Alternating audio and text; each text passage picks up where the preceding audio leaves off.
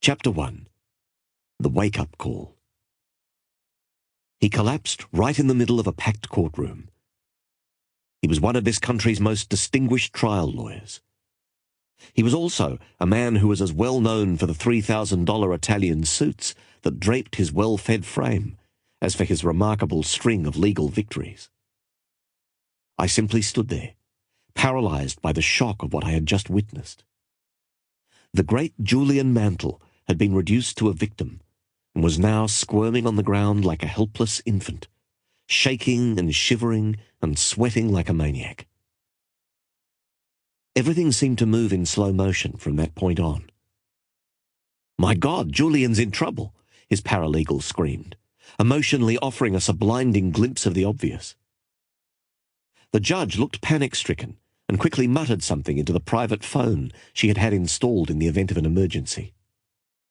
As for me, I could only stand there, dazed and confused. "Please don't die, you old fool. It's too early for you to check out. You don't deserve to die like this." The bailiff, who earlier had looked as if he had been embalmed in his standing position, leapt into action and started to perform CPR on the fallen legal hero.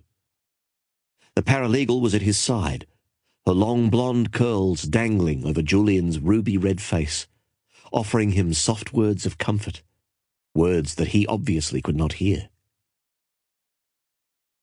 I had known Julian for 17 years.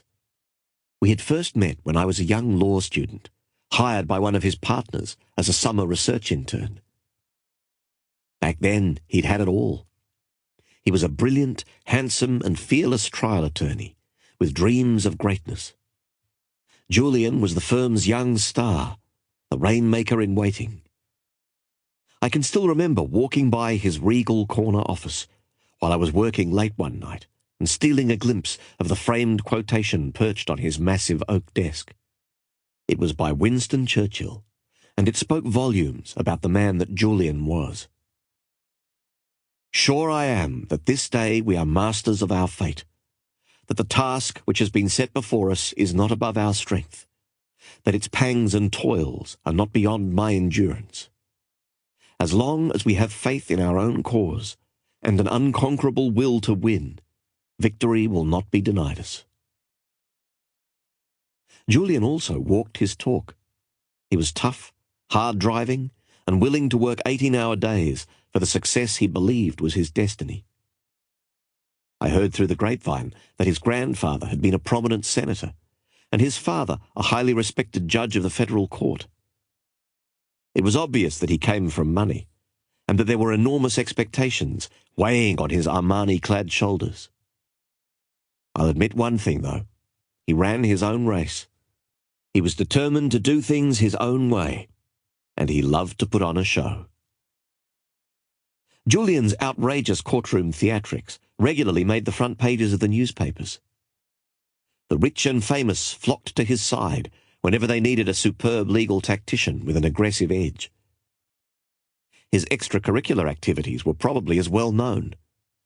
Late-night visits to the city's finest restaurants with sexy young fashion models, or reckless drinking escapades with a rowdy band of brokers he called his demolition team, became the stuff of legend at the firm. I still can't figure out why he picked me to work with him on that sensational murder case he was to argue that first summer. Though I had graduated from Harvard Law School, his alma mater, I certainly wasn't the brightest intern at the firm, and my family pedigree reflected no blue blood. My father spent his whole life as a security guard with a local bank after a stint in the Marines. My mother grew up unceremoniously in the Bronx. Yet he did pick me over all the others who had been quietly lobbying him for the privilege of being his legal gopher on what became known as the mother of all murder trials. He said he liked my hunger. We won, of course, and the business executive who had been charged with brutally killing his wife was now a free man, or as free as his cluttered conscience would let him be. My own education that summer was a rich one. It was far more than a lesson on how to raise a reasonable doubt where none existed.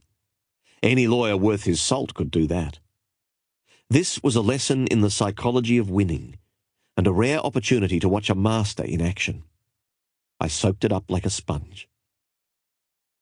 At Julian's invitation, I stayed on at the firm as an associate, and a lasting friendship quickly developed between us. I will admit that he wasn't the easiest lawyer to work with. Serving as his junior was often an exercise in frustration, leading to more than a few late-night shouting matches. It was truly his way or the highway. This man could never be wrong. However, beneath his crusty exterior was a person who clearly cared about people. No matter how busy he was, he would always ask about Jenny, the woman I still call my bride, even though we were married before I went to law school. On finding out from another summer intern that I was in a financial squeeze, Julian arranged for me to receive a generous scholarship. Sure, he could play hardball with the best of them, and sure, he loved to have a wild time, but he never neglected his friends. The real problem was that Julian was obsessed with work.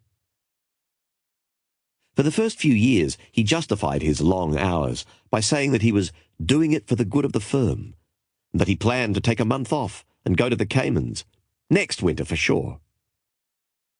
As time passed, however, Julian's reputation for brilliance spread, and his workload continued to increase.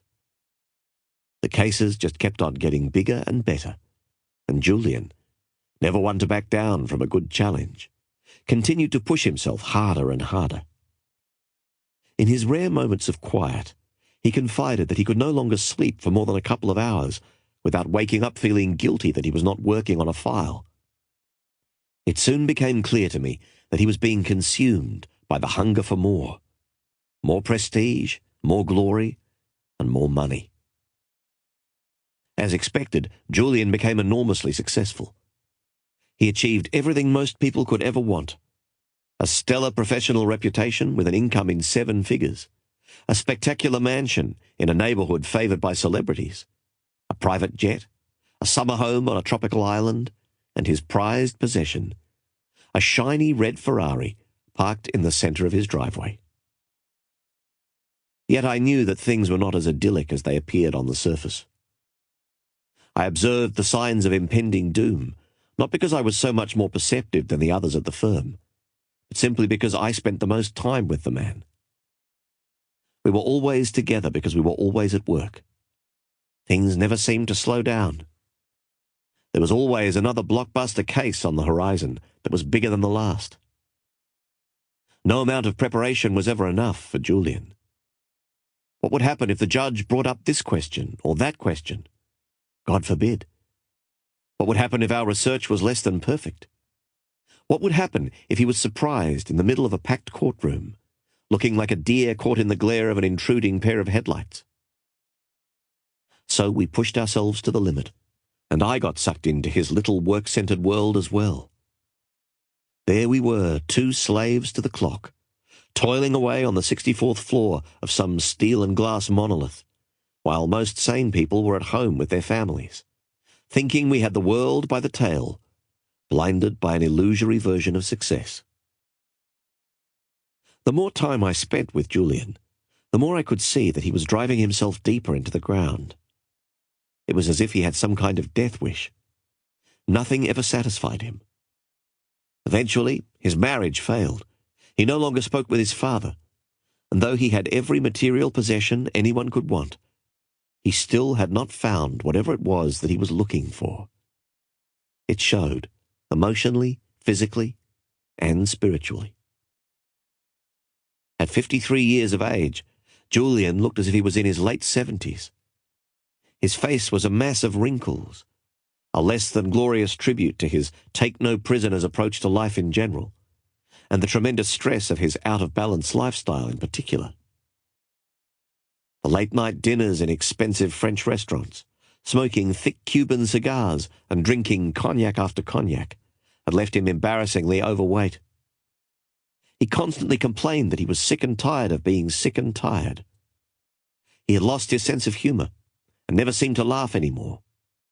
Julian's once enthusiastic nature had been replaced by a deathly somberness. Personally, I think that his life had lost all purpose. Perhaps the saddest thing was that he had also lost his focus in the courtroom. Where he would once dazzle all those present with an eloquent and airtight closing argument, he now droned on for hours, rambling about obscure cases that had little or no bearing on the matter before the court. Where once he would react gracefully to the objections of opposing counsel, he now displayed a biting sarcasm that severely tested the patience of judges who had earlier viewed him as a legal genius. Simply put, Julian's spark of life had begun to flicker. It wasn't just the strain of his frenetic pace that was marking him for an early grave. I sensed it went far deeper. It seemed to be a spiritual thing. Almost every day he would tell me that he felt no passion for what he was doing and was enveloped by emptiness. Julian said that as a young lawyer he really loved the law, even though he was initially pushed into it by the social agenda of his family. The law's complexities and intellectual challenges had kept him spellbound and full of energy. Its power to effect social change had inspired and motivated him. Back then, he was more than just some rich kid from Connecticut.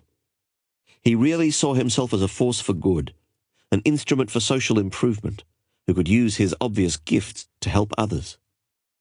That vision gave his life meaning. It gave him a purpose, and it fueled his hopes. There was even more to Julian's undoing than a rusty connection to what he did for a living. He had suffered some great tragedy before I had joined the firm. Something truly unspeakable had happened to him, according to one of the senior partners. But I couldn't get anyone to open up about it. Even old man Harding, the notoriously loose-lipped managing partner, who spent more time in the bar of the Ritz-Carlton than in his embarrassingly large office, said that he was sworn to secrecy. Whatever this deep, dark secret was, I had a suspicion that it, in some way, was contributing to Julian's downward spiral. Sure, I was curious, but most of all I wanted to help him. He was not only my mentor, he was my best friend. And then it happened. This massive heart attack that brought the brilliant Julian Mantle back down to earth and reconnected him to his mortality. Right in the middle of courtroom number 7 on a Monday morning. The same courtroom where we had won the mother of all murder trials. Chapter 2. The Mysterious Visitor.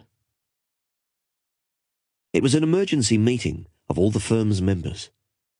As we squeezed into the main boardroom, I could tell that there was a serious problem. Old man Harding was the first to speak to the assembled mass.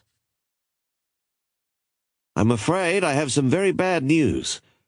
Julian Mantle suffered a severe heart attack in court yesterday while he was arguing the Air Atlantic case.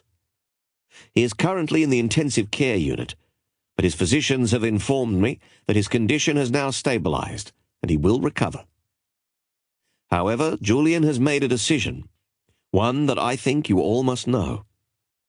He has decided to leave our family and to give up his law practice. He will not be returning to the firm." I was shocked.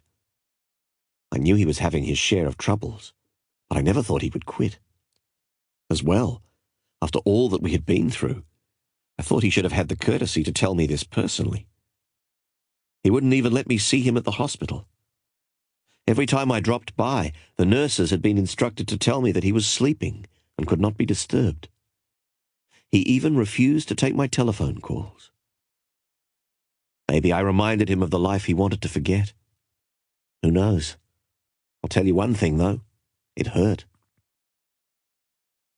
That whole episode was just over 3 years ago. Last I heard, Julian had headed off to India on some kind of an expedition.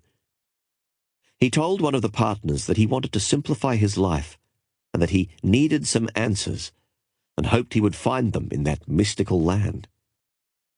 He had sold his mansion, his plane, and his private island. He had even sold his Ferrari. Julian Mantle is an Indian yogi, I thought. The law works in the most mysterious of ways. As those 3 years passed, I changed from an overworked young lawyer to a jaded, somewhat cynical older lawyer.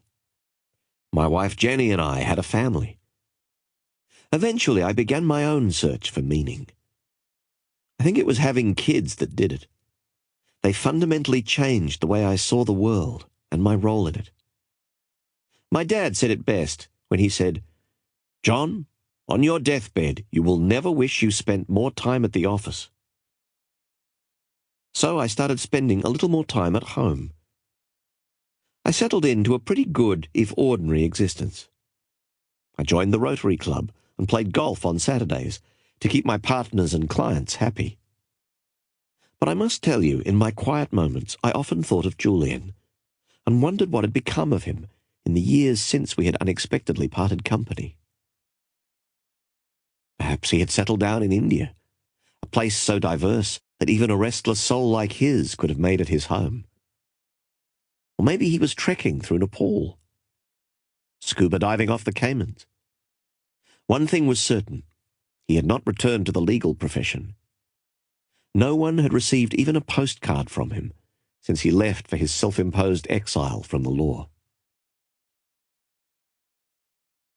A knock on my door about 2 months ago offered the first answers to some of my questions. I had just met with my last client on a grueling day when Genevieve, my brainy legal assistant, popped her head into my small, elegantly furnished office. "There's someone here to see you, John.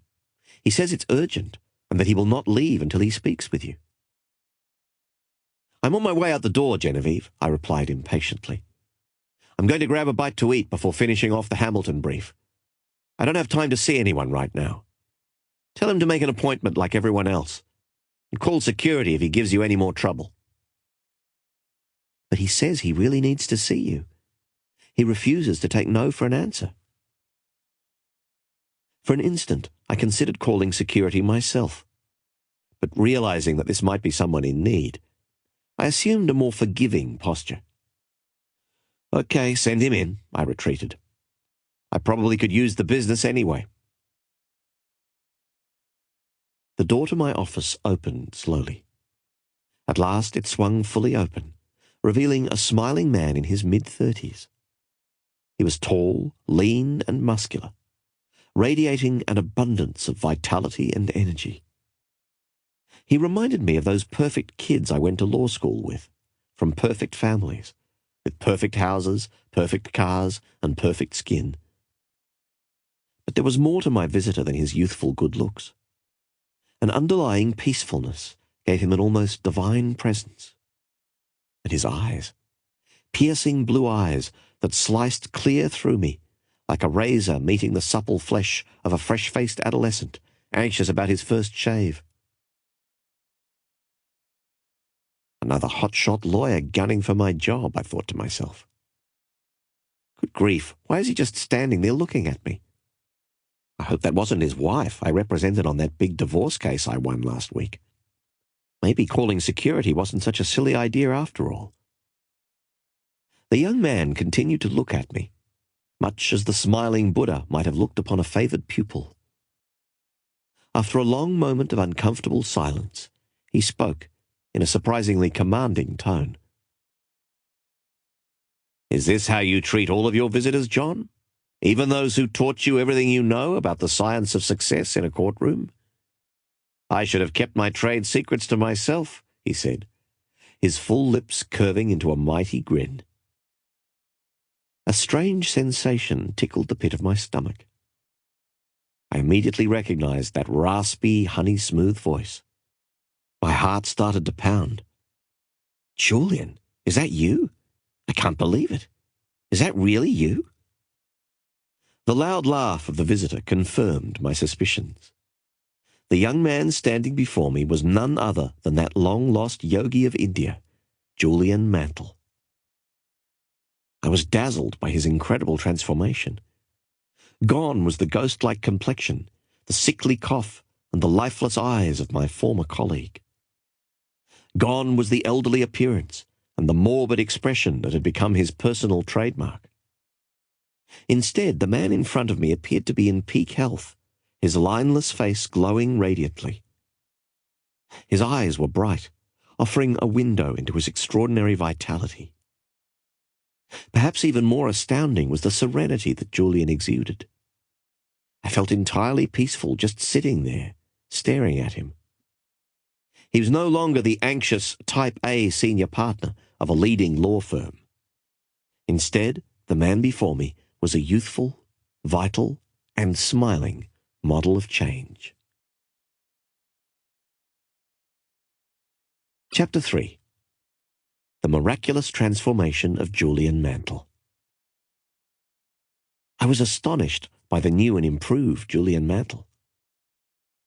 How could someone who looked like a tired old man only a few short years ago now look so vibrant and alive? I wondered in silent disbelief. Was it some magical drug that had allowed him to drink from the fountain of youth? What was the cause of this extraordinary reversal? Julian was the first to speak. He told me that the hyper-competitive legal world had taken its toll on him, not only physically and emotionally, but spiritually. The fast pace and endless demands had worn him out and run him down. He admitted that his body had fallen apart and that his mind had lost its luster. His heart attack was only one symptom of a deeper problem. The constant pressure and exhausting schedule of a world-class trial lawyer had also broken his most important and perhaps most human endowment, his spirit. When given the ultimatum by his doctor, either to give up the law or give up his life, he said he saw a golden opportunity to rekindle the inner fire he had known when he was younger, a fire that had been extinguished as the law became less a pleasure and more a business. Julian grew visibly excited as he recounted how he sold all his material possessions and headed for India, a land whose ancient culture and mystical traditions had always fascinated him. He travelled from tiny village to tiny village, sometimes by foot, sometimes by train, learning new customs, seeing the timeless sights, and growing to love the Indian people, who radiated warmth, kindness, and a refreshing perspective on the true meaning of life. Even those who had very little opened their homes and their hearts to this weary visitor from the West. As the days melted into weeks within this enchanting environment, Julian slowly began to feel alive and whole again, perhaps for the first time since he was a child. His natural curiosity and creative spark steadily returned, along with his enthusiasm and his energy for living. He started to feel more joyful and peaceful, and he began to laugh again. Although he embraced every moment of his time in this exotic land, Julian told me that his journey to India was more than a simple vacation to ease an overworked mind. He described his time in this faraway land as a personal odyssey of the self. He confided that he was determined to find out who he really was and what his life was all about before it was too late. To do this, his first priority was to connect to that culture's vast pool of ancient wisdom on living a more rewarding, fulfilling, and enlightened life. I don't mean to sound too off the wall, John, but it was like I had received a command from within, an inner instruction telling me that I was to begin a spiritual voyage to rekindle the spark that I had lost, said Julian. It was a tremendously liberating time for me. The more he explored, the more he heard of Indian monks who had lived beyond the age of 100. Monks who, despite their advanced years, maintained youthful, energetic, and vital lives. The more he travelled, the more he learned of ageless yogis who had mastered the art of mind control and spiritual awakening. And the more he saw, the more he longed to understand the dynamics behind these miracles of human nature, hoping to apply their philosophies to his own life. During the early stages of his journey, Julian sought out many well-known and highly respected teachers. He told me that each one of them welcomed him with open arms and open hearts, sharing whatever gems of knowledge they had absorbed over lifetimes spent in quiet contemplation on the loftier issues surrounding their existence. Julian also attempted to describe the beauty of the ancient temples that were strewn across the mystical landscape of India, edifices that stood as loyal gatekeepers to the wisdom of the ages. He said he was moved by the sacredness of these surroundings. It was a very magical time of my life, John.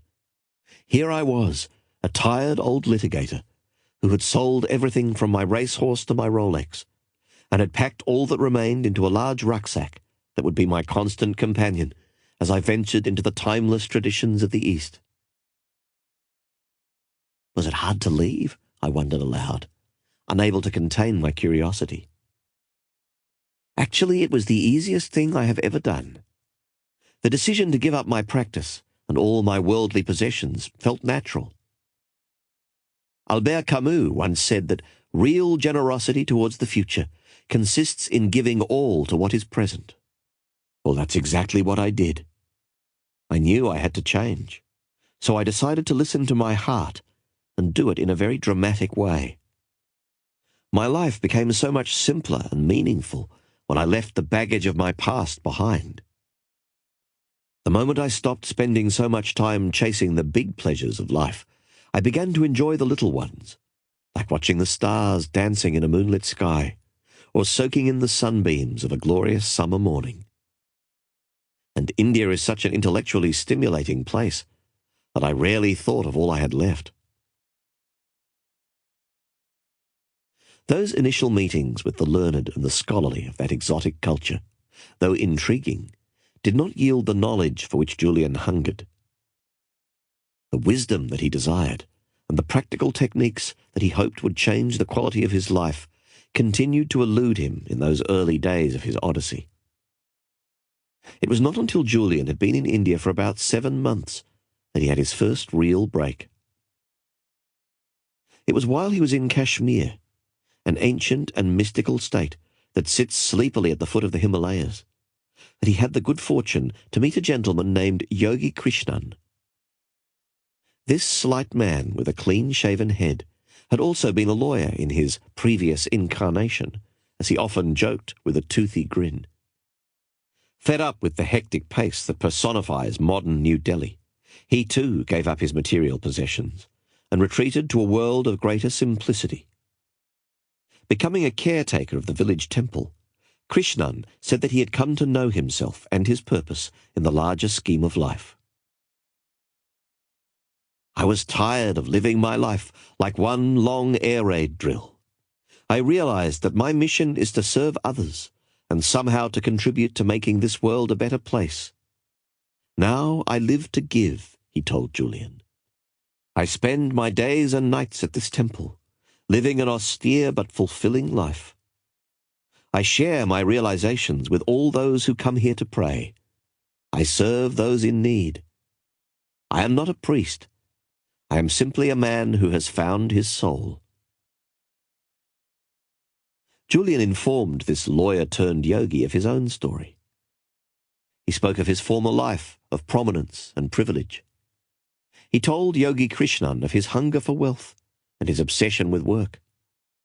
He revealed, with great emotion, his inner turmoil and the crisis of spirit he had experienced when the once bright light of his life began to flicker in the winds of an out-of-balance lifestyle. I too have walked this path, my friend. I too have felt the pain you have felt. Yet I have learned that everything happens for a reason, offered Yogi Krishnan sympathetically. Every event has a purpose, and every setback its lesson.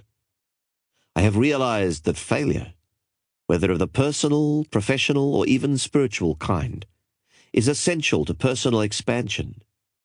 It brings inner growth and a whole host of psychic rewards. Never regret your past. Rather, embrace it as the teacher that it is. On hearing these words, Julian told me that he felt great exultation. Perhaps in Yogi Krishnan he had found the mentor he was searching for. Who better than another former hotshot lawyer, who, through his own spiritual odyssey, had found a better way of living to teach him the secrets of creating a life of more balance, enchantment, and delight. I need your help, Krishnan. I need to learn how to build a richer, fuller life." "I would be honored to assist you in any way that I can," offered the yogi. "But may I give you one suggestion?" "Sure."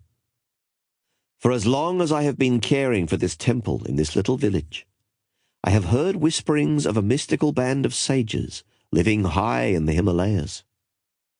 Legend has it that they have discovered some sort of system that will profoundly improve the quality of anyone's life. And I don't just mean physically. It is supposed to be a holistic, integrated set of ageless principles and timeless techniques to liberate the potential of the mind, body, and soul."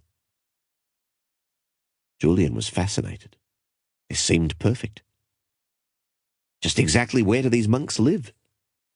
"No one knows, and I regret that I'm too old to start searching.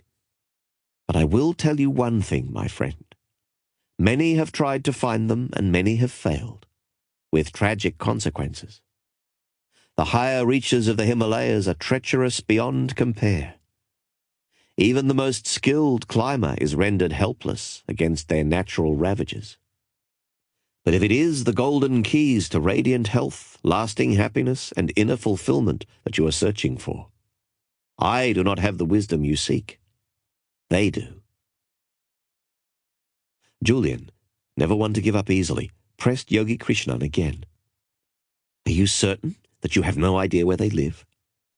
"All I can tell you is that the locals in this village know them as the great sages of Sivana. In their mythology, Sivana means oasis of enlightenment. These monks are revered as if they are divine in their constitution and influence. If I knew where they could be found, I would be duty-bound to tell you. But honestly, I do not know. No one does, for that matter." The next morning, as the first rays of the Indian sun danced along the colourful horizon, Julian set out on his trek to the lost land of Sivana. At first he thought about hiring a Sherpa guide to aid him in his climb through the mountains. But for some strange reason his instincts told him that this was one journey he would have to make alone. So instead, for perhaps the first time in his life, he shed the shackles of reason and placed his trust in his intuition. He felt he would be safe. He somehow knew he would find what he was looking for. So, with missionary zeal, he started to climb. The first few days were easy. Sometimes he would catch up to one of the cheerful citizens of the village below, who happened to be walking on one of the footpaths, perhaps searching for just the right piece of wood for a carving, or seeking the sanctuary that this surreal place offered to all those who dared to venture this high into the heavens. At other times he hiked alone, using this time to silently reflect on where he had been in his life, and where he was now headed. It didn't take long before the village below was nothing more than a tiny speck on this marvellous canvas of natural splendour. The majesty of the snow-capped peaks of the Himalayas made his heart beat faster, and for one long moment took his breath away. He felt a oneness with his surroundings, a kind of kinship that two old friends might enjoy, after many years spent listening to each other's innermost thoughts and laughing at each other's jokes. The fresh mountain air cleared his mind and energized his spirit. Having travelled the world many times over, Julian had thought he had seen it all. But he had never seen beauty like this. The wonders of which he drank at that magical time were an exquisite tribute to the symphony of nature. At once he felt joyous, exhilarated, and carefree. It was here, high above the humanity below, that Julian slowly ventured out of the cocoon of the ordinary and began to explore the realm of the extraordinary. "I still remember the words that were going through my mind up there," said Julian. "I thought that ultimately life is all about choices. One's destiny unfolds according to the choices one makes, and I felt certain that the choice I had made was the right one. I knew my life would never be the same, and that something marvelous, maybe even miraculous, was about to happen to me. It was an amazing awakening. As Julian climbed into the rarefied regions of the Himalayas, he told me that he grew anxious. But it was those good kind of jitters, like the ones I had on prom night or right before an exciting case began, and the media was chasing me up the courtroom steps. And even though I didn't have the benefit of a guide or a map, the way was clear, and a thin, lightly travelled path led me higher into the deepest reaches of those mountains. It was like I had some sort of inner compass, nudging me gently towards my destination. I don't think I could have stopped climbing even if I had wanted to. Julian was excited, his words spilling out like a gushing mountain stream after the rains. As he travelled for 2 more days along the route that he prayed would take him to Sivana, Julian's thoughts wandered back to his former life. Though he felt entirely liberated from the stress and strain that personified his former world, he did wonder whether he could really spend the rest of his days without the intellectual challenge that the legal profession had offered him since he left Harvard Law School. His thoughts then wandered back to his oak-panelled office in a glittering downtown skyscraper and the idyllic summer home he had sold for a pittance. He thought about his old friends, with whom he would frequent the finest of restaurants in the most glamorous locales. He also thought about his prized Ferrari, and how his heart would soar when he gunned the engine, and all its ferocity sprang to life with a roar. As he ventured deeper into the depths of this mystical place, his reflections of the past were quickly interrupted by the stunning marvels of the moment. It was while he was soaking in the gifts of nature's intelligence that something startling happened.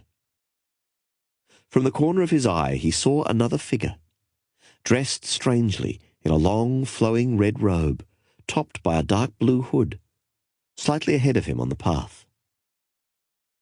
Julian was astonished to see anyone at this isolated spot that had taken him 7 treacherous days to reach.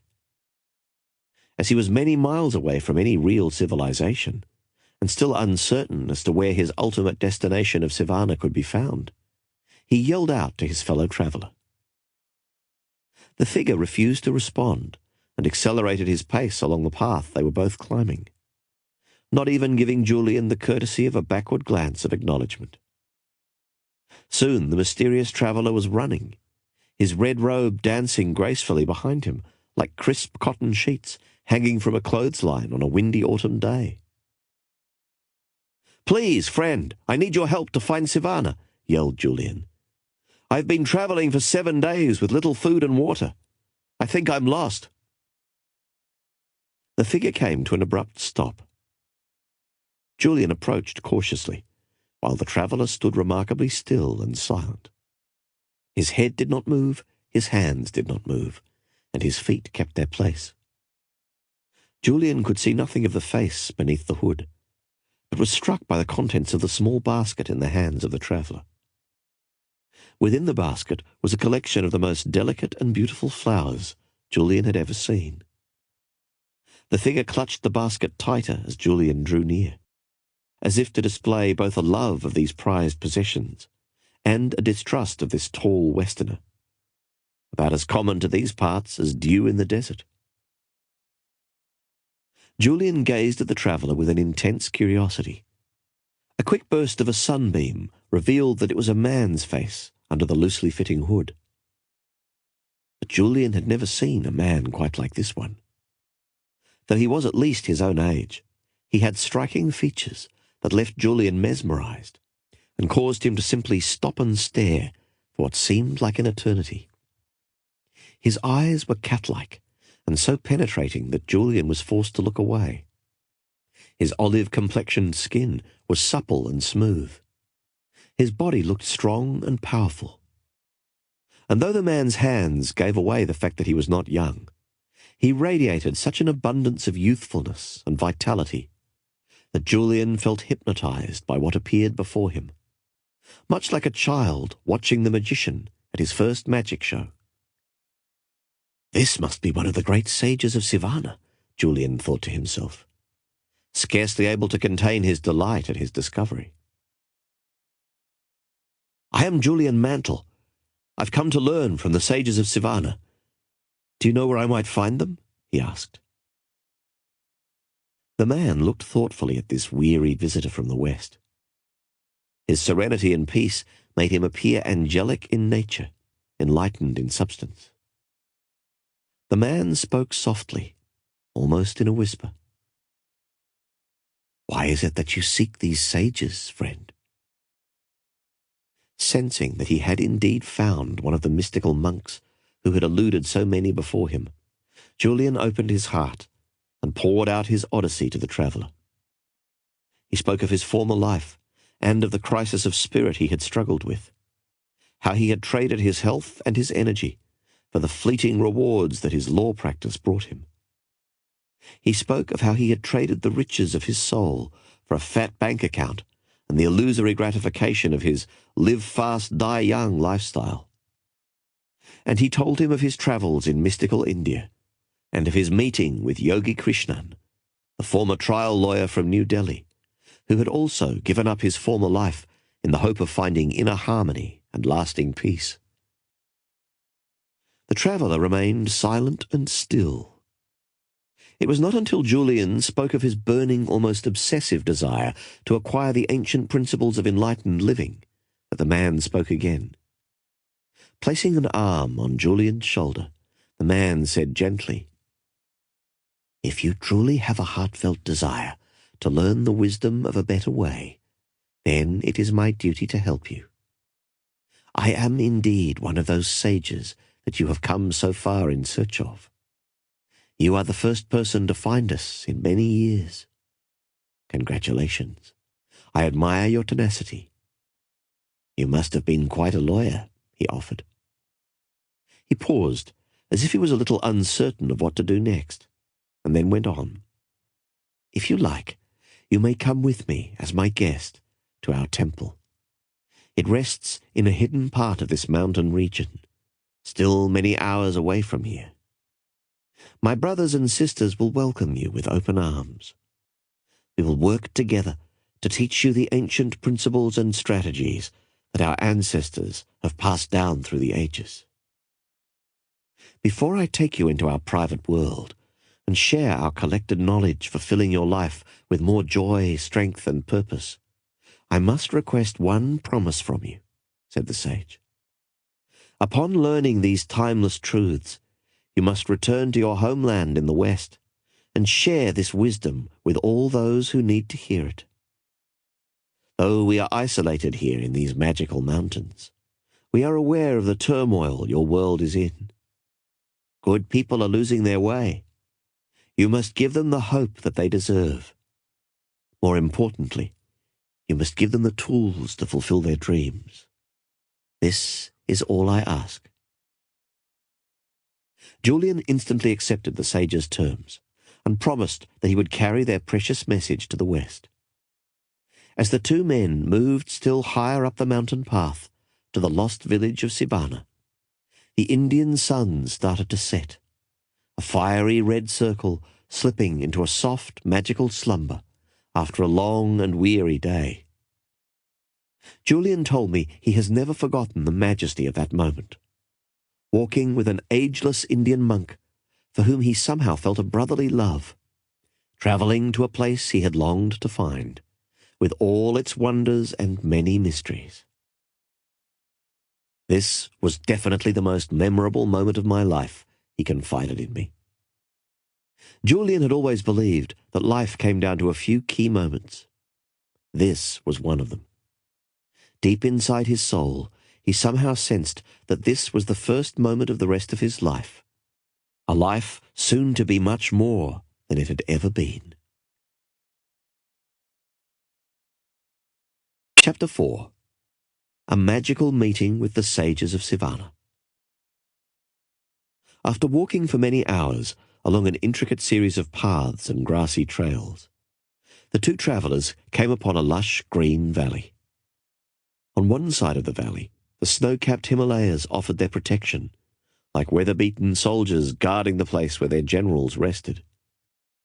On the other, a thick forest of pine trees sprouted, a perfectly natural tribute to this enchanting fantasy land. The sage looked at Julian and smiled gently. "Welcome to the nirvana of Sivana." The two then descended along another less travelled way and into the thick forest that formed the floor of the valley. The smell of pine and sandalwood wafted through the cool, crisp mountain air.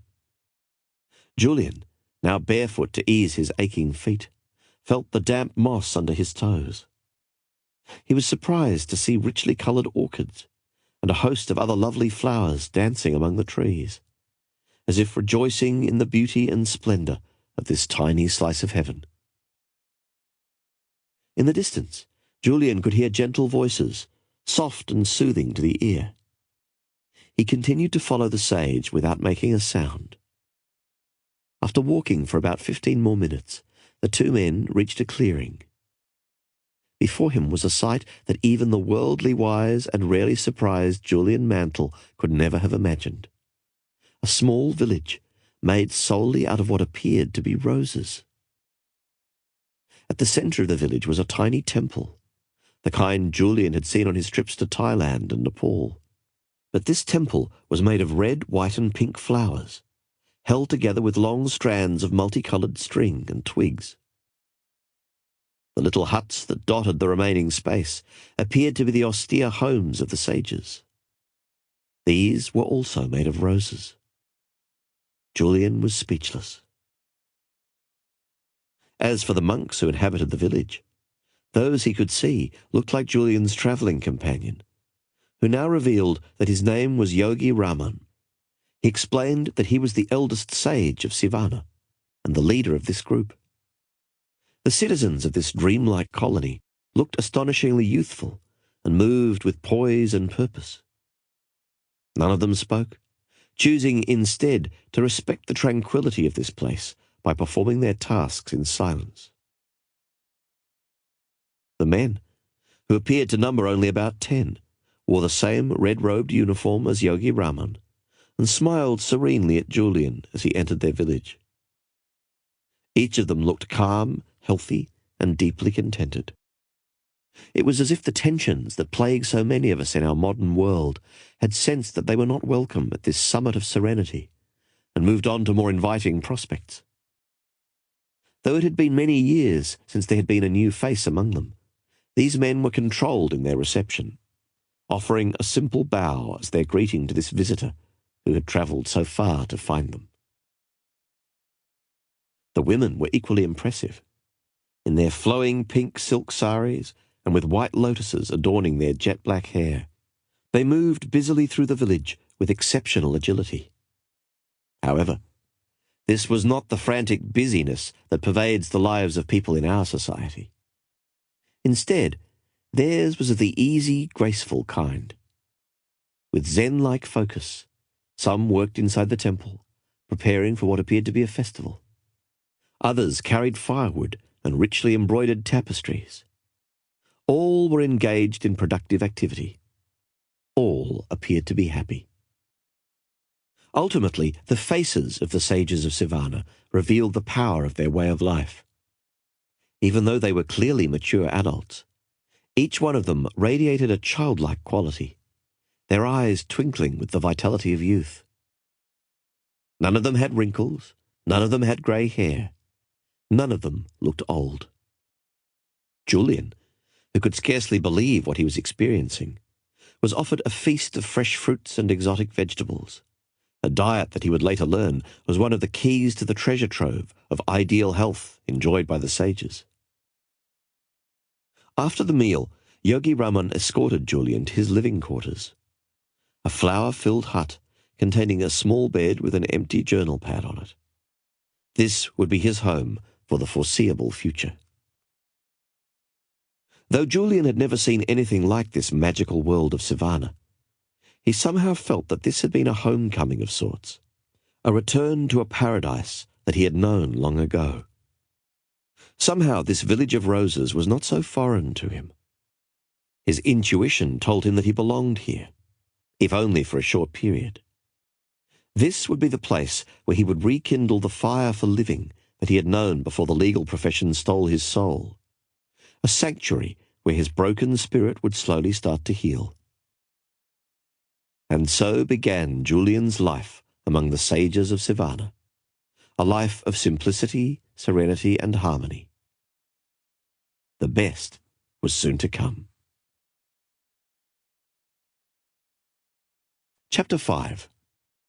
A spiritual student of the sages. Great dreamers' dreams are never fulfilled. They are always transcended. Alfred Lord Whitehead. It was now 8 p.m, and I still had to prepare for my court appearance the next day. Yet I was fascinated by the experience of this former legal warrior, who had transformed his life after meeting and studying under these marvellous sages from India. How amazing, I thought, and what an extraordinary transformation. I secretly wondered whether the secrets Julian had learned in that far-off mountain hideaway could also elevate the quality of my life and replenish my own sense of wonder for the world we live in. The longer I listened to Julian, the more I came to realize that my own spirit had become rusty. What had happened to the uncommon passion I brought to everything I did when I was younger? Back then, even the simplest of things filled me with a sense of joy. Maybe it was time for me to reinvent my destiny. Sensing my fascination with his Odyssey, and my eagerness to learn the system of enlightened living that the sages had passed on to him, Julian quickened the pace as he continued with his tale. He told me how his desire for knowledge, coupled with his sharp intellect, refined through many years of battles in the courtroom, had made him a well-loved member of the Savannah community.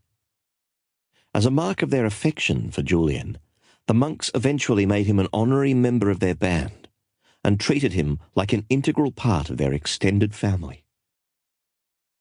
Eager to expand his knowledge of the workings of the mind, body, and soul, and to attain self-mastery, Julian spent literally every waking moment under the tutelage of Yogi Raman.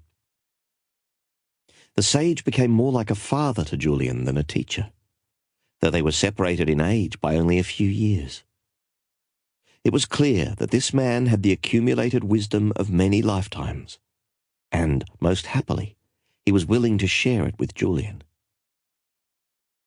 Beginning before dawn, Yogi Raman would sit with his enthusiastic student and fill his mind with insights on the meaning of life and little-known techniques that he had mastered for living with greater vitality, creativity, and fulfillment. He taught Julian ancient principles, which he said anyone could use to live longer, stay younger, and grow far happier. Julian also learned how the twin disciplines of personal mastery and self-responsibility would keep him from returning to the chaos of crisis that had characterized his life in the West. As the weeks slipped into months, he came to understand the treasure trove of potential sleeping within his own mind, waiting to be awakened and used for higher purposes. Sometimes the teacher and his student would simply sit and watch the blazing Indian sun rising from the deep green meadows far below. Sometimes they would rest in quiet meditation, savoring the gifts that silence brings. Sometimes they would walk through the pine forest, discussing points of philosophy and enjoying the pleasures of each other's company. Julian said that the first indications of his personal expansion came after only 3 weeks in Savannah. He started noticing the beauty in the most ordinary of things. Whether it was the marvel of a starry night or the enchantment of a spider's web after it had rained, Julian absorbed it all. He also said that his new lifestyle and the new habits associated with it started to have a profound effect on his inner world. Within a month of applying the principles and techniques of the sages, he told me that he had begun to cultivate the deep sense of peace and inner serenity that had eluded him in all the years he had lived in the West. He became more joyous and spontaneous, growing more energetic and creative with each passing day. Physical vitality and spiritual strength followed the changes in Julian's attitude. His once overweight frame grew strong and lean, while the sickly pallor that had characterized his face was replaced by a splendid shimmer of health. He actually felt as if he could do anything, be anything, and unlock the infinite potential that he learned was inside every one of us. He started to cherish life and to see the divinity in every aspect of it. The ancient system of this mystical band of monks had started to work its miracles. After pausing as if to express disbelief at his own tale, Julian grew philosophical. "I've realized something very important, John. The world, and that includes my inner world, is a very special place. I've also come to see that success on the outside means nothing unless you also have success within. There is a huge difference between well-being and being well off. When I was a hotshot lawyer, I used to snicker at all those people who worked at improving their inner and outer lives. Get a life, I thought. But I have learned that self-mastery and the consistent care of one's mind, body, and soul are essential to finding one's highest self and living the life of one's dreams. How can you care for others if you cannot even care for yourself? How can you do good if you don't even feel good? I can't love you if I cannot love myself," he offered. Suddenly, Julian grew flustered and slightly uneasy. "I've never opened my heart to anyone like this before. I apologize for this, John. It is just that I experienced such a catharsis up in those mountains, such a spiritual awakening to the powers of the universe, that I feel others need to know what I know." Noticing that it was getting late, Julian quickly told me he would take his leave and bid me adieu. "You can't leave now, Julian. I'm really pumped to hear the wisdom you learned in the Himalayas, and the message you promised your teachers you would bring back to the West. You can't leave me in suspense. You know I can't stand it." "I'll be back. Rest assured, my friend. You know me. Once I start telling a good story, I just can't stop. But you have your work to do, and I have some private matters that need to be taken care of. Just tell me one thing, then. Will the methods you learned in Savannah work for me?" "When the student is ready, the teacher appears," came the swift reply. "You, along with so many others in our society, are ready for the wisdom I now have the privilege of holding. Every one of us should know the philosophy of the sages. Every one of us can benefit by it. Every one of us must know of the perfection that is their natural state. I promise I will share their ancient knowledge with you. Have patience. I will meet you again tomorrow night, this time at your house. Then I'll tell you all that you need to know to put far more living into your life. Is that fair?" "Yeah, I guess if I've done without it all these years, waiting another 24 hours won't kill me," I responded with disappointment. And with that, the master litigator turned enlightened yogi of the East was gone, leaving me with a mind full of unanswered questions and unfinished thoughts. As I sat in my office quietly, I realized how small our world really was. I thought about the vast pool of knowledge that I had not even begun to dip my fingers into. I thought about how it might feel to regain my own zest for living, and about the curiosity I had had when I was younger. I would love to feel more alive and to bring unbridled energy to my days. Maybe I too would leave the legal profession. Maybe there was a higher calling for me as well. With these weighty considerations on my mind, I turned out the lights, locked the door to my office, and walked out into the thick heat of another summer's night. Chapter 6. The Wisdom of Personal Change. I am an artist at living. My work of art is my life. Suzuki. True to his word, Julian showed up at my home the next evening. At about 7:15 p.m., I heard 4 quick knocks on the front door of my house.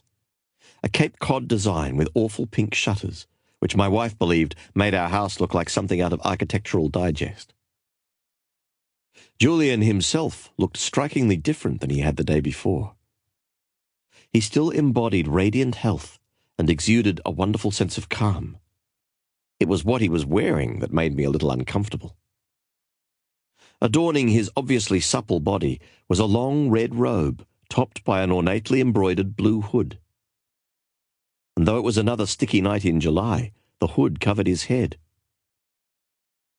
"Greetings, my friend," Julian offered enthusiastically. "Greetings. Don't look so alarmed. What did you expect me to wear? Armani?" We both started to laugh, softly at first. Soon our giggles had turned to guffaws. Julian certainly had not lost that wicked sense of humour that had kept me entertained so long ago. As we relaxed in my cluttered but comfortable living room, I couldn't help but notice the ornate necklace of wooden prayer beads dangling from his neck. "What are those? They're really beautiful." "More about these later," he said, rubbing some of the beads with his thumb and index finger. "We have much to talk about tonight." "Let's get started. I could hardly get anything done at work today. I was so excited about our meeting." Hearing his cue, Julian immediately started to reveal more about his personal transformation and the ease with which it was effected. He told me of the ancient techniques he had learned for mind control and for erasing the habit of worry that was consuming so many in our complex society. He spoke of the wisdom that Yogi Raman and the other monks had shared for living a more purposeful and rewarding life. And he spoke of a series of methods to unleash the wellspring of youthfulness and energy he said every one of us has slumbering deep inside of us. Though the conviction with which he spoke was clear, I began to grow skeptical. Was I the victim of some prank? After all, this Harvard-trained lawyer was once widely known within the firm for his practical jokes. As well, his story was nothing less than fantastic. Think about it. One of this country's best-known trial lawyers throws in the towel, sells all his worldly goods, and treks off to India on a spiritual odyssey, only to return as a wise prophet from the Himalayas. This could not be real. Come on, Julian, stop pulling my leg. This whole story is starting to smack of one of your gags. I'll bet you rented that robe from the costume shop across the street from my office, I suggested, breaking into my best fear grin. Julian was quick to respond, as if my disbelief was something he had expected. In court, how do you prove your case? I offer persuasive evidence. Right. Look at the evidence that I have offered you. Look at my smooth, lineless face.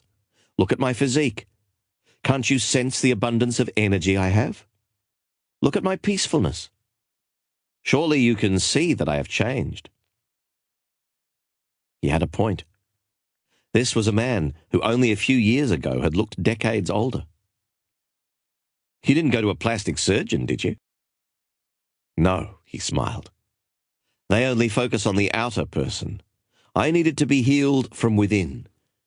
My unbalanced, chaotic lifestyle left me in great distress.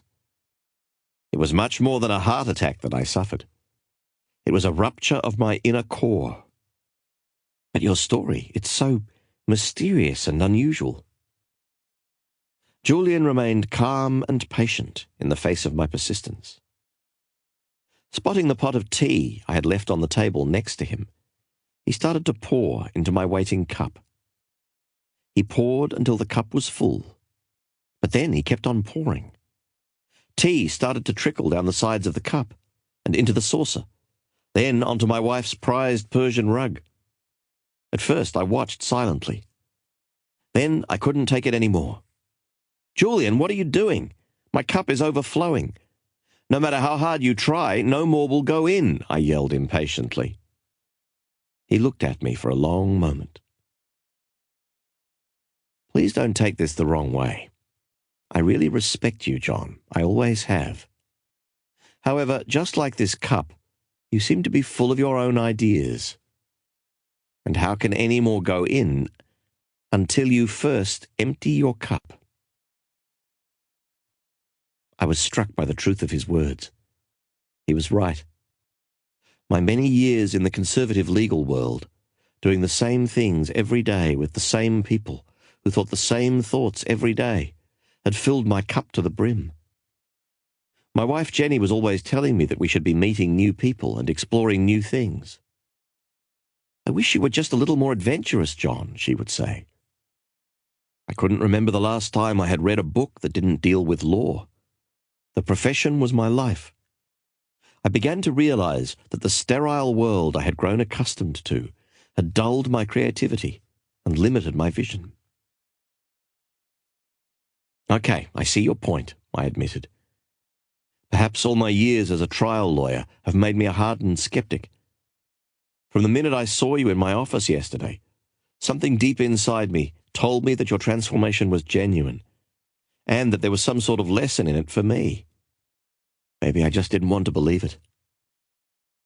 "John, tonight is the first night of your new life. I simply ask that you think deeply about the wisdom and strategies that I will share with you, and apply them with conviction for a period of 1 month. Embrace the methods with a deep trust in their effectiveness. There is a reason why they have survived for thousands of years. They work." 1 month seems like a long time. 672 hours of inner work to profoundly improve every waking moment of the rest of your life is quite a bargain, don't you think? Investing in yourself is the best investment you will ever make. It will not only improve your life, it will improve the lives of all those around you. How's that? It is only when you have mastered the art of loving yourself that you can truly love others. It's only when you have opened your own heart that you can touch the hearts of others. When you feel centered and alive, you are in a much better position to be a better person.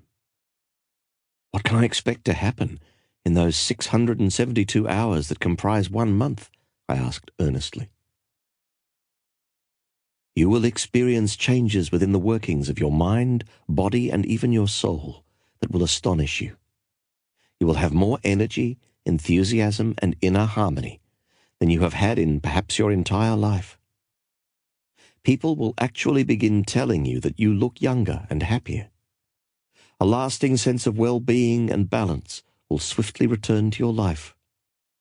These are just some of the benefits of the Sivanan system. Wow! All of what you will hear tonight is designed to improve your life, not just personally and professionally, but spiritually as well. The advice of the sages is just as current today as it was 5,000 years ago. It will not only enrich your inner world, it will enhance your outer world and make you far more effective in all that you do. This wisdom is truly the most potent force I have ever encountered. It is straightforward, practical, and has been tested in the laboratory of life for centuries. Most importantly, it will work for anyone. But before I share this knowledge with you, I must ask you for a promise. I knew that there would be strings attached. There are no free lunches, my loving mother used to say. Once you see the power of the strategies and skills shown to me by the sages of Sivana, and observe the dramatic results they will bring to your life, you must make it your mission to pass this wisdom on to others who will benefit from this knowledge. This is all that I ask of you. By agreeing to this, you will help me fulfill my own pact with Yogi Raman. I agreed without reservation. Julian began to teach me the system he had come to consider as sacred. While the techniques that Julian had mastered during his stay were varied, at the heart of the Sivanan system were 7 basic virtues, 7 fundamental principles that embodied the keys to self-leadership, personal responsibility, and spiritual enlightenment. Julian told me that Yogi Raman was the first to share the 7 virtues with him after a few months in Savannah. On a clear night, when all the others had drifted off into deep slumber, Raman knocked softly on the door of Julian's hut. In the voice of a gentle guide, he spoke his mind. "I have observed you closely for many days now, Julian. I believe that you are a decent man who deeply desires to fill his life with all that is good. Since you have arrived, you have opened yourself up to our traditions and embraced them as your own. You have learned a number of our daily habits and have seen their many salutary effects. You have been respectful of our ways. Our people have lived this simple, peaceful life through countless ages, and our methods are known to but a few. The world needs to hear our philosophy on enlightened living. Tonight, on the eve of your 3rd month in Savannah, I will begin to share the inner workings of our system with you, not only for your benefit, but for the benefit of all those in your part of the world. I will sit with you daily as I sat with my son when he was a child. Sadly, he passed on a few years ago. His time had come, and I do not question his exit. I enjoyed our time together and cherished the memories. I now see you as my son, and I feel grateful that all I have learned over many years of silent contemplation will live on within you." I looked at Julian and noticed that his eyes were now shut, as if he were transporting himself back to this fairy tale land that had showered the blessing of knowledge on him. Yogi Raman told me that the 7 virtues for a life overflowing with inner peace, joy, and a wealth of spiritual gifts were contained within a mystical fable. This fable was the essence of it all. He asked me to shut my eyes, as I have now done, here on the floor of your living room. He then told me to picture the following scene in my mind's eye. You are sitting in the middle of a magnificent, lush, green garden. This garden is filled with the most spectacular flowers you have ever seen. The environment is supremely tranquil and silent. Savor the sensual delights of this garden and feel as if you have all the time in the world to enjoy this natural oasis. As you look around, you see that in the center of this magical garden stands a towering red lighthouse, 6 stories high. Suddenly, the silence of the garden is disturbed by a loud creaking as the door at the base of the lighthouse opens. Out stumbles a 9-foot-tall, 900-pound Japanese sumo wrestler who casually wanders into the center of the garden. "It gets better," chuckled Julian. "The Japanese sumo wrestler is almost totally naked. He has a pink wire cable covering his private parts." As this sumo wrestler starts to move around the garden, he finds a shiny gold stopwatch, which someone left behind many years earlier. He slips it on and falls to the ground with an enormous thud. The sumo wrestler is rendered unconscious and lies there, silent and still. Just when you think he has taken his last breath, the wrestler awakens, perhaps stirred by the fragrance of some fresh yellow roses blooming nearby. Energized, the wrestler jumps swiftly to his feet and intuitively looks to his left. He is startled by what he sees. Through the bushes at the very edge of the garden, he observes a long, winding path covered by millions of sparkling diamonds. Something seems to instruct the wrestler to take the path, and to his credit, he does. This path leads him down the road of everlasting joy and eternal bliss. After hearing this strange tale high atop the Himalayas, seated next to a monk who had seen the torchlight of enlightenment firsthand, Julian was disappointed. Quite simply, he thought he was going to hear something earth-shattering, knowledge that would stir him to action, perhaps even move him to tears. Instead, all he heard was a silly story about a sumo wrestler and a lighthouse. Yogi Raman detected his dismay. "Never overlook the power of simplicity," Julian was told. "This story may not be the sophisticated discourse that you expected," said the sage, "but there is a universe of sensibility in its message, and a purity in its purpose. From the day you arrived, I have thought long and hard as to how I would share our knowledge with you. At first, I considered giving you a series of lectures over a period of months, but realized that this traditional approach was ill-suited to the magical nature of the wisdom you are about to receive. I then thought of asking all my brothers and sisters to spend a little time with you every day, tutoring you in our philosophy. However, this too was not the most effective way for you to learn what it is we have to tell. After great deliberation, I finally arrived at what I thought was a very creative, yet highly effective way to share the entire system of Sivana with its 7 virtues. And that is this mystical fable." The sage added, "At first it might seem to be frivolous, and perhaps even childish. But I assure you that every element of the fable embodies a timeless principle for radiant living. It has great depth of meaning. The garden, the lighthouse, the sumo wrestler, the pink wire cable, the stopwatch, the roses, and the winding path of diamonds are symbols of the 7 timeless virtues for an enlightened life. I can also assure you that if you remember this little story and the fundamental truths that it represents, you will carry within you all that you need to know to raise your life to its highest level. You will have all the information and strategies you will need to profoundly influence the quality of your life and the lives of all those you touch. And when you apply this wisdom on a daily basis, you will change, mentally, emotionally, physically, and spiritually. Please write this story deep into your mind and carry it within your heart. It will only make a dramatic difference if you embrace it without reservation."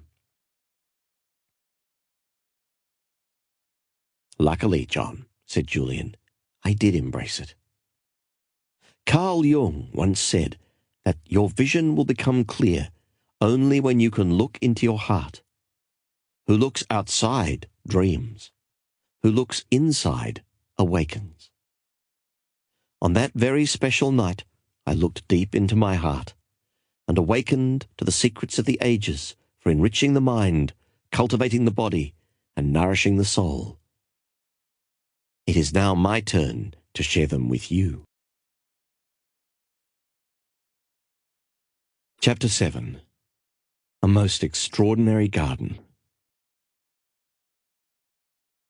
Most people live, whether physically, intellectually, or morally, in a very restricted circle of their potential being. We all have reservoirs of life to draw upon, of which we do not dream. William James.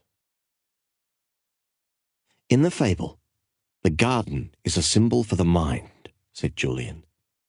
"If you care for your mind, if you nurture it, and if you cultivate it just like a fertile, rich garden, it will blossom far beyond your expectations.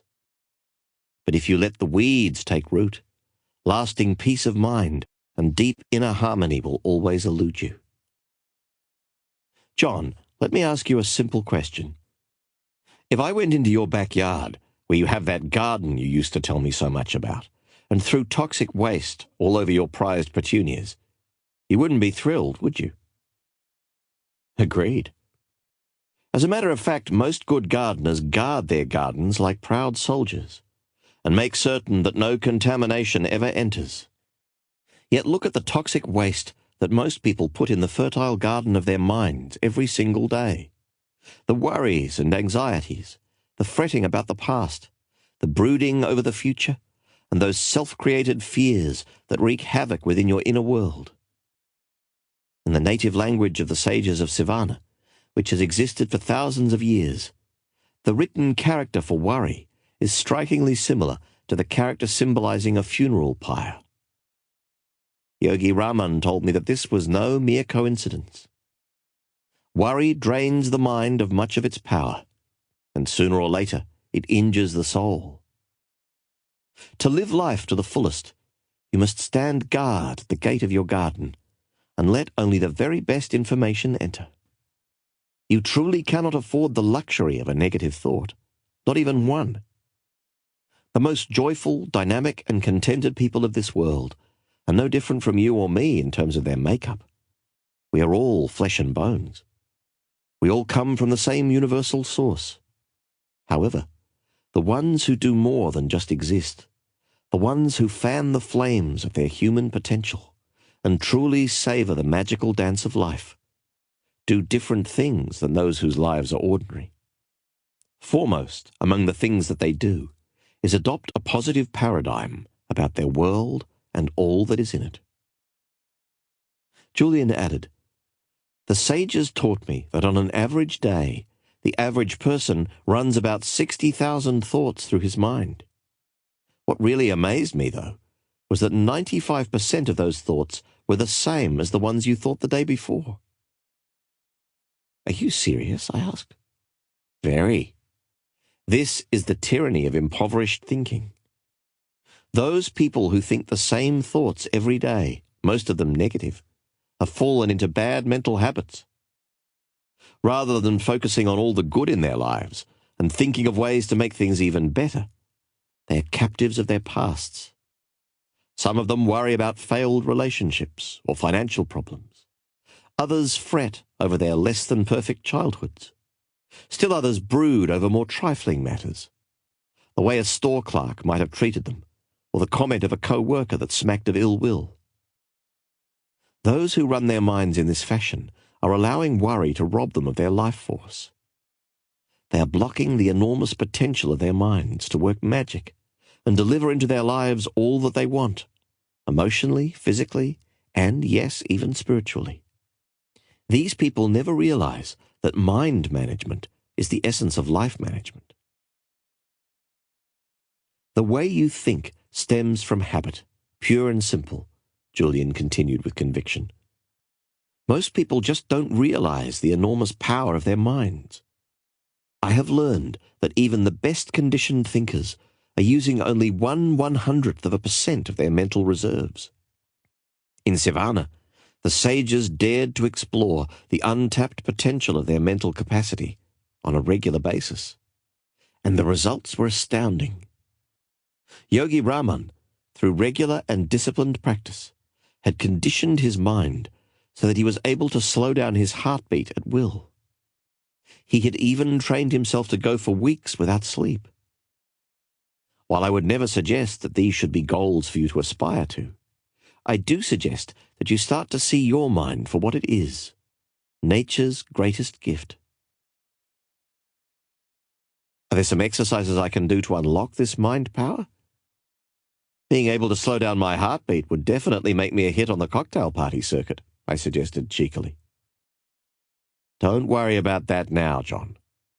I'll give you some practical techniques that you can try later that will show you the power of this ancient technology. For now, what is important is that you understand that mental mastery comes through conditioning. Nothing more and nothing less. Most of us have the same raw materials from the moment we take our first breath of air. What separates those people who achieve more than others, or those who are happier than others, is the way that they use and refine these raw materials. When you dedicate yourself to transforming your inner world, your life quickly shifts from the ordinary into the realm of the extraordinary. My teacher was growing more excited by the moment. His eyes seemed to twinkle as he spoke of the magic of the mind and the wealth of goodness it would surely bring. You know, John, when all is said and done, there is only one thing that we have absolute dominion over. Our kids, I said, smiling good-naturedly. No, my friend. Our minds. We might not be able to control the weather, or the traffic, or the moods of all those around us.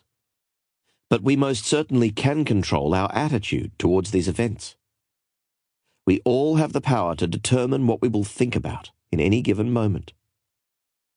This ability is part of what makes us human. You see, one of the fundamental gems of worldly wisdom I have learned in my travels to the East is also one of the most simple. Julian then paused, as if to summon up a priceless gift. And what might that be? There is no such thing as objective reality, or the real world. There are no absolutes. The face of your greatest enemy might be the face of my finest friend. An event that appears to be tragedy to one might reveal the seeds of unlimited opportunity to another. What really separates people who are habitually upbeat and optimistic from those who are consistently miserable is how the circumstances of life are interpreted and processed. Julian, how could a tragedy be anything but a tragedy? Here's a quick example. When I was traveling through Calcutta, I met a school teacher named Malika Chand. She loved teaching and treated her students as she would her own children, nurturing their potential with great kindness. Her perennial motto was, "Your I can is more important than your IQ." She was known throughout her community as a person who lived to give, who selflessly served anyone in need. Sadly, her beloved school, which had stood as a silent witness to the delightful progress of generations of children, succumbed to the flames of a fire set by an arsonist one night. All those in the community felt this great loss. But as time passed, their anger gave way to apathy, and they resigned themselves to the fact that their children would be without a school. What about Malika? She was different, an eternal optimist if ever there was one. Unlike everyone around her, she perceived opportunity in what had happened. She told all the parents that every setback offers an equivalent benefit if they took the time to search for it. This event was a gift in disguise. The school that burned to the ground was old and decrepit. The roof leaked, and the floor had finally buckled under the strain of 1,000 little feet scampering across its surface. This was the chance that they had been waiting for, to join hands as a community and build a much better school, one that would serve many more children in the years to come. And so, with this 64-year-old dynamo behind them, they marshalled their collective resources and raised enough funds to build a sparkling new school, one that stood as a shining example of the power of vision in the face of adversity. So it's like that old adage about seeing the cup as half full rather than half empty. That's a fair way to look at it. No matter what happens to you in your life, you alone have the capacity to choose your response to it.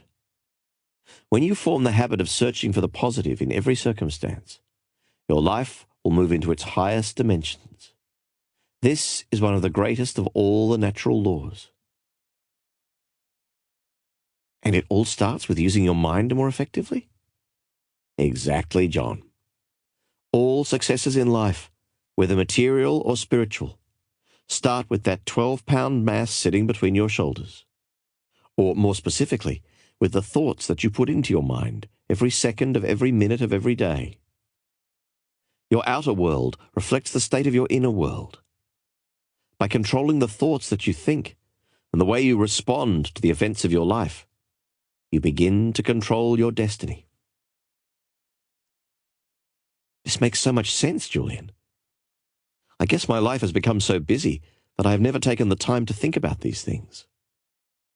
When I was in law school, my best friend Alex used to love reading inspirational books. He said that they kept him motivated and energized in the face of our crushing workload.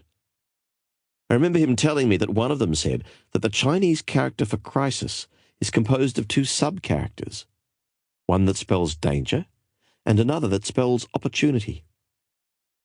I guess that even the ancient Chinese knew that there is a bright side to the darkest circumstance, if you have the courage to look for it. Yogi Raman put it this way: there are no mistakes in life, only lessons.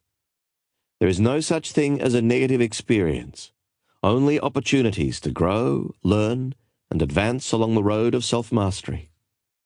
From struggle comes strength. Even pain can be a wonderful teacher. Pain? I protested. Absolutely. To transcend pain, you must first experience it. Or to put it another way, how can you really know the joy of being on the summit of the mountain unless you have first visited the lowest valley? Get my point? To savor the good, one must know the bad? Yes. But I suggest that you stop judging events as either positive or negative. Rather, simply experience them.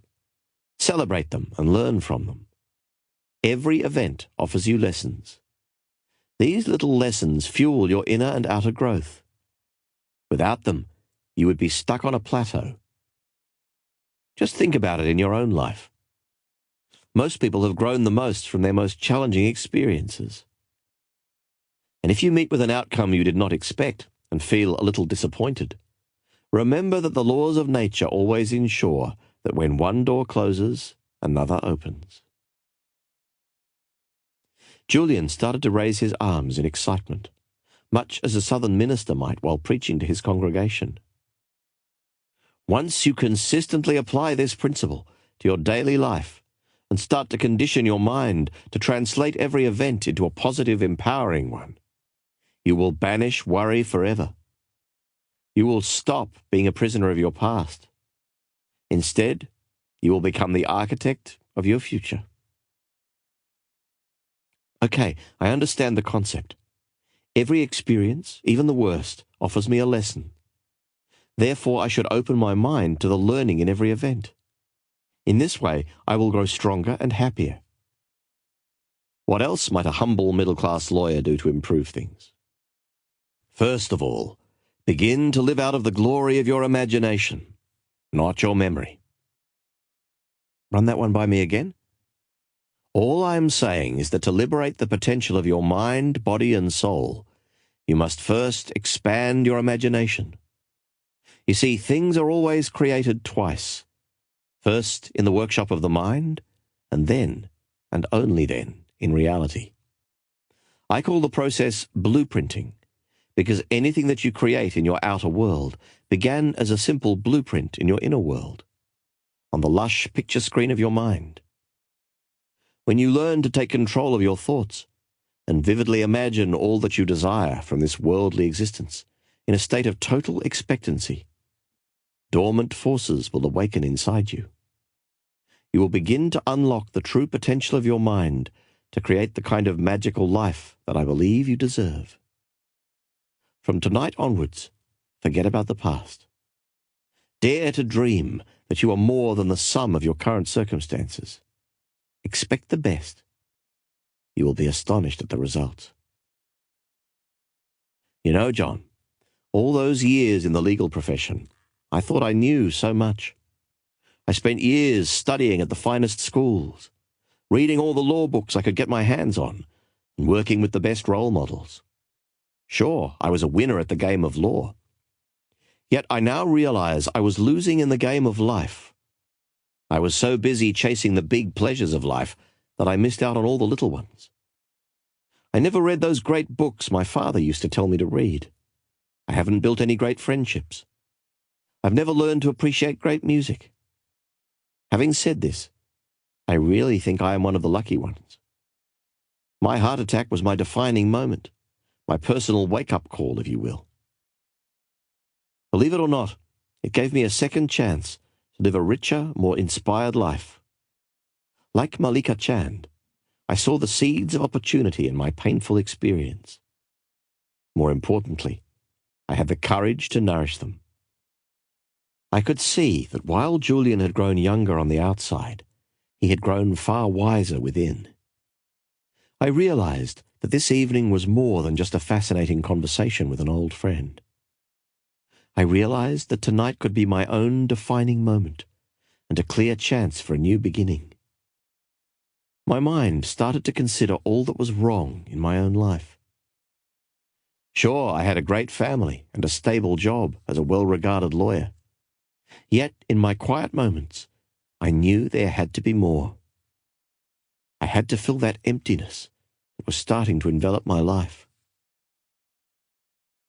When I was a kid, I dreamed such great dreams. Often I visualized myself as a sports hero or as a business tycoon. I really believed that I could do, have, and be whatever I wanted. I also remembered the way I used to feel as a young boy, growing up on the sun-splashed West Coast. Fun came in the form of simple pleasures. Fun was spending a glorious afternoon skinny dipping or riding through the woods on my bicycle. I had such a curiosity for life. I was an adventurer. There were no limits on what my future could bring. I honestly don't think I have felt that kind of freedom and joy for 15 years. What happened? Perhaps I lost sight of my dreams when I became an adult and resigned myself to acting the way adults were supposed to act. Maybe I lost sight of them when I went to law school and started talking like lawyers were supposed to talk. In any event, that evening with Julian at my side, pouring his heart out over a cup of cold tea, made me resolve to stop spending so much time making a living and to spend far more time creating a life. "Looks like I have you thinking about your life also," Julian observed. "Start thinking about your dreams for a change, just like when you were a little child. Jonas Salk said it best when he wrote, 'I have had dreams and I have had nightmares. I overcame the nightmares because of my dreams.' Dare to dust off your dreams, John. Start to revere life again and celebrate all of its wonders. Awaken yourself to the power of your own mind to make things happen. Once you do, the universe will conspire with you to work magic in your life." Julian then reached into the depths of his robe and pulled out a little card about the size of a business card, which had tears along its sides, apparently the result of many months of constant use. One day, while Yogi Raman and I were walking along a quiet mountain path, I asked him who his favorite philosopher was. He told me that he had many influences in his life, and it was difficult for him to single out any one source for his inspiration.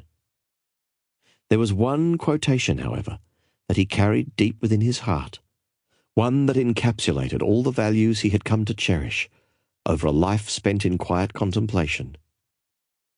At that glorious place, deep within the middle of nowhere, this learned sage of the East shared it with me.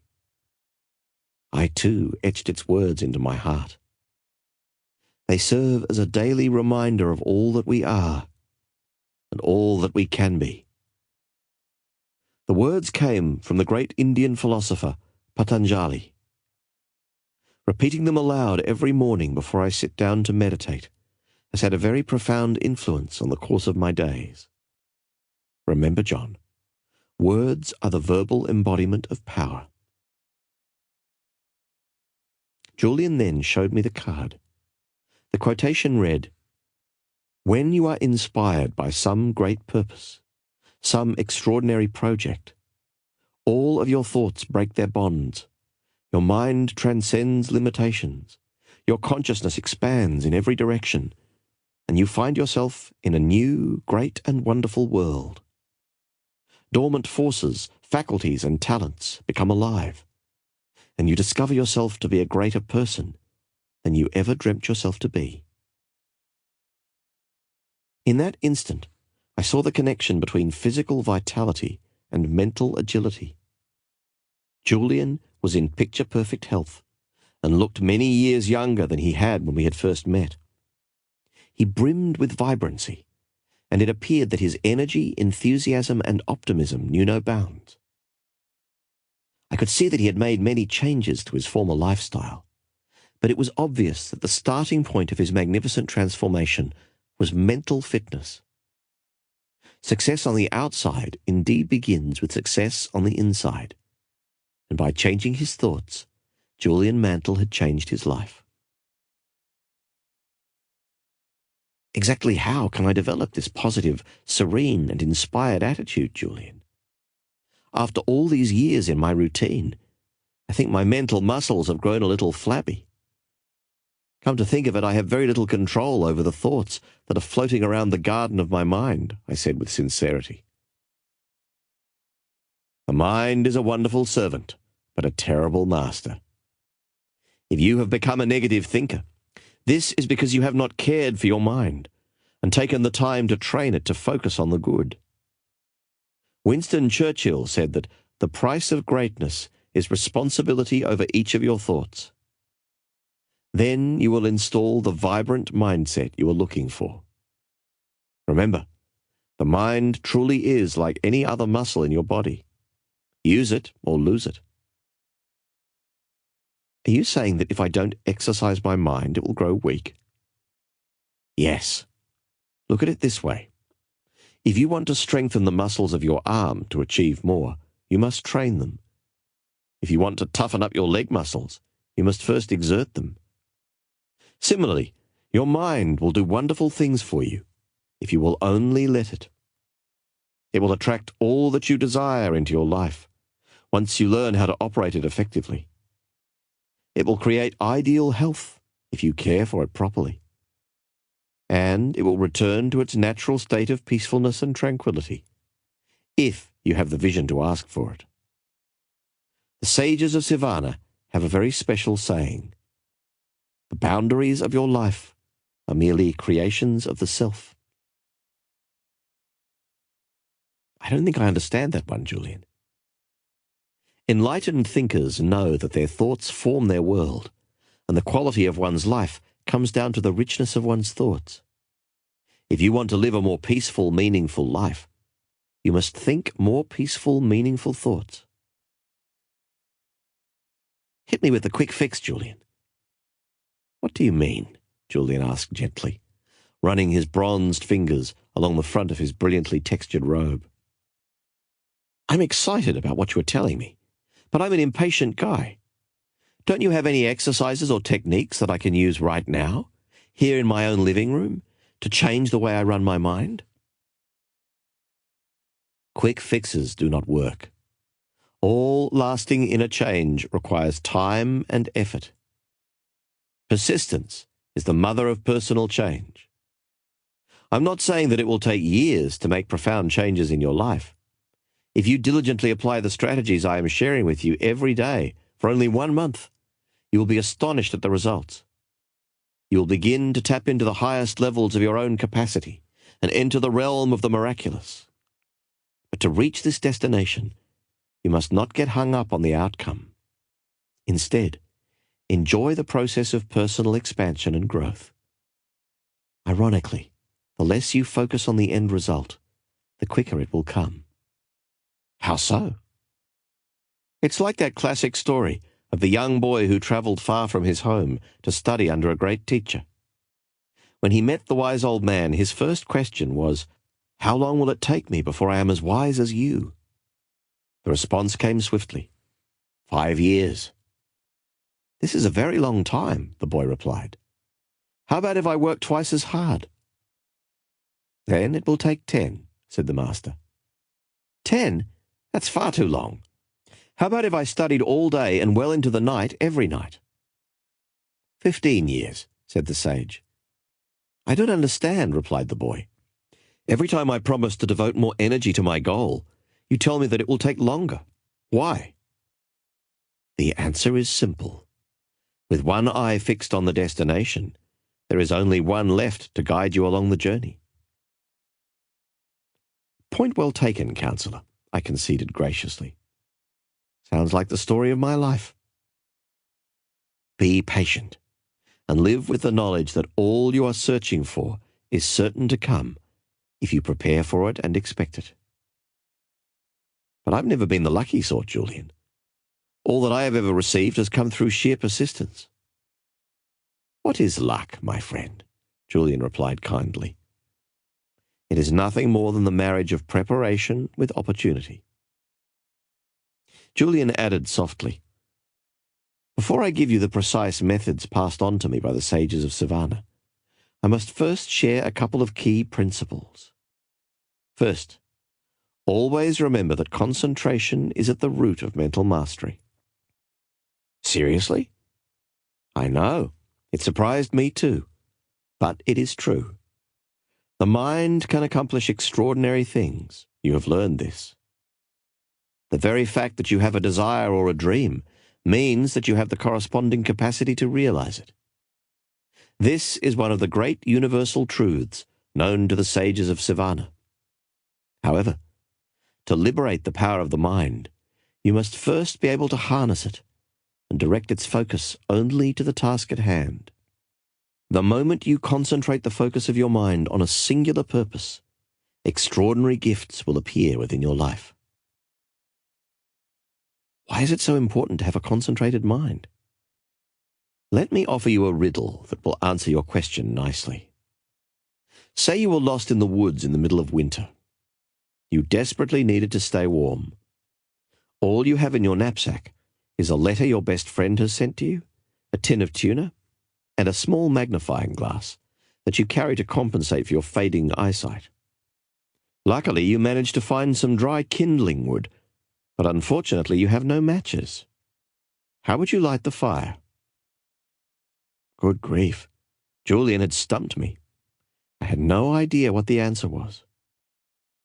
I give up. It's very simple. Place the letter among the dry wood and hold the magnifying glass over it. The rays of the sun will be focused so as to ignite the fire within a matter of seconds. And what about the can of tuna? Oh, I just threw that in to distract you from the obvious solution, Julian replied with a smile. But the essence of the example is this. Putting the letter over the dry wood would produce no result. Yet the second you use the magnifying glass to concentrate the scattered rays of the sun onto the letter, it will ignite. This analogy holds true for the mind. When you concentrate its tremendous power on definite, meaningful objectives, you will quickly ignite the flames of your personal potential and produce startling results. Like what? I asked. Only you can answer this question. What is it that you are searching for? Do you want to be a better father and live a more balanced, rewarding life? Do you desire more spiritual fulfillment? Is it adventure and fun that you feel you are lacking? Give it some thought. How about eternal happiness? Go big or stay home, he chuckled. Nothing like starting off small. Well, you can have that too. How? The sages of Savannah have known the secret of happiness for over 5,000 years. Fortunately, they were willing to share this gift with me. Do you want to hear it? No, I thought I'd take a break and go wallpaper the garage first. Huh? Of course I want to hear the secret of eternal happiness, Julian. Isn't that what everyone is searching for, ultimately? True. Well, here it is. Could I trouble you for another cup of tea? Come on, quit stalling. All right. The secret of happiness is simple. Find out what you truly love to do, and then direct all of your energy towards doing it. If you study the happiest, healthiest, most satisfied people of our world, you will see that each and every one of them has found their passion in life, and then spent their days pursuing it. This calling is almost always one that in some way serves others. Once you are concentrating your mental power and energy on a pursuit that you love, abundance flows into your life, and all your desires are fulfilled with ease and grace. So simply figure out what turns you on and then do it? If it is a worthy pursuit, Julian replied. How do you define worthy? As I said, John, your passion must in some way improve or serve the lives of others. Viktor Frankl said it more elegantly than I ever could when he wrote, "Success, like happiness, cannot be pursued. It must ensue. And it only does so as the unintended side effect of one's personal dedication to a cause greater than oneself. Once you find out what your life's work is, your world will come alive. You will wake up every morning with a limitless reservoir of energy and enthusiasm. All your thoughts will be focused on your definite objective. You won't have time to waste time. Valuable mental power will not therefore be wasted on trivial thoughts. You will automatically erase the worry habit and become far more effective and productive. Interestingly, you will also have a deep sense of inner harmony, as if you are somehow being guided to realize your mission. It is a wonderful feeling.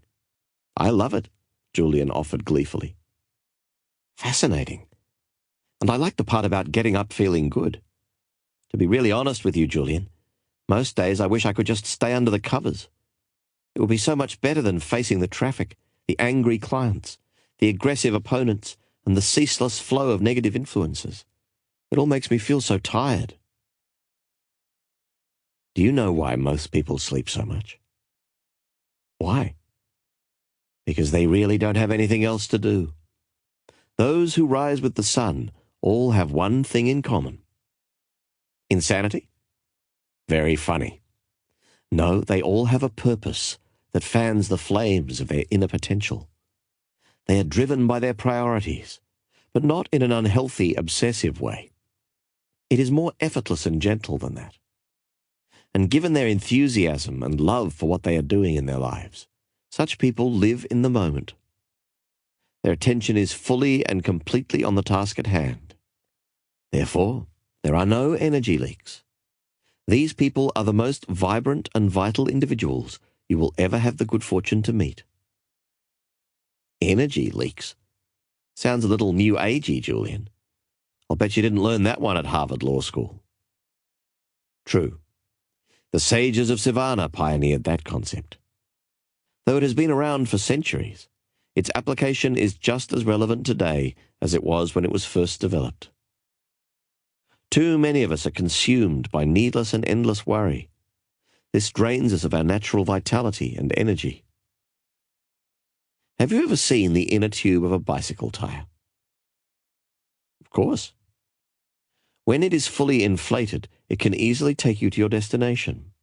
But if there are leaks in it, the tube eventually deflates, and your journey comes to an abrupt end. This is also how the mind works. Worry causes your precious mental energy and potential to leak, just like air leaking out of an inner tube. Soon you have no energy left. All your creativity, optimism, and motivation has been drained, leaving you exhausted. I know the feeling. I often spend my days in the chaos of crisis. I have to be everywhere at once, and I can't seem to please everyone. On those days, I notice that even though I have done very little physical labor, all my worrying leaves me totally deflated by the end of the day. But the only thing I can do when I get home is pour myself a scotch and cuddle up with the remote control. Exactly. Too much stress does this to you. Once you find your purpose, however, life becomes much easier and far more rewarding. When you figure out what your main aim or destiny really is, you will never have to work another day in your life. Early retirement? No, said Julian, in the no-nonsense tone he had mastered during his days as an eminent lawyer. Your work will be play. Wouldn't it be a little risky for me to give up my job to start searching for my overriding passion and purpose? I mean, I have a family and real obligations. I have 4 people who depend on me. I'm not saying that you have to leave the legal profession tomorrow. You will, however, have to start taking risks. Shake up your life a bit. Get rid of the cobwebs. Take the road less traveled. Most people live within the confines of their comfort zone. Yogi Raman was the first person to explain to me that the best thing you can do for yourself is regularly move beyond it. This is the way to lasting personal mastery and to realize the true potential of your human endowments. And what might those be? Your mind, your body, and your soul. So what risk should I take? Stop being so practical. Start doing the things you have always wanted to do. I have known lawyers who have quit their jobs to become stage actors and accountants who have become jazz musicians. In the process, they have found the deep happiness that had eluded them for so long. So what if they could no longer afford 2 vacations a year and a posh summer home in the Caymans? Calculated risk-taking will pay huge dividends. How will you ever get to third base with 1 foot on second? I see your point. So take the time to think. Discover your real reason for being here, and then have the courage to act on it. With due respect, Julian, all I do is think. As a matter of fact, part of my problem is that I think too much. My mind never stops. It is filled with mental chatter. It drives me crazy sometimes. What I'm suggesting is different. The sages of Sivana all took time daily to silently contemplate not only where they were, but where they were going. They took the time to reflect on their purpose and how they were living their lives every day. Most importantly, they thought deeply and genuinely about how they would improve the next day. Daily incremental improvements produce lasting results, which in turn lead to positive change. So I should take the time to reflect on my life regularly? Yes. Even 10 minutes of focused reflection a day will have a profound impact on the quality of your life. I understand where you are coming from, Julian. The problem is, once my day gets cranking, I can't even find 10 minutes to eat lunch. My friend, saying that you don't have time to improve your thoughts and your life is like saying you don't have time to stop for gas because you are too busy driving. Eventually, it will catch up with you. Yeah, I know. Hey, you were going to share some techniques with me, Julian, I said, hoping to learn some practical ways to apply the wisdom I was hearing. There is one technique for mastering the mind that towers above all the rest. It is a favorite of the sages of Sivana, who taught it to me with great faith and trust. After practicing it for only 21 days, I felt more energetic, enthusiastic, and vibrant than I had felt in years. The practice is over 4,000 years old. It is called the Heart of the Rose. Tell me more. All that you need to perform this exercise is a fresh rose and a silent place. Natural surroundings are best, but a quiet room will also do nicely. Start to stare at the center of the rose, its heart. Yogi Raman told me that a rose is very much like life. You will meet thorns along the way, but if you have faith and believe in your dreams, you will eventually move beyond the thorns into the glory of the flower. Keep staring at the rose. Notice its color, texture, and design. Savor its fragrance, and think only about this wonderful object in front of you. At first, other thoughts will start entering your mind, distracting you from the heart of the rose. This is the mark of an untrained mind. But you need not worry. Improvement will come quickly. Simply return your attention to the object of your focus. Soon your mind will grow strong and disciplined. That's all there is to it? Sounds pretty easy. That is the beauty of it, John, Julian replied. However, this ritual must be performed daily for it to be effective. For the first few days, you will find it difficult to spend even 5 minutes in this exercise. Most of us live at such a frenetic pace that true stillness and silence is something foreign and uncomfortable. Most people hearing my words will say that they have no time to sit and stare at a flower. These are the same people that will tell you that they have no time to enjoy the laughter of children or to walk barefoot in the rain. These people say they are too busy to do such things. They don't even have time to build friendships, for friendships also take time. You know a lot about such people. I was one of them, said Julian.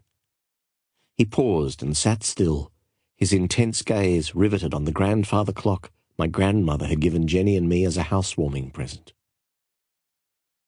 When I think of those who live their lives this way, I remember the words of an old British novelist whose work my father loved to read. One must not allow the clock and the calendar to blind him to the fact that each moment of life is a miracle and a mystery. Persist, and spend longer and longer periods savouring the heart of the rose, Julian continued in his throaty tone. After a week or two, you should be able to perform the technique for 20 minutes without your mind wandering onto other subjects. This will be your first indication that you are taking back control of the fortress of your mind. It will then focus only on what you command it to focus on. It will then be a wonderful servant, able to do extraordinary things for you. Remember, either you control your mind or it controls you. Practically speaking, you will notice that you will feel far calmer. You will have taken a significant step towards erasing the worry habit that plagues most of the population, and you will enjoy more energy and optimism. Most importantly, you will also observe a sense of joyfulness entering your life, along with an ability to appreciate the many gifts that surround you. Each day, no matter how busy you get and how many challenges you might face, return to the heart of the rose. It is your oasis. It is your silent retreat. It is your island of peace. Never forget that there is power in silence and stillness. Stillness is the stepping stone to connecting with the universal source of intelligence that throbs through every living thing. I was fascinated by what I had heard. Could it really be possible to profoundly improve the quality of my life with such a simple strategy? There must be more to the dramatic changes I see in you than the heart of the rose, I wondered aloud. Yes, this is true. In fact, my transformation came about as a result of using a number of highly effective strategies in concert. Don't worry, they are all just as simple as the exercise I have just shared with you, and equally as powerful. The key for you, John, is to open your mind to your potential for living a life rich with possibilities. Julian, ever the fountain of knowledge, continued to reveal what he had learned in Sivana. Another particularly good technique for ridding the mind of worry and other negative life-draining influences is based on what Yogi Raman called opposition thinking. I learned that under the grand laws of nature, the mind can only hold one thought at any one time. Try it yourself, John. You will see that it is true. I did try it, and it is true. Using this little-known information, anyone can easily create a positive, creative mindset within a short period. The process is straightforward. When an undesirable thought occupies the focal point of your mind, immediately replace it with an uplifting one. It's as if your mind is a giant slide projector, with every thought in your mind being a slide. Whenever a negative slide comes up on the screen, take swift action to replace it with a positive one. This is where the prayer beads around my neck come in, Julian added with rising enthusiasm. Every time I catch myself thinking a negative thought, I take this necklace off and remove another bead. These beads of worry go into a cup I keep in my knapsack. Together they serve as gentle reminders that I still have a distance to travel on the road to mental mastery and responsibility over the thoughts that fill my mind. Hey, that's a great one. This is really practical stuff. I have never heard anything quite like it. Tell me more about this philosophy of opposition thinking. Here's a real-life example. Let's say you have had a tough day in court. The judge disagreed with your interpretation of the law. The litigator on the other side belonged in a cage, and your client was more than a little annoyed with your performance. You come home and fall into your favourite chair, full of gloom. Step 1 is to become aware that you are thinking these uninspiring thoughts. Self-knowledge is the stepping stone to self-mastery. Step 2 is to appreciate once and for all that just as easily as you allowed those gloomy thoughts to enter, you can replace them with cheerful ones. So think of the opposite of gloom. Concentrate on being cheerful and energetic. Feel that you are happy. Perhaps you might even start to smile. Move your body as you do when you are joyful and full of enthusiasm. Sit up straight, breathe deeply, and train the power of your mind on positive thoughts. You will notice a remarkable difference in the way you feel within minutes. Even more importantly, if you keep up your practice of opposition thinking, applying it to every negative thought that habitually visits your mind, within weeks you will see that they no longer hold any power. Do you see what I'm getting at?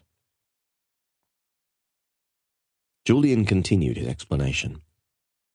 Thoughts are vital living things, little bundles of energy, if you will. Most people don't give any thought to the nature of their thoughts, and yet the quality of your thinking determines the quality of your life. Thoughts are just as much a part of the material world as the lake you swim in or the street you walk on. Weak minds lead to weak actions. A strong, disciplined mind, which anyone can cultivate through daily practice, can achieve miracles. If you want to live life to the fullest, care for your thoughts as you would your most prized possessions. Work hard to remove all inner turbulence. The rewards will be abundant. I never saw thoughts as living things, Julian, I replied, amazed at this discovery. But I can see how they influence every element of my world. The sages of Sivana firmly believed that one should only think sattvic or pure thoughts.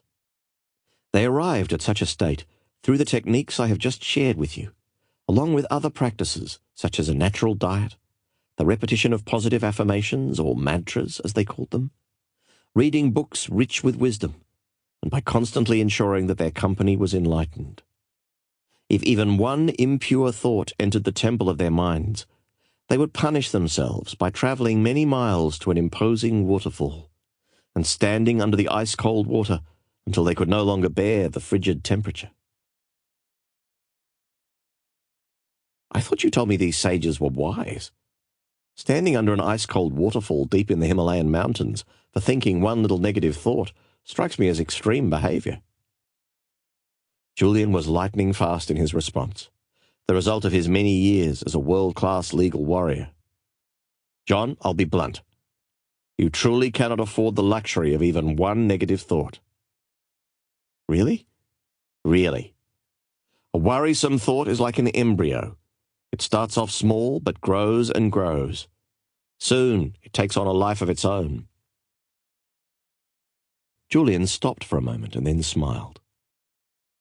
Sorry if I seem a little evangelistic when I speak on this subject, on the philosophy I learned on my journey. It's just that I have discovered tools that can improve the lives of many people who feel unfulfilled, uninspired, and unhappy. A few adjustments in their daily routines to include the Heart of the Rose technique and a constant application of opposition thinking will give them the lives they want. I think they deserve to know this. Before I move from the garden to the next element of Yogi Raman's mystical fable, I must let you know of one more secret that will offer you great aid in your personal growth. This secret is based on the ancient principle that everything is always created twice, first in the mind and then in reality. I have shared already that thoughts are things, material messengers that we send out to influence our physical world. I have also informed you that if you hope to make remarkable improvements in your outer world, you must first start within and change the caliber of your thoughts. The sages of Sivana had a wonderful way to ensure that their thoughts were pure and wholesome. This technique was also highly effective in transforming their desires, however simple, into reality. The method will work for anyone. It will work for a young lawyer who seeks financial abundance, just as it will work for a mother seeking a richer family life, or a salesperson seeking to close more sales. The technique was known to the sages as the secret of the lake. To apply it, these teachers would rise at 4 a.m., as they felt that the early morning possessed magical qualities from which they could benefit. The sages would then travel along a series of steep and narrow mountain paths that eventually led them to the lower reaches of the region they inhabited. Once there, they would walk along a barely visible trail lined with magnificent pine trees and exotic flowers until they arrived at a clearing. At the edge of the clearing was an aqua-blue lake covered by thousands of tiny white lotuses. The water of the lake was strikingly still and calm. It was truly a miraculous sight. The sages told me that this lake had been a friend to their ancestors over the ages. What was the secret of the lake? I asked impatiently. Julian explained that the sages would look into the waters of the still lake and envision their dreams becoming reality. If it was the virtue of discipline they wished to cultivate within their lives, they would picture themselves getting up at dawn, performing their rigorous physical regimen without fail, and spending days in silence to enhance their willpower. If it was more joy they were seeking, they would look into the lake and envision themselves laughing uncontrollably, or smiling each time they met one of their brothers or sisters. If it was courage they desired, they would picture themselves acting with strength in the moment of crisis and challenge. Yogi Raman once told me that as a boy he lacked confidence because he was smaller than the other boys his age. While they were kind and gentle to him, given their environmental influences, he grew insecure and shy. To cure this weakness, Yogi Raman would travel to this heavenly spot and use the lake as a picture screen for images of the person he hoped to be. Some days he would visualize himself as a strong leader, standing tall and speaking with a powerful, commanding voice. Other days he would see himself as he wished to be when he grew older, a wise sage filled with tremendous inner strength and character. All the virtues he wished to have in his life he saw first on the surface of the lake. Within a matter of months, Yogi Raman became the person whom he mentally saw himself becoming. You see, John, the mind works through pictures. Pictures affect your self-image, and your self-image affects the way you feel, act, and achieve. If your self-image tells you that you are too young to be a successful lawyer, or too old to change your habits for the better, you will never achieve these goals. If your self-image tells you that lives rich with purpose, excellent health and happiness are only for people from backgrounds other than your own, this prophecy will ultimately become your reality. But when you run inspiring, imaginative pictures through the movie screen of your mind, wonderful things start to happen in your life. Einstein said that imagination is more important than knowledge. You must spend some time every day, even if it is just a few minutes, in the practice of creative envisioning. See yourself as you want to be, whether this means serving as a great judge, a great father, or a great citizen of your community. Do I have to find a special lake to apply the secret of the lake? I asked innocently. No. The secret of the lake was simply the sage's name for the ageless technique of using positive images to influence the mind. You can practice this method in your own living room, or even at the office if you really want to. Shut your door, hold all calls, and close your eyes. Then take a few deep breaths. You will notice that after 2 or 3 minutes you will start to feel relaxed. Next, visualize mental pictures of all that you want to be, to have, and to attain in your life. If you want to be the world's best father, envision yourself laughing and playing with your kids, responding to their questions with an open heart. Picture yourself acting gracefully and lovingly in a tense situation.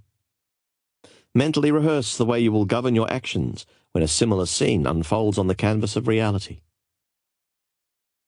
The magic of visualization can be applied to so many situations. You can use it to be more effective in court, to enhance your relationships, and to develop yourself spiritually. Consistent use of this method will also bring you financial rewards and an abundance of material gain, if this is important to you. Understand once and for all that your mind has magnetic power to attract all that you desire into your life. If there is a lack in your life, it is because there is a lack in your thoughts, Hold wonderful pictures in your mind's eye. Even one negative image is poisonous to your mindset. Once you start to experience the joy this ancient technique brings, you will realize the infinite potential of your mind and begin to liberate the storehouse of ability and energy that currently sleeps within you. It was as if Julian was speaking a foreign tongue. I had never heard anyone speak of the magnetic power of the mind to attract spiritual and material abundance. Nor had I ever heard anyone speak of the power of imaging and its profound effects on every aspect of one's world. Yet, deep inside, I had faith in what Julian was saying. This was a man whose judgment and intellectual abilities were impeccable.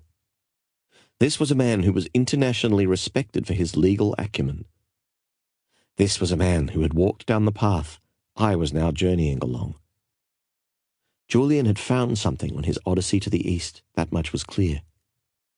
Looking at his physical vitality, his obvious tranquility, seeing his transformation confirmed that I would be wise to listen to his advice. The more I thought about what I was hearing, the more sense it made. Surely the mind must have a great deal more potential than most of us are currently using. How else could mothers lift otherwise immovable cars to save their crying infants who had fallen underneath? How else could martial artists break stacks of bricks with one fell swoop of their hands? How else could the yogis of the East slow down their heartbeats at will, or endure tremendous pain without blinking an eye? Maybe the real problem was within me, and my lack of belief in the gifts that every being possesses. Perhaps this evening, sitting alongside a former millionaire lawyer turned monk of the Himalayas, was a sort of wake-up call for me to start making the most of my life. "But doing these exercises at the office, Julian," I responded. "My partners think I'm strange enough as it is." Yogi Raman and all the kind sages with whom he lived often used a saying that has been passed down to them through the generations. It is my privilege to pass it on to you, on what has become an important evening for both of us, if I may say so. The words are as follows. There is nothing noble about being superior to some other person. True nobility lies in being superior to your former self. All I'm really getting at is that if you want to improve your life and live with all that you deserve, you must run your own race. It doesn't matter what other people say about you. What is important is what you say to yourself. Do not be concerned with the judgment of others, as long as you know what you are doing is right. You can do whatever you want to do, as long as it is correct according to your conscience and your heart. Never be ashamed of doing that which is right. Decide on what you think is good, and then stick to it. And for God's sake, never get into the petty habit of measuring your self-worth against other people's net worth.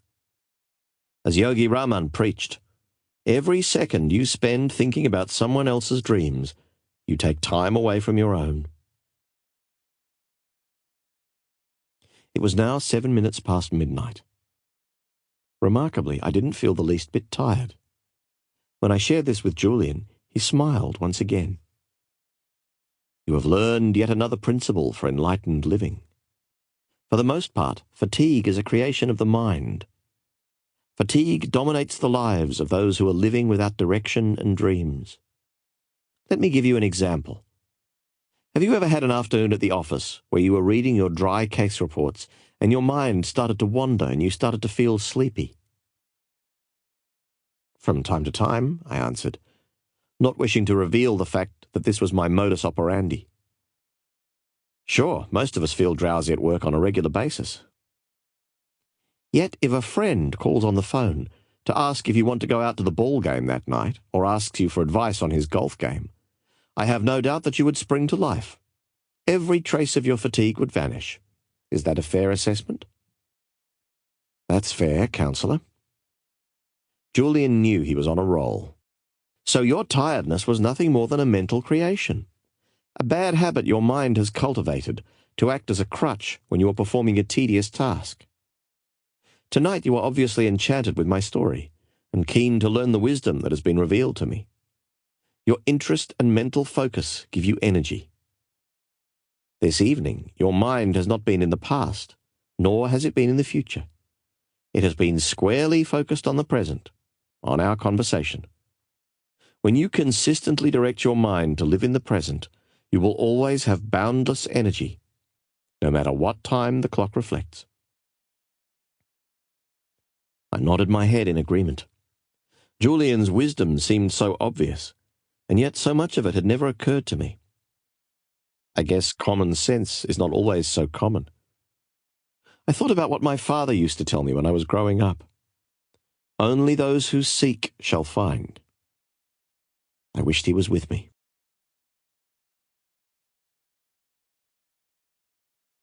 Chapter 8. Kindling your inner fire. Trust yourself. Create the kind of life you will be happy to live with all your life. Make the most of yourself by fanning the tiny inner sparks of possibility into the flames of achievement. Foster C. McClellan. The day that Yogi Raman shared his mystical little fable with me, high atop the Himalayas, was actually quite similar to this day in many respects, said Julian. Really? Our meeting began in the evening and carried on well into the night. There was such a chemistry between the two of us that the air seemed to crackle with electricity.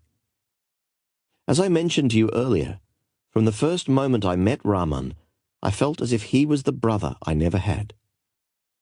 Tonight, sitting here with you and enjoying the look of intrigue on your face, I feel the same energy and bond.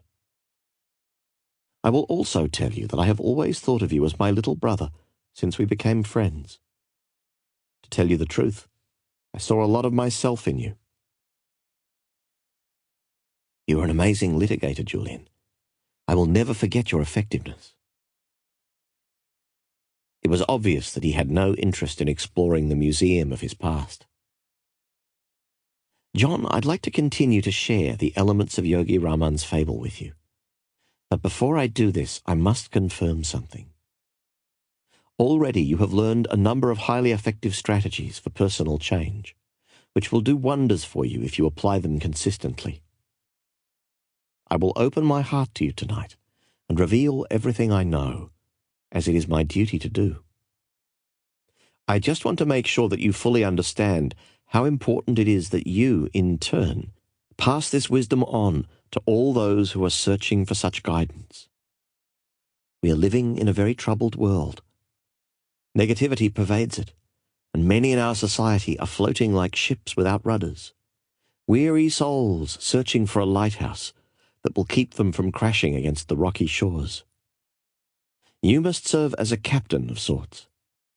I'm placing my trust in you to take the message of the sages of Sivana to all those who need it. After consideration, I promised Julian with conviction that I would accept this assignment. He then continued passionately. The beauty of the whole exercise is that as you strive to improve the lives of others, your own life will be elevated into its highest dimensions. This truth is based on an ancient paradigm for extraordinary living. I'm all ears. Basically, the sages of the Himalayas guided their lives by a simple rule. He who serves the most reaps the most, emotionally, physically, mentally, and spiritually. This is the way to inner peace and outer fulfillment. I once read that people who study others are wise, but those who study themselves are enlightened. Here, perhaps for the first time, I saw a man who truly knew himself, perhaps his highest self.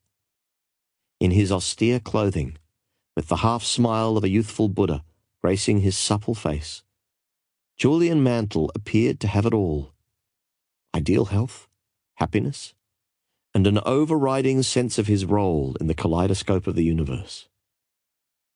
Yet he owned nothing. "This brings me to the lighthouse," said Julian, remaining focused on the task at hand. I was wondering how that fit into Yogi Raman's fable. "I'll try to explain," he responded, sounding more like a well-schooled professor than a lawyer-turned-monk who had renounced the sensual world. "You have now learned that the mind is like a fertile garden, and for it to flourish, you must nurture it daily. Never let the weeds of impure thought and action take the garden of your mind. Stand guard at the gateway of your mind. Keep it healthy and strong. It will work miracles in your life if you will only let it." You will recall that in the middle of the garden stood a magnificent lighthouse. This symbol will remind you of yet another ancient principle for enlightened living. The purpose of life is a life of purpose. Those who are truly enlightened know what they want out of life, emotionally, materially, physically, and spiritually. Clearly defined priorities and goals for every aspect of your life will serve a role similar to that played by a lighthouse, offering you guidance and refuge when the seas become rough. You see, John, anyone can revolutionize their lives once they revolutionize the direction in which they are moving. But if you don't even know where you are going, how will you ever know when you get there? Julian transported me back to the time when Yogi Raman examined this principle with him. He recalled the sage's exact words. "Life is funny," observed Yogi Raman. "One would think that the less one worked, the more one would have the chance to experience happiness. However, the real source of happiness can be stated in a word: achievement. Lasting happiness comes from steadily working to accomplish your goals and advancing confidently in the direction of your life's purpose. This is the secret to kindling the inner fire that lurks within you. I do understand that it might seem more than a little ironic that you have traveled thousands of miles from your achievement-oriented society to speak to a cluster of mystical sages living high in the Himalayas, only to learn that another eternal secret of happiness can be found in achievement. But it is true." "Workaholic monks?" I suggested playfully. "Quite the opposite. While the sages were tremendously productive people, their productivity was not of the frenetic type. Instead, it was of the peaceful, focused, Zen-like kind." "How so?" "Everything they did had a purpose. Though they were removed from the modern world and lived a highly spiritual existence, they were also highly effective. Some spent their days polishing off philosophical treatises. Others created fabulous, richly textured poems that challenged their intellect and renewed their creativity. Still others passed their time in the silence of total contemplation, looking like illuminated statues seated in the ancient lotus pose. The sages of Sivana did not waste time. Their collective conscience told them that their lives had a purpose and they had a duty to fulfill. This is what Yogi Raman said to me. "Here in Sivana, where time appears to stand still, you might wonder what a group of simple, possessionless sages would ever need or hope to achieve. But achievement need not be of the material sort. Personally, my objectives are to attain peace of mind, self-mastery, and enlightenment. If I fail to accomplish these goals by the end of my life, I am certain that I will die feeling unfulfilled and dissatisfied." Julian told me that that was the first time he had heard any of his teachers in Sivana speak of their own mortality. And Yogi Raman sensed this in my expression. He said, "You need not worry, my friend. I have already lived past the age of 100 and have no plans for a quick exit. My point is simply that when you clearly know what aims you wish to achieve over the course of your life, be they material, emotional, physical, or spiritual, and you spend your days accomplishing them, you will ultimately find eternal joy. Your life will be as delightful as mine, and you will come to know a splendid reality. But you must know your life's aim, and then manifest this vision into reality by consistent action. We sages call this dharma, which is the Sanskrit word for life's purpose. Lifelong contentment will come from the fulfillment of my dharma, I asked. Most certainly. From dharma springs inner harmony and lasting satisfaction. Dharma is based upon the ancient principle that says every one of us has a heroic mission while we walk this earth. We have all been granted a unique set of gifts and talents that will readily allow us to realize this life work.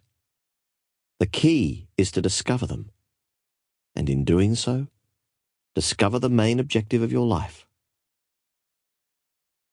I interrupted Julian. It's sort of what you were saying earlier about risk-taking. Maybe yes, maybe no. I don't follow. Yes, it may seem as though you were forced to take a few risks to discover what you are best at and the essence of your life's purpose. Many people quit jobs that have stifled their progress the moment they discover the true purpose of their existence. There is always the apparent risk that comes with self-examination and soul-searching. But no, because there is never a risk in discovering yourself and the mission of your life. Self-knowledge is the DNA of self-enlightenment. It is a very good, indeed essential thing.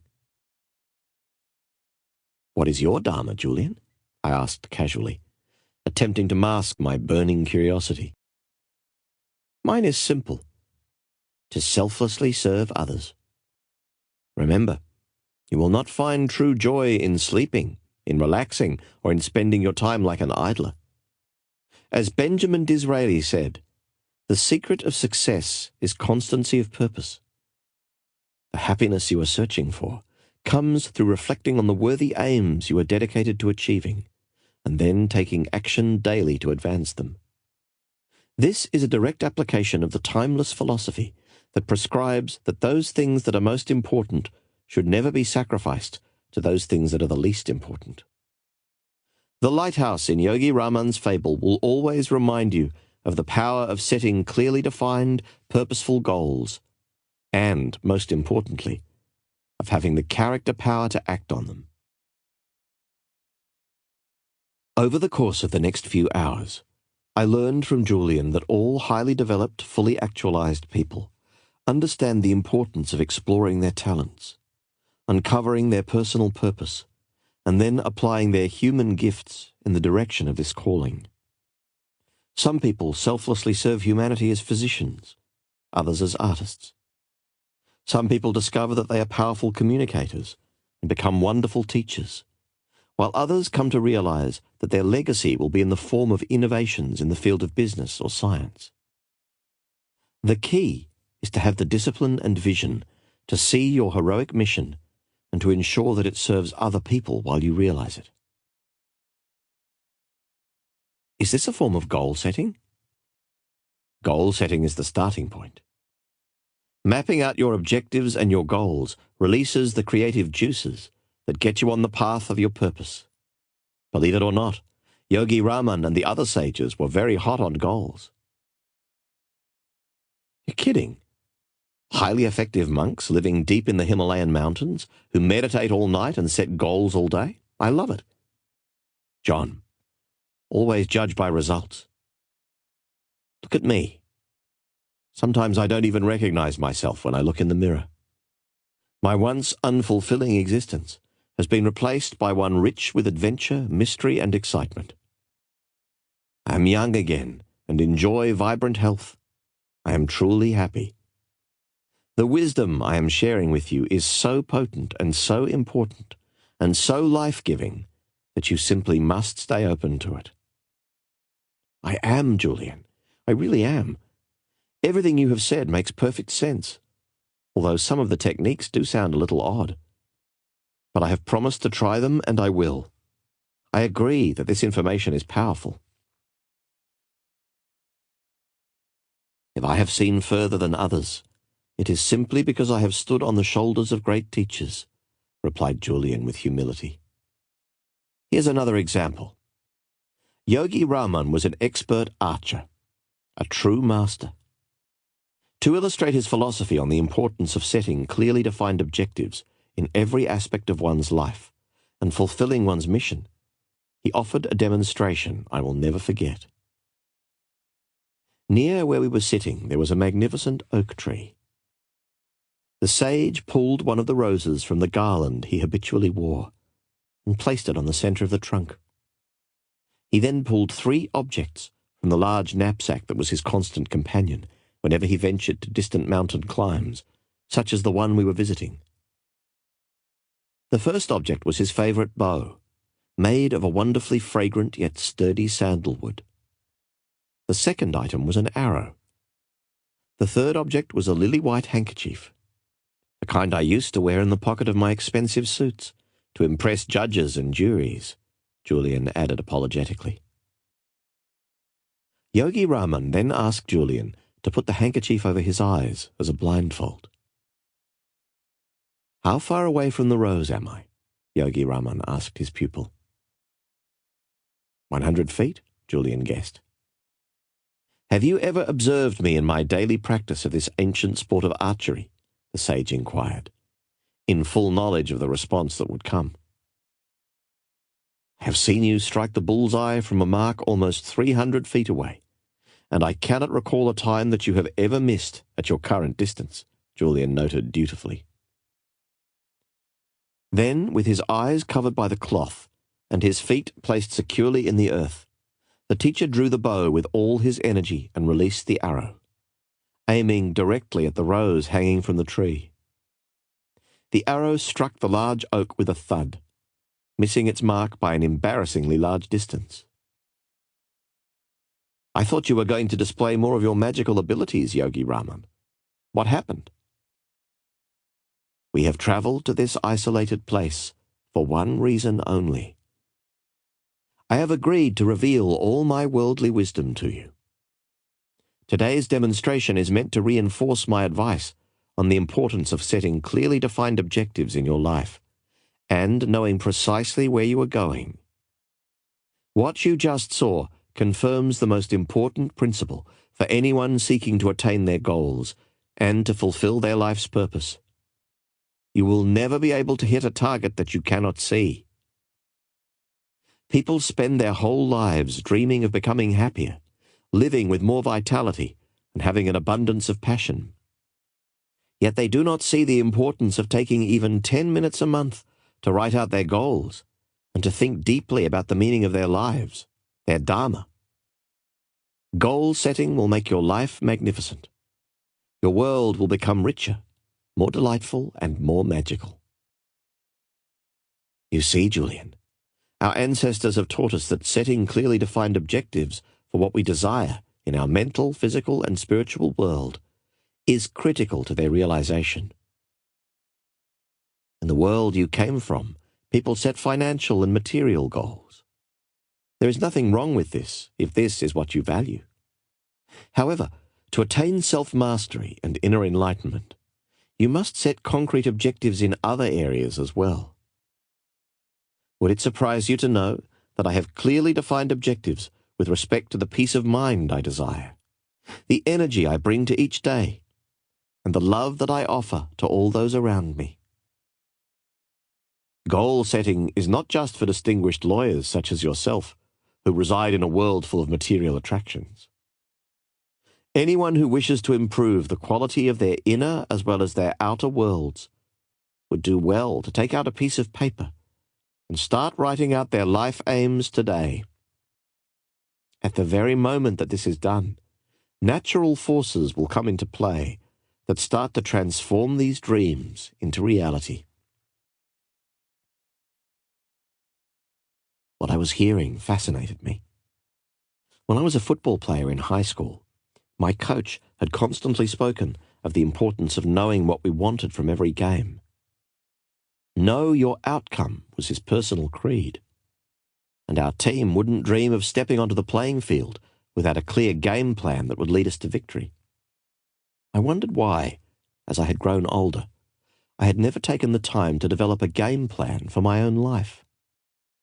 Maybe Julian and Yogi Raman had something here. What is so special about taking out a sheet of paper and writing out your goals? How could such a simple act make such a difference? I asked.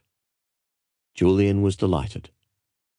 Your obvious interest inspires me, John. Enthusiasm is one of the key ingredients for a lifetime of successful living, and I am glad to see that you still have every ounce of yours. Earlier, I taught you that we each think about 60,000 thoughts on an average day. By writing out your desires and goals on a piece of paper, you send a red flag to your subconscious mind that these thoughts are far more important than the remaining 59,999 other ones. Your mind will then start to seek out all opportunities to realize your destiny like a guided missile. It is really a very scientific process. Most of us are simply not aware of it. A few of my partners are big on goal setting. Come to think of it, they are the most financially successful people I know. But I don't think they are the most balanced, I observed. Perhaps they are not setting the right goals. You see, John, life pretty much gives you what you ask from it. Most people want to feel better, have more energy, or live with greater satisfaction. Yet when you ask them to tell you precisely what it is they want, they have no answer. You change your life the moment you set your goals and start to seek out your dharma, Julian said, his eyes sparkling with the truth of his words. Have you ever met someone with a strange name and then started to notice that name appearing everywhere, in newspapers, on the television, or at the office? Or have you ever become interested in a new subject, let's say fly fishing, and then noticed that you couldn't go anywhere without hearing about the wonders of fly fishing? This is but one illustration of the ageless principle Yogi Raman called joriki, which I have since learned means concentrated mind. Concentrate every ounce of your mental energy on self-discovery. Learn what you excel at and what makes you happy. Maybe you are practicing law, but are really meant to be a school teacher, given your patience and love of teaching. Perhaps you are a frustrated painter or sculptor. Whatever it is, find your passion and then follow it. Now that I really think about it, it would be sad to reach the end of my life without realizing that I had some special genius that would have unlocked my potential and helped others, even in a small way. That's right. So from this moment onwards, be acutely aware of your aim in life. Awaken your mind to the abundance of possibility around you. Start to live with more zest. The human mind is the world's largest filtering device. When used properly, it filters out what you perceive as unimportant and gives you only the information you are looking for at that time. At this very moment, as we sit here in your living room, there are hundreds, if not thousands, of things going on that we are not paying any attention to. There is the sound of the lovers giggling as they stroll along the boardwalk, the goldfish in the tank behind you, the cool air being blown from the air conditioner, and even the beat of my own heart. The moment I decide to concentrate on my heartbeat, I start to notice its rhythm and its qualities.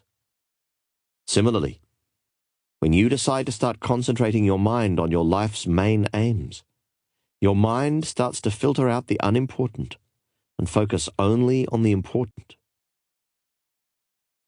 To tell you the truth, I think it's about time I discovered my purpose, I said.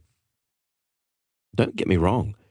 There are a lot of great things in my life, but it isn't as rewarding as I think it could be. If I left this world today, I really can't say for sure if I've made that big a difference. How does that make you feel? Depressed, I offered with total honesty. I know I have talent. Actually, I was one heck of a good artist when I was younger. That was until the legal profession beckoned with the promise of a more stable life. Do you ever wish you had made painting your profession? I really haven't given it much thought. But I will say one thing. When I painted, I was in heaven. It really fired you up, didn't it? Absolutely. I lost track of time when I was in the studio painting. I would get lost in the canvas. It was a real release for me. It was almost as if I transcended time and moved into another dimension. John, this is the power of concentrating your mind on a pursuit that you love. Goethe said that we are shaped and fashioned by what we love. Maybe your dharma is to brighten the world with lovely scenes. At least start spending a little time painting every day. How about applying this philosophy to things less esoteric than changing my life? I asked with a grin. This should be good, Julian replied. Like what? Let's say one of my aims, although a minor one, was to drop the spare tire I am carrying around my waist. Where would I start? Don't be embarrassed. You master the art of goal setting and goal getting by starting off small. The journey of 1,000 miles begins with a single step? I asked intuitively. Precisely. And getting good at accomplishing little feats prepares you for realizing the big ones. So, to answer your question squarely, there is nothing wrong with mapping out a full range of smaller goals in the process of planning your bigger ones. Julian told me that the sages of Sivana had created a 5-step method to reach their objectives and fulfill the purposes of their lives. It was simple, practical, and it worked. The first step was to form a clear mental image of the outcome. If this was to lose weight, Julian told me that every morning just after I woke up, I was to envision myself as a lean, fit person, full of vitality and boundless energy. The clearer this mental picture, the more effective the process would be. He said that the mind was the ultimate treasure house of power, and this simple act of picturing my goal would open the gateway to the actualization of this desire. Step 2 was to get some positive pressure on myself. The main reason people do not follow through on any resolutions they make is that it is too easy to slip back into their old ways. Pressure is not always a bad thing. Pressure can inspire you to achieve great ends. People generally achieve magnificent things when their backs are up against the wall, and they are forced to tap into the wellspring of human potential that lies within them. How can I create this positive pressure on myself? I asked, now thinking about the possibilities of applying this method to everything from getting up earlier to being a more patient and loving father. There are a whole host of ways to do this.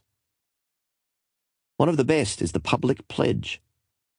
Tell everyone you know that you will lose the excess weight, or write that novel, or whatever your goal might be.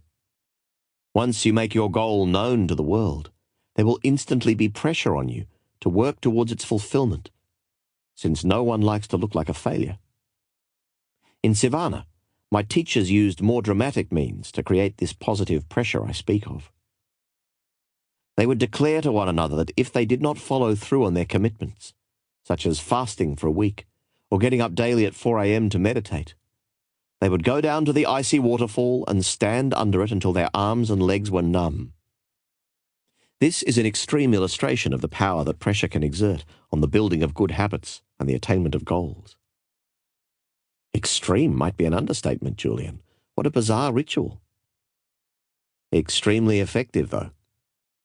The point is simply that when you train your mind to associate pleasure with good habits and punishment with bad ones, your weaknesses will quickly fall by the wayside.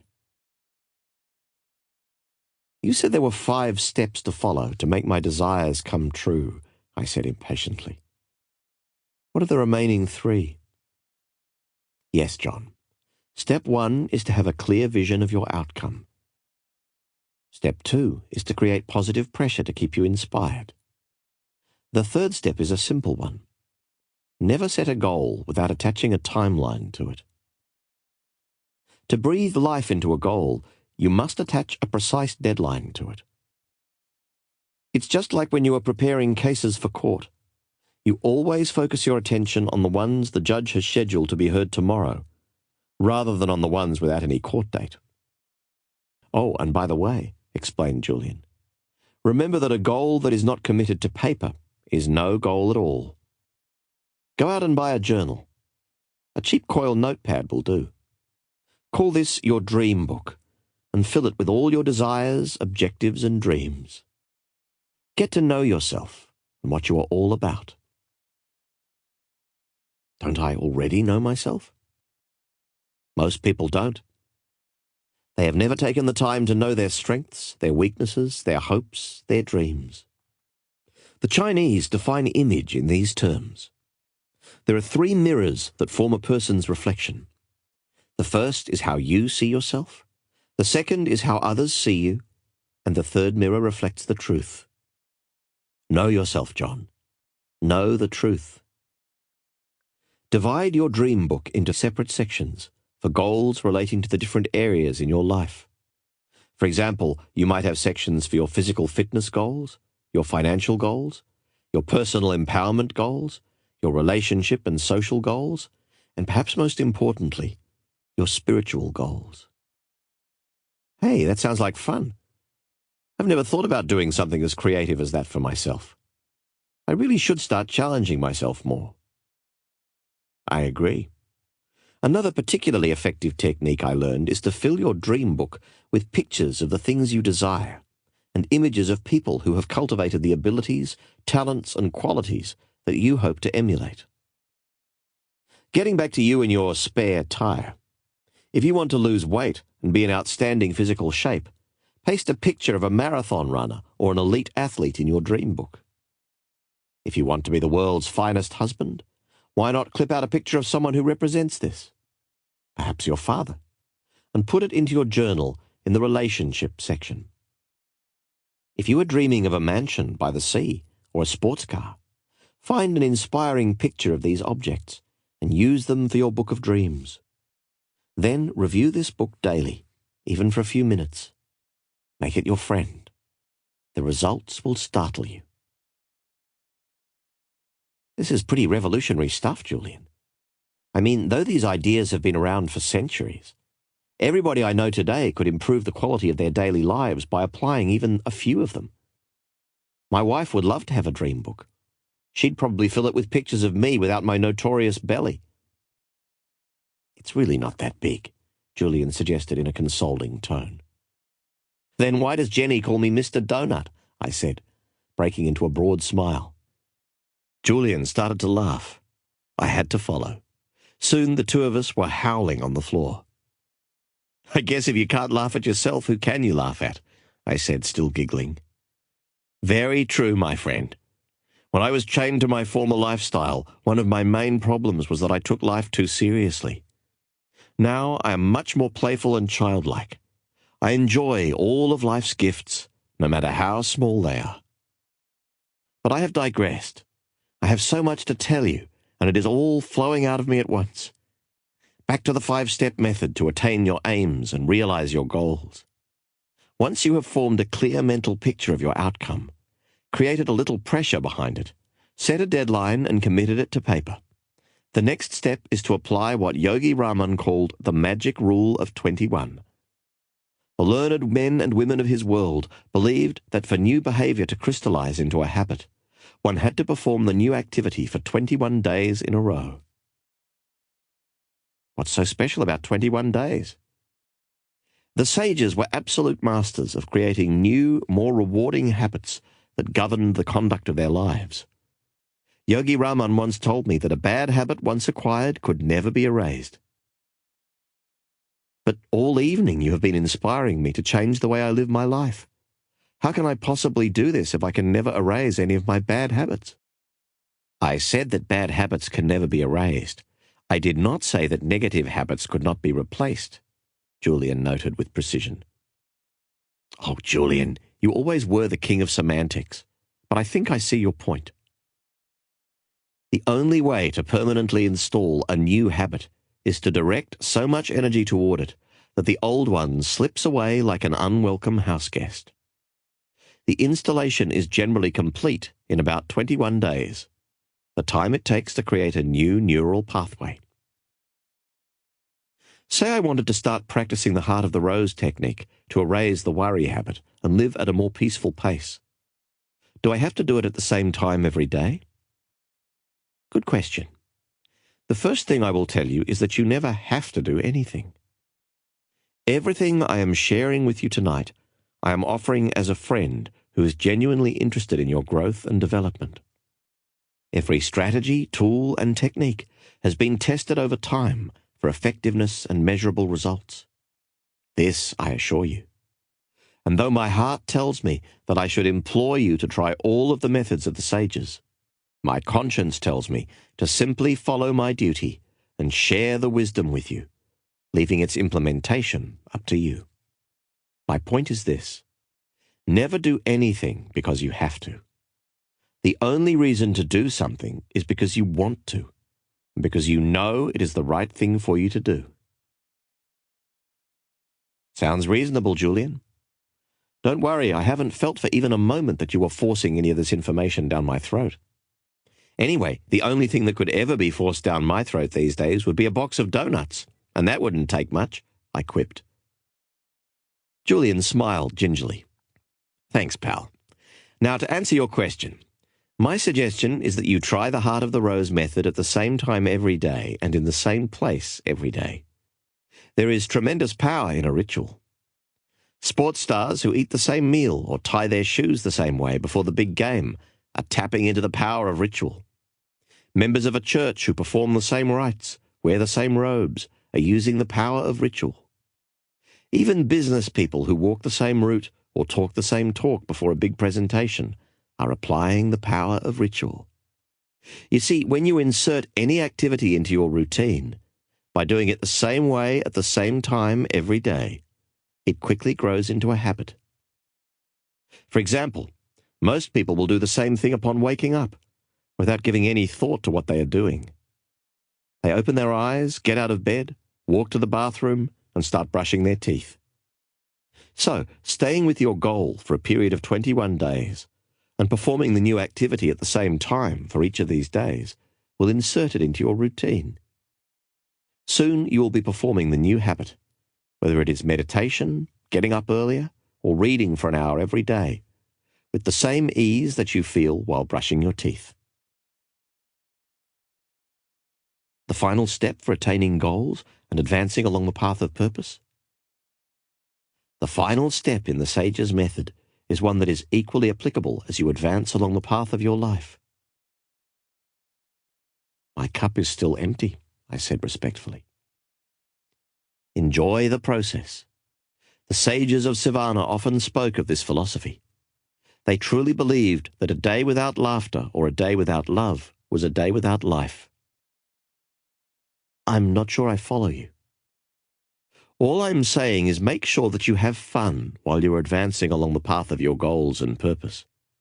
Never forget the importance of living with unbridled exhilaration. Never neglect to see the exquisite beauty in all living things. Today, and this very moment that you and I are sharing, is a gift. Remain spirited, joyful, and curious. Stay focused on your life work and on giving selfless service to others. The universe will take care of everything else. This is one of nature's truest laws. And never regret what has happened in the past? Exactly. There is no chaos in this universe. There is a purpose for everything that has ever happened to you, and everything that will happen to you. Remember what I told you, John. Every experience offers lessons. So stop majoring in minor things. Enjoy your life. Is that it? I still have much wisdom to share with you. Are you tired? Not in the least. Actually, I feel pretty pumped up. You are quite the motivator, Julian. Have you ever thought about an infomercial? I asked mischievously. I don't understand, he replied gently. Never mind, just one of my feeble attempts at humor. Okay, before we move along with Yogi Raman's Fable, there is one last point about reaching your goals and your dreams that I would like to impress on you. Go for it. There is one word that the sages spoke of in almost reverential terms. Do tell. This simple word seemed to carry a depth of meaning for them, and it peppered their daily talk. The word I am speaking of is passion, and it is a word you must constantly keep at the forefront of your mind as you follow your mission and attain your goals. A burning sense of passion is the most potent fuel for your dreams. Here in our society, we have lost our passion. We do not do things because we love to do them. We do things because we feel we have to do them. This is a formula for misery. And I am not speaking of romantic passion, although this is another ingredient for a successful, inspired existence. What I am talking about is a passion for life. Reclaim the joy of waking up every morning full of energy and exhilaration. Breathe the fire of passion into all that you do. You will quickly reap great material as well as spiritual rewards. You make it sound so easy. It is. From tonight onwards, take complete control of your life. Decide once and for all to be the master of your fate. Run your own race. Discover your calling, and you will start to experience the ecstasy of an inspired life. Finally, always remember that what lies behind you and what lies in front of you is nothing when compared to what lies within you. Thanks, Julian. I really needed to hear this. I never realized all that was lacking in my life until tonight. I have been wandering aimlessly through it, lacking a real purpose. Things are going to change, I promise you. I am grateful for this. You're welcome, my friend. I'm simply fulfilling my purpose. Chapter 9. The Ancient Art of Self-Leadership. Good people strengthen themselves ceaselessly. Confucius. Time is passing quickly, said Julian, before pouring himself another cup of tea. The morning will soon be upon us. Do you want me to continue, or have you had enough for one night? There was no way that I was going to let this man, who held such gems of wisdom within his grasp, stop without completing his story. At the outset, his tale seemed fantastic, but as I listened to him, as I absorbed the ageless philosophy that had been bestowed upon him, I came to believe deeply in what he was saying. These were not the superficial, self-serving ruminations of some two-bit huckster. Julian was the real thing. He clearly walked his talk, and his message rang true. I trusted him. Please continue, Julian. I have all the time in the world. The kids are sleeping at their grandparents' house tonight, and Jenny won't be up for hours. Sensing my sincerity, he continued with the symbolic fable that Yogi Raman had offered him to illustrate his wisdom on cultivating a richer, more radiant life. I have told you that the garden represents the fertile garden of your mind, a garden that is filled with delightful treasures and boundless riches. I have also spoken of the lighthouse and how it represents the power of goals and the importance of discovering your calling in life.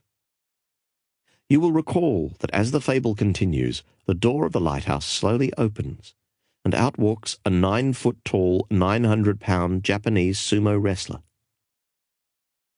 Sounds like a bad Godzilla movie. I used to love those when I was a kid.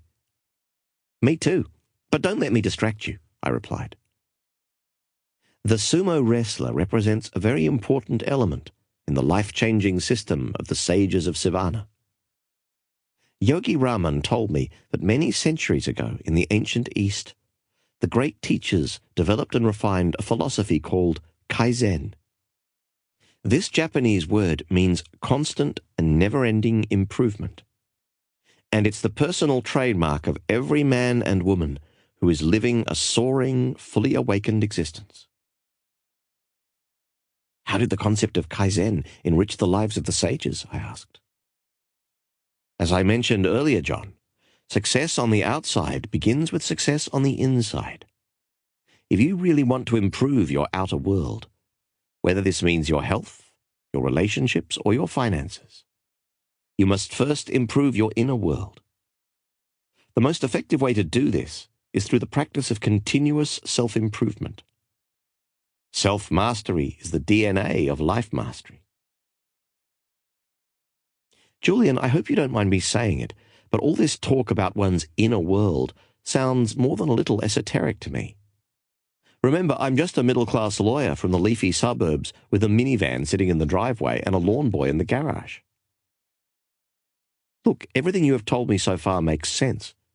As a matter of fact, much of what you have shared with me appears to be common sense, although I know that common sense is anything but common in this day and age. I must tell you, though, I'm having a little difficulty with this notion of Kaizen and improving my inner world. What exactly are we talking about here? Julian was agile in his response. In our society, we all too often label the ignorant as weak. However, those who express their lack of knowledge and seek instruction find the path to enlightenment before anyone else. Your questions are honest and show me that you are open to fresh ideas. Change is the most powerful force in our society today. Most people fear it. The wise embrace it. Zen tradition speaks of a beginner's mind, those who keep their minds open to new concepts. Those whose cups are always empty will always move to higher levels of achievement and fulfillment. Never be reluctant to ask even the most basic of questions. Questions are the most effective method of eliciting knowledge. Thanks, but I am still unclear about Kaizen. When I speak of improving your inner world, I am simply speaking of self-improvement and personal expansion, and it is the best thing you can do for yourself. You might think that you are too busy to spend time working on yourself. This would be a very big mistake. You see, when you have taken the time to build a strong character, full of discipline, energy, power, and optimism, you can have anything and do anything you want in your outer world. When you have cultivated a deep sense of faith in your abilities and an indomitable spirit, nothing can stop you from succeeding in all your pursuits and living with great rewards. Taking the time to master your mind, to care for the body and to nourish your soul will put you in a position to develop more richness and vitality in your life. It is, as Epictetus said so many years ago, "No man is free who is not a master of himself." So Kaizen is actually a very practical concept. Very. Think about it, John. How could a person possibly lead a corporation if he cannot even lead himself? How could you nurture a family if you haven't learned to nurture and care for yourself? How could you possibly do good if you don't even feel good? Do you see my point? I nodded in full agreement. This was the first time I had given any serious thought to the importance of improving myself. I had always thought that all those people I would see on the subway reading books with titles like The Power of Positive Thinking or Mega Living were troubled souls, desperate for some form of medicine to get them back on course. Now I realized that those who took the time to strengthen themselves were the strongest, and that it was only through improving oneself that one could ever hope to improve the lot of others. I then started to reflect on all the things I could improve. I could really use the added energy and good health that exercising would surely bring. Ridding myself of my nasty temper and my habit of interrupting others might do wonders for my relationship with my wife and kids. And erasing my worry habit would give me the peace of mind and deep happiness I had been searching for. The more I thought about it, the more potential improvements I saw. As I started to see all the positive things that would flood into my life through the cultivation of good habits, I grew excited. But I realized that Julian was talking about far more than the importance of daily exercise, a healthy diet, and a balanced lifestyle. What he had learned in the Himalayas was deeper and more meaningful than this. He spoke of the importance of building strength of character, developing mental toughness, and living with courage. He told me that these three attributes would lead one not only to a virtuous life, but to a life filled with achievement, satisfaction, and inner peace. Courage was a quality everyone could cultivate, and one that would pay huge dividends over the long run. What does courage have to do with self-leadership and personal development? I wondered aloud. Courage allows you to run your own race. Courage allows you to do whatever you want to do because you know that it is right. Courage gives you the self-control to persist where others have failed. Ultimately, the degree of courage you live with determines the amount of fulfillment you receive. It allows you to truly realize all the exquisite wonders of the epic that is your life. And those who master themselves have an abundance of courage. Okay, I'm starting to understand the power of working on myself. Where do I start? Julian returned to his conversation with Yogi Raman, high atop the mountains, on what he remembered as a remarkably starry and gloriously beautiful night. Initially, I too had trouble with the notion of self-improvement. After all, I was a tough, Harvard-trained legal gunslinger who had no time for New Age theories forced on me by what I thought were people with bad haircuts who hung out at airports. I was wrong. It was this closed-mindedness that was holding my life back all of those years. The more I listened to Yogi Raman, and the more I reflected on the pain and suffering of my former world, the more I welcomed the philosophy of Kaizen, constant and never-ending enrichment of the mind, body, and soul into my new life, Julian asserted. Why am I hearing so much about the mind, body, and soul these days? It seems I can't even turn on the tube without someone making mention of it. This is the trilogy of your human endowments. To improve your mind without the cultivation of your physical gifts would be a very hollow victory. Elevating your mind and body to their highest level without nurturing your soul would leave you feeling very empty and unfulfilled. But when you dedicate your energies to unlocking the full potential of all three of your human endowments, you will taste the divine ecstasy of an enlightened life. You've got me pretty excited, pal. As to your question about where to start, I promise that I will give you a number of ancient yet powerful techniques in a few moments. But first, I must share a practical illustration with you. Get into push-up position. Good grief, Julian's become a drill sergeant, I silently thought.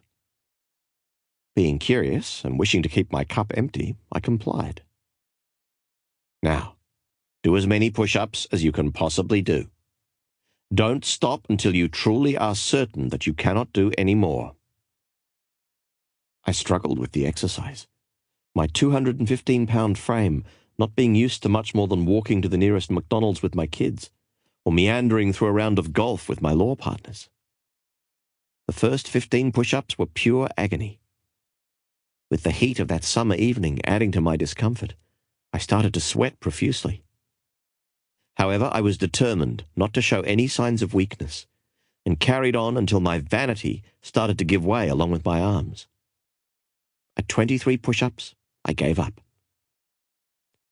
No more, Julian, this is killing me. What are you trying to do here? Are you certain that you can't do any more? I'm sure. Come on, give me a break. The only lesson I'm going to learn from this is what to do for a heart attack. Do 10 more, then you can rest, commanded Julian. You've got to be kidding. But I continued. 1, 2, 5, 8, and finally 10. I lay on the floor in total exhaustion. I went through precisely the same experience with Yogi Raman the night he shared his special fable with me, said Julian. He told me that pain was a great teacher. What could anyone possibly learn from an experience like this? I asked breathlessly. Yogi Raman, and all of the sages of Sivana for that matter, believed that people grow the most when they enter the zone of the unknown. Okay, but what does that have to do with making me do all those push-ups?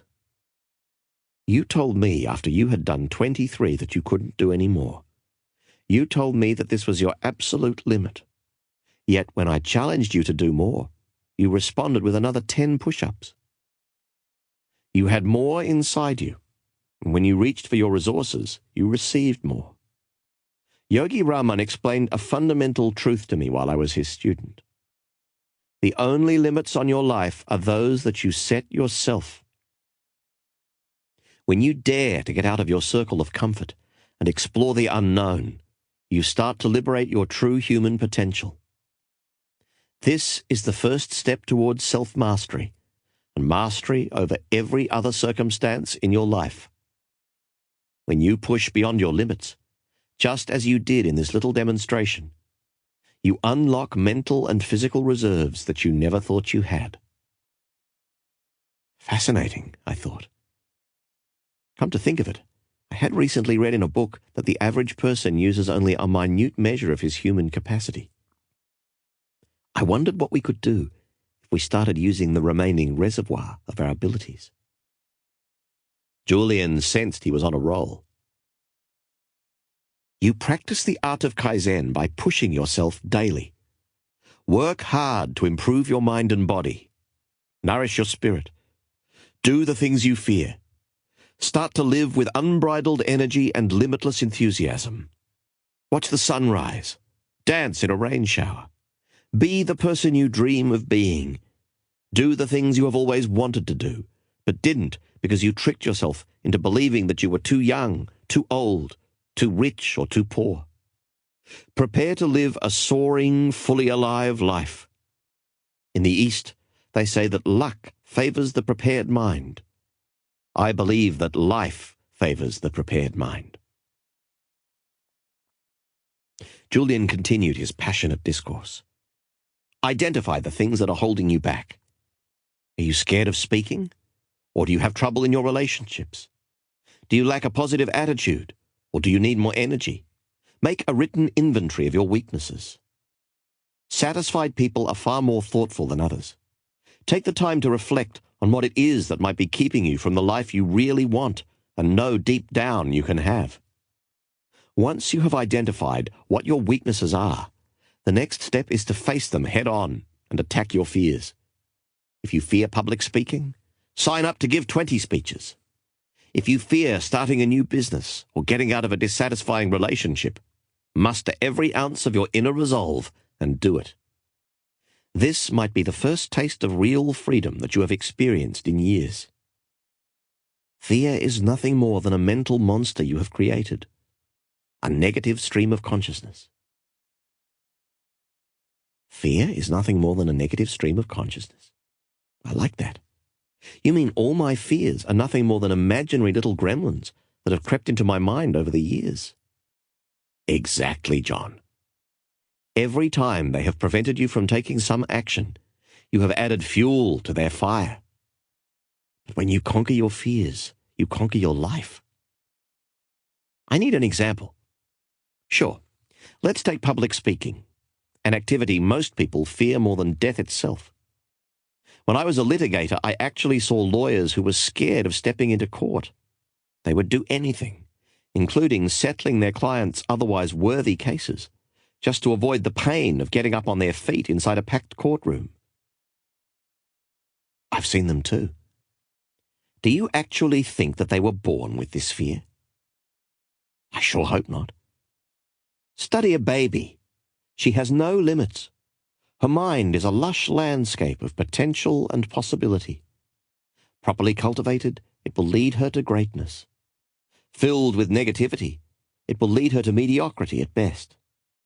What I am saying is this: no experience, whether it is public speaking or asking your boss for a raise, or swimming in a sun-soaked lake, or walking along the beach on a moonlit night, is inherently painful or pleasant.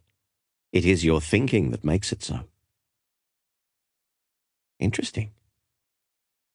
A baby could be trained to view a glorious sunny day as depressing. A child could be trained to see a puppy as a vicious animal. An adult could be trained to see a drug as a pleasant vehicle for release. It's all a matter of conditioning, isn't it? Sure. The same holds true of fear. Fear is a conditioned response, a life-sucking habit that can easily consume your energy, creativity, and spirit if you are not careful. When fear rears its ugly head, beat it down quickly. The best way to do that is to do the thing you fear. Understand the anatomy of fear. It is your own creation. Like any other creation, it is just as easy to tear it down as it is to erect it.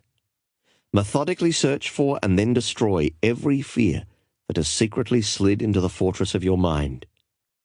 This alone will give you enormous confidence, happiness, and peace of mind. Can a person's mind actually be fully fearless? I asked. Great question. The answer is an unequivocal and emphatic yes. Each and every one of the sages of Sivana was absolutely fearless. You could see it in the way they walked. You could see it in the way they talked. You could see it when you looked deep into their eyes. And I'll tell you something else, John. What? I asked, fascinated by what I was hearing. I, too, am fearless. I know myself, and I have come to see that my natural state is one of indomitable strength and unlimited potential. It was just that I was blocked by all those years of self-neglect and unbalanced thinking. I'll tell you another thing. When you erase fear from your mind, you start to look younger and your health becomes more vibrant. Ah, the old mind-body connection, I replied, hoping to mask my ignorance. Yes, the sages of the East have known about it for over 5,000 years. Hardly new age, he said, with a broad grin lighting up his radiant face. The sages shared another powerful principle with me that I think about often.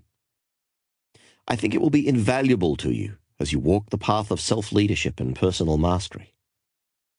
It has given me motivation at times when I feel like taking things easy. The philosophy can be stated succinctly. What sets highly actualized people apart from those who never live inspired lives is that they do those things that less developed people don't like doing, even though they might not like doing them either.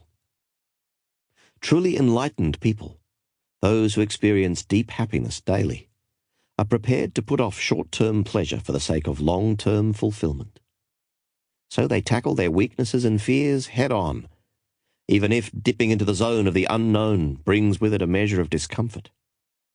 They resolve to live by the wisdom of Kaizen, improving every aspect of themselves ceaselessly and continuously. With time, things that were once difficult become easy. Fears that once prevented them from all the happiness, health, and prosperity they deserved fall to the wayside like stickmen toppled by a hurricane. So you're suggesting that I must change myself before I change my life? Yes. It's like that old story my favorite professor told me when I was in law school. One night a father was relaxing with his newspaper after a long day at the office. His son, who wanted to play, kept on pestering him. Finally, fed up, the father ripped out a picture of the globe that was in the paper and tore it into 100 tiny pieces. "Here, son, go ahead and try and put this back together," he said, hoping that this would keep the little boy busy long enough for him to finish reading his paper. To his amazement, his son returned after only 1 minute with the globe perfectly back together. When the startled father asked how he achieved this feat, the son smiled gently and replied, "Dad, on the other side of the globe there was a picture of a person, and once I got the person together, the world was okay." That's a great story.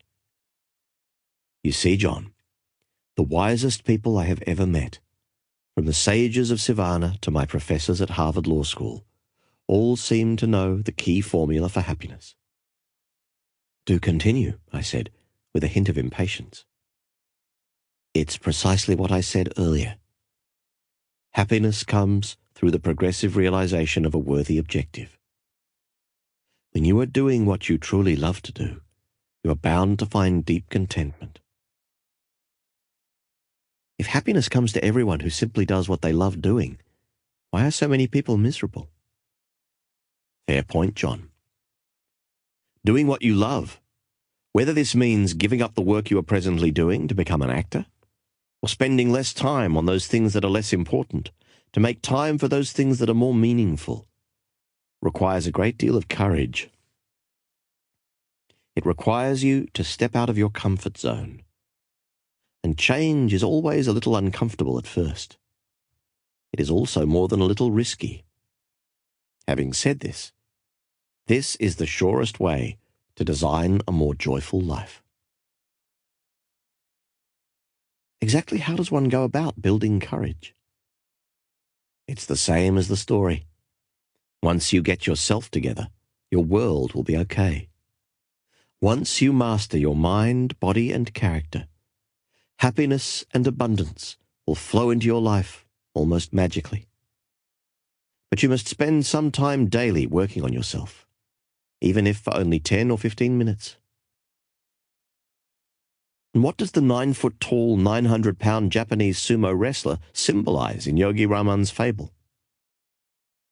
Our hefty friend will be your constant reminder of the power of Kaizen, the Japanese word for constant self-expansion and progress. In just a few hours, Julian had revealed the most powerful and the most astonishing information that I had ever heard in my lifetime. I had learned of the magic in my own mind and its treasure trove of potential. I had learned highly practical techniques to still the mind and focus its power on my desires and dreams. I had learned the importance of having a definite purpose in life and of setting clear goals in every aspect of my personal, professional, and spiritual world. Now I had been exposed to the ageless principle of self-mastery, Kaizen.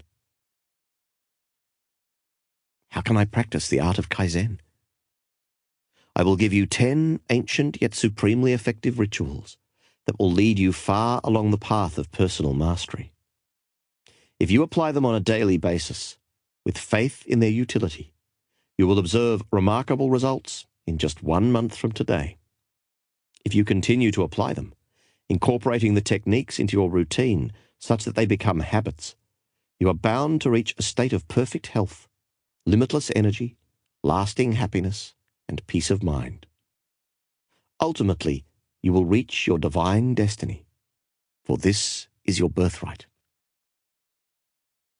Yogi Raman offered the 10 rituals to me with great faith in what he termed their exquisiteness, and I think you will agree that I am living proof of their power. I simply ask that you listen to what I have to say and judge the results for yourself. Life-changing results in only 30 days? I asked in disbelief. Yes. The quid pro quo is that you must set aside at least 1 hour a day for 30 consecutive days to practice the strategies I am about to offer to you. This investment in yourself is all it takes. And please don't tell me that you don't have the time. But I don't, I said honestly. My practice is really booming. I don't have 10 minutes to myself, let alone a full hour, Julian. As I told you, saying that you do not have the time to improve yourself, whether this means improving your mind or nourishing your spirit, is much like saying you do not have the time to stop for gas because you are too busy driving. Eventually it will catch up with you. Really? Really. How so? Let me put it this way. You are very much like a high-performance race car worth millions of dollars, a well-oiled, highly sophisticated machine. Why, thank you, Julian. Your mind is the greatest wonder of the universe, and your body has the capacity to perform feats that might astonish you. Agreed. Knowing the value of this high-performance multi-million-dollar machine, would it be wise to run it full out every minute of every day without taking a pit stop to let the motor cool down? Of course not. Well then, why are you not taking some time every day for your personal pit stop or rest break? Why are you not taking the time to cool down the high-performance engine of your mind? Do you see my point? Taking the time to renew yourself is the most important thing you can do. Ironically, taking time out from your hectic schedule for self-improvement and personal enrichment will dramatically improve your effectiveness once you get back into it. 1 hour a day for 30 days is all it takes? It's the magic formula I was always searching for. I would probably have paid a couple of $1 million for it in my old glory days if I had understood its importance. Little did I know that it was free, as is all priceless knowledge. Having said this, you must be disciplined and apply the strategies that make up the formula daily, with utter conviction in their value. This is not a quick fix type deal. Once you are in it for the long term. What do you mean? Spending 1 hour a day tending to yourself will surely give you dramatic results in 30 days, provided you do the right things. It takes about 1 month to fully install a new habit. After this period, the strategies and techniques you will learn will fit like a second skin.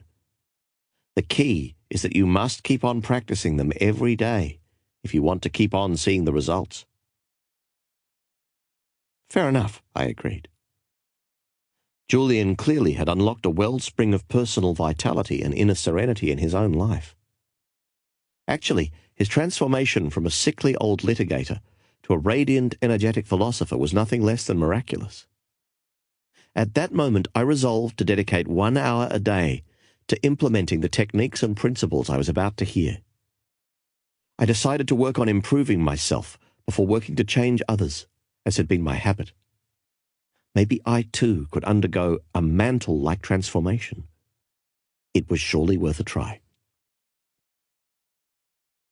That night, sitting on the floor of my cluttered living room, I learned what Julian called the 10 rituals of radiant living. Some of them required a little concentrated effort on my part. Others could be performed effortlessly. All were intriguing and rich with the promise of extraordinary things to come. The first strategy was known to the sages as the ritual of solitude. This involves nothing more than ensuring that your daily schedule includes a mandatory period of peace. Just what is a period of peace? It is a period of time, as little as 15 minutes or as much as 50, wherein you explore the healing power of silence and come to know who you really are, Julian explained. Sort of a rest break for that overheated engine of mine, I suggested with a slight smile. That's a pretty accurate way of looking at it. Have you ever been on a long road trip with your family? Sure. Every summer we drive down to the islands to spend a couple of weeks with Jenny's parents. Okay. Do you ever make pit stops along the way? Yes, for food, or if I'm feeling a little sleepy, I'll take a quick nap after having listened to my kids fight in the back seat for 6 hours.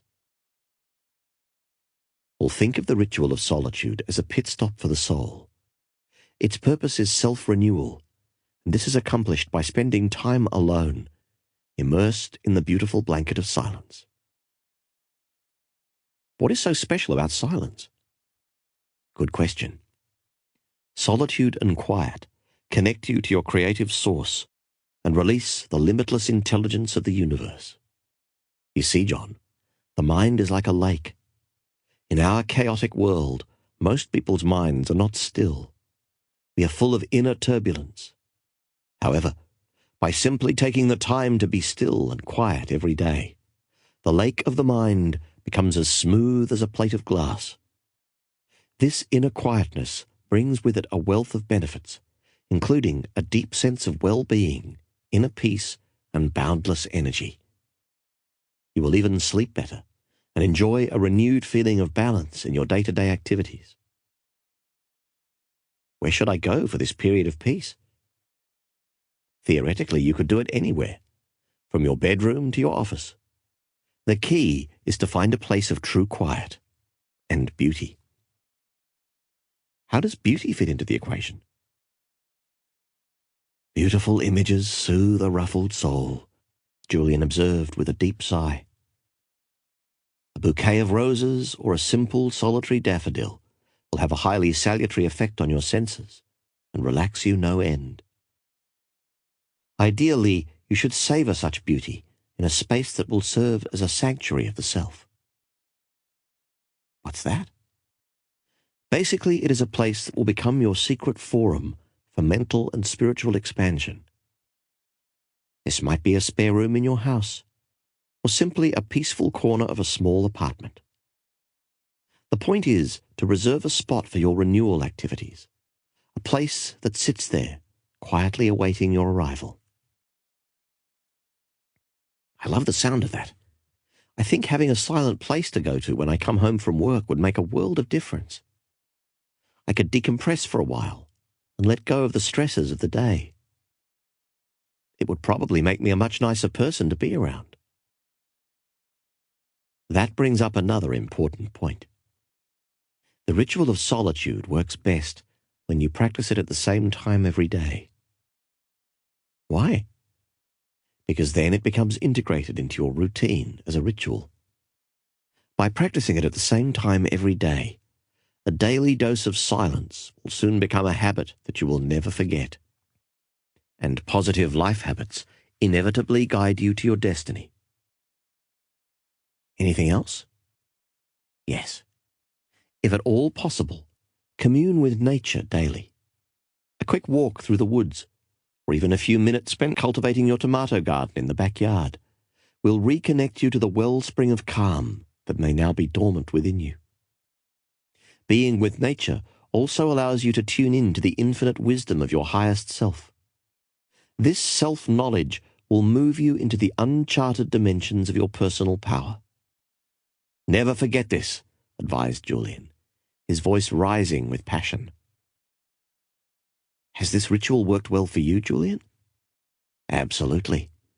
I rise with the sun, and the first thing I do is head off to my secret sanctuary.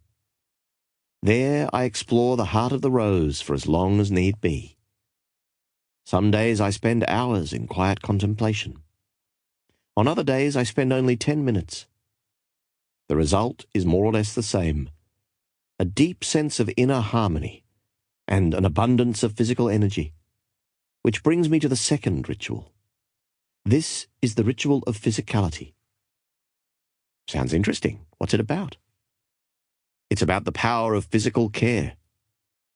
Huh? It's simple. The ritual of physicality is based on the principle that says, as you care for the body, so you care for the mind.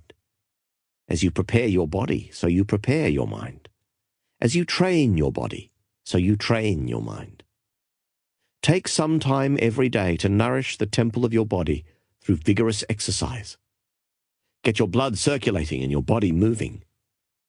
Did you know that there are 168 hours in a week? No, not really. It's true. At least 5 of those hours should be invested in some form of physical activity.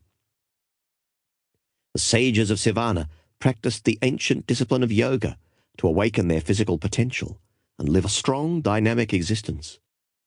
It was an extraordinary sight to see these marvelous physical specimens who had managed to age-proof their lives, standing on their heads in the center of their village. Have you tried yoga, Julian? Jenny started practicing it last summer and says it has added 5 years to her life. There is no one strategy that will magically transform your life, John. Let me be the first to say this. Lasting and profound change comes through the continued application of a number of the methods I have shared with you. But yoga is an extremely effective way to unlock your reserves of vitality.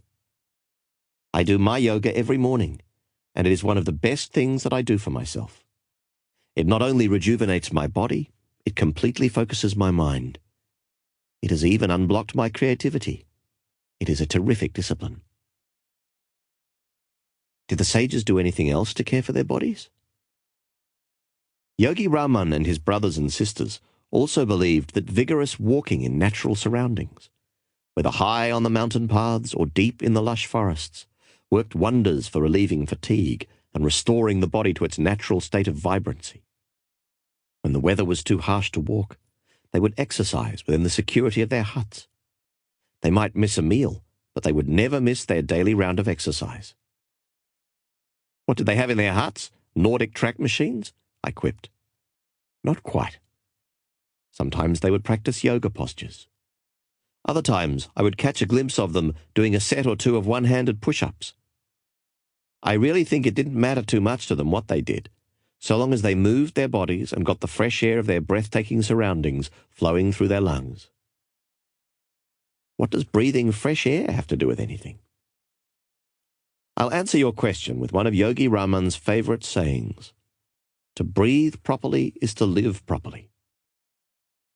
Breathing is that important? I asked in surprise. Quite early on in Sivana, the sages taught me that the fastest way to double or even triple the amount of energy I had was to learn the art of effective breathing. But don't we all know how to breathe? Even a newborn baby? Not really, John. While most of us know how to breathe to survive, we have never learned how to breathe to thrive. Most of us breathe far too shallowly, and in so doing, we fail to take in enough oxygen to run the body at an optimal level. Sounds like proper breathing involves a lot of science. It does, and the sages treated it that way. Their philosophy was simple. Take in more oxygen through efficient breathing, and you liberate your energy reserves, along with your natural state of vitality. Okay, so where do I start? It's actually pretty easy. 2 or 3 times a day, take a minute or two to think about breathing more deeply and effectively. How do I know if I'm breathing effectively? Well, your belly should move out slightly. This indicates that you are breathing from the abdomen, which is good. A trick that Yogi Raman taught me was to cup my hands over my stomach. If they moved out as I inhaled, my breathing technique was proper. Very interesting. If you like that, then you will love the third ritual of radiant living, said Julian. Which is? The ritual of live nourishment. In my days as a litigator, I lived off of a steady diet of steaks, fries, and other types of junk food. Sure, I ate at the finest restaurants in the country, but I still filled my body with junk. I didn't know it at the time, but this was one of the main sources of my discontent. Really? Yes. A poor diet has a pronounced effect on your life. It drains your mental and physical energy. It affects your moods, and it hampers the clarity of your mind. Yogi Raman put it this way: as you nourish your body, so you nourish your mind. I assume then that you changed your diet. Radically. And it made an amazing difference in the way I felt and looked. I always thought that I was so run down because of the stresses and strains of my work, and because the wrinkled fingers of old age were reaching out for me. In Sivana, I learned that much of my lethargy was due to the low-octane fuel I was pumping into my body. What did the sages of Sivana eat to stay so youthful and bright? Live foods, came the efficient reply. Huh? Live foods are the answer. Live foods are foods that are not dead. Come on, Julian, what are live foods? I asked impatiently. Basically, live foods are those that are created through the natural interaction of the sun, air, soil, and water. What I'm talking about here is a vegetarian diet. Fill your plate with fresh vegetables, fruits, and grains, and you might just live forever. Is that possible? Most of the sages were well over 100, and they showed no signs of slowing down. And just last week I read in the paper about a group of people living on the tiny island of Okinawa in the East China Sea. Researchers are flocking to the island because they are fascinated by the fact that it holds the largest concentration of centenarians in the world. What have they learned? That a vegetarian diet is one of their main longevity secrets. But is this type of diet healthy? You wouldn't think that it would give you much strength. Remember, I'm still a busy litigator, Julian. This is the diet that nature intended. It is alive, vital, and supremely healthy. The sages have lived by this diet for many thousands of years. They call it a sattvic or pure diet. And as to your concern about strength, the most powerful animals on the planet, ranging from gorillas to elephants, wear the badge of proud vegetarians. Did you know that a gorilla has about 30 times the strength of a man? Thanks for that important tidbit of information. Look, the sages are not extreme people. All of their wisdom was based on the ageless principle that one must live a life of moderation and do nothing to extremes. So if you like meat, you can certainly keep eating it. Just remember that you are ingesting dead food. If you can, cut back on the amount of red meat that you eat.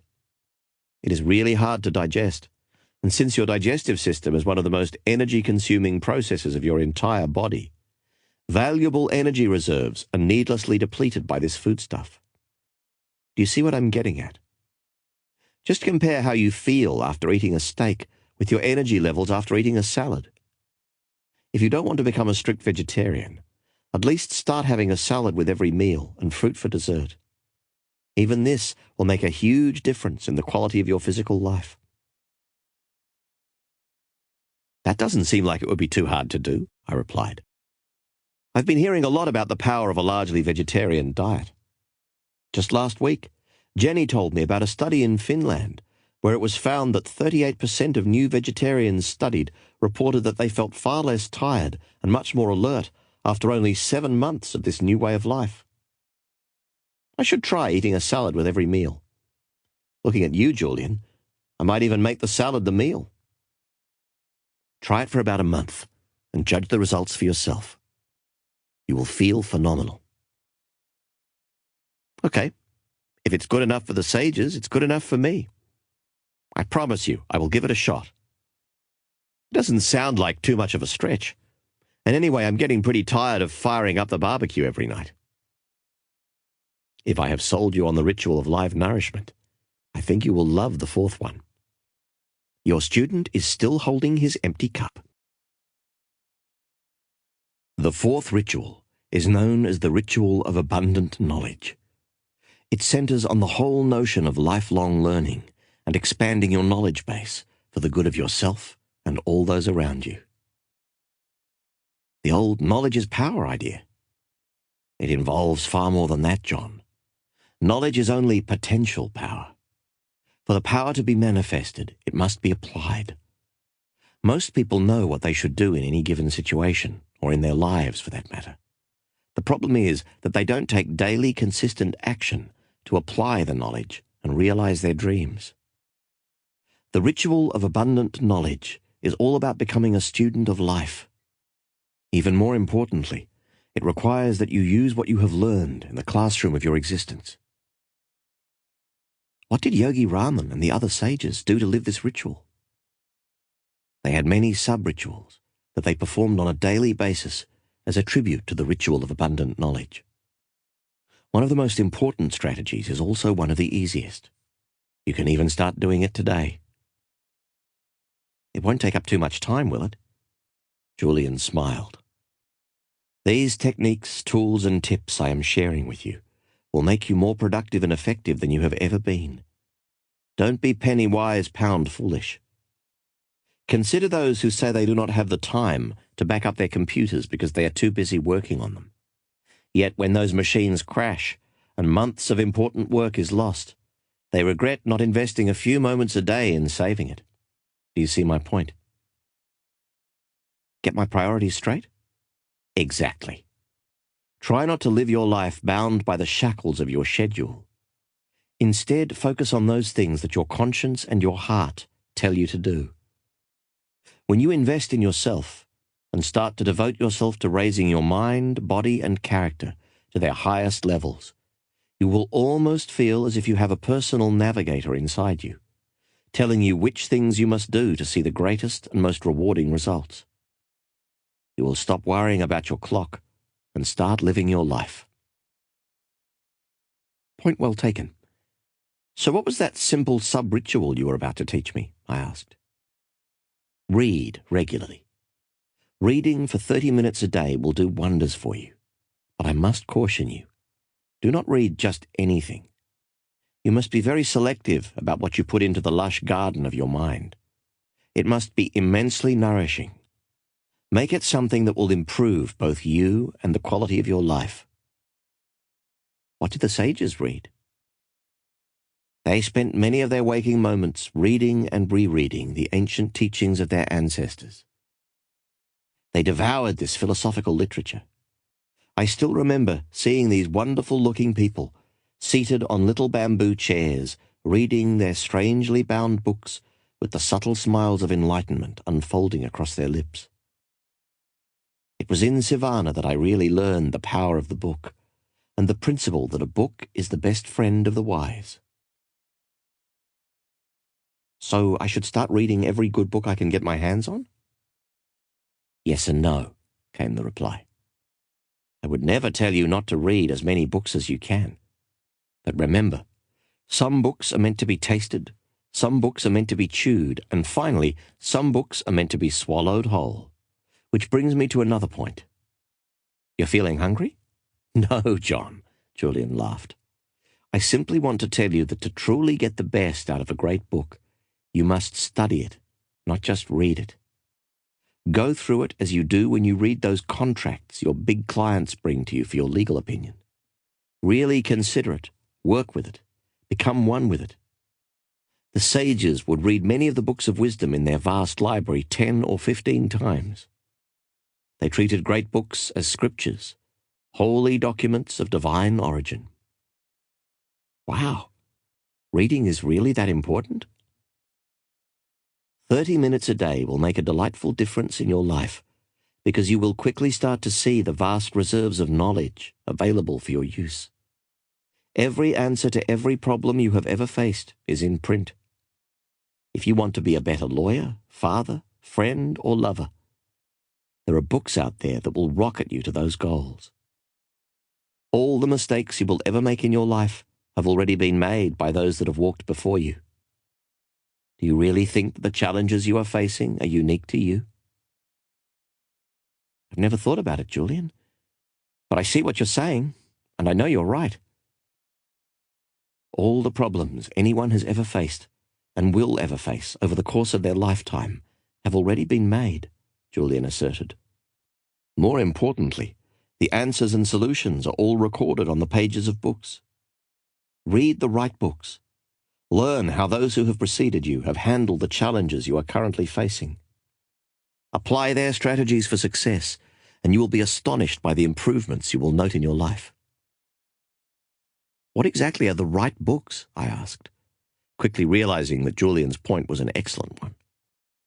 I'll leave that to your good judgment, my friend.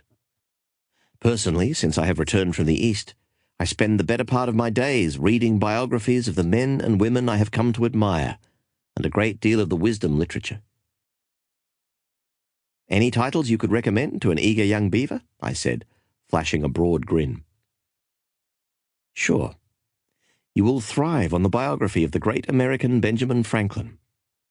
I think you will also find much growth impetus from Mahatma Gandhi's autobiography, entitled The Story of My Experiments with Truth. I also suggest that you read Siddhartha by Hermann Hesse, the highly practical philosophy of Marcus Aurelius, and some of the work of Seneca. You might even read Think and Grow Rich by Napoleon Hill.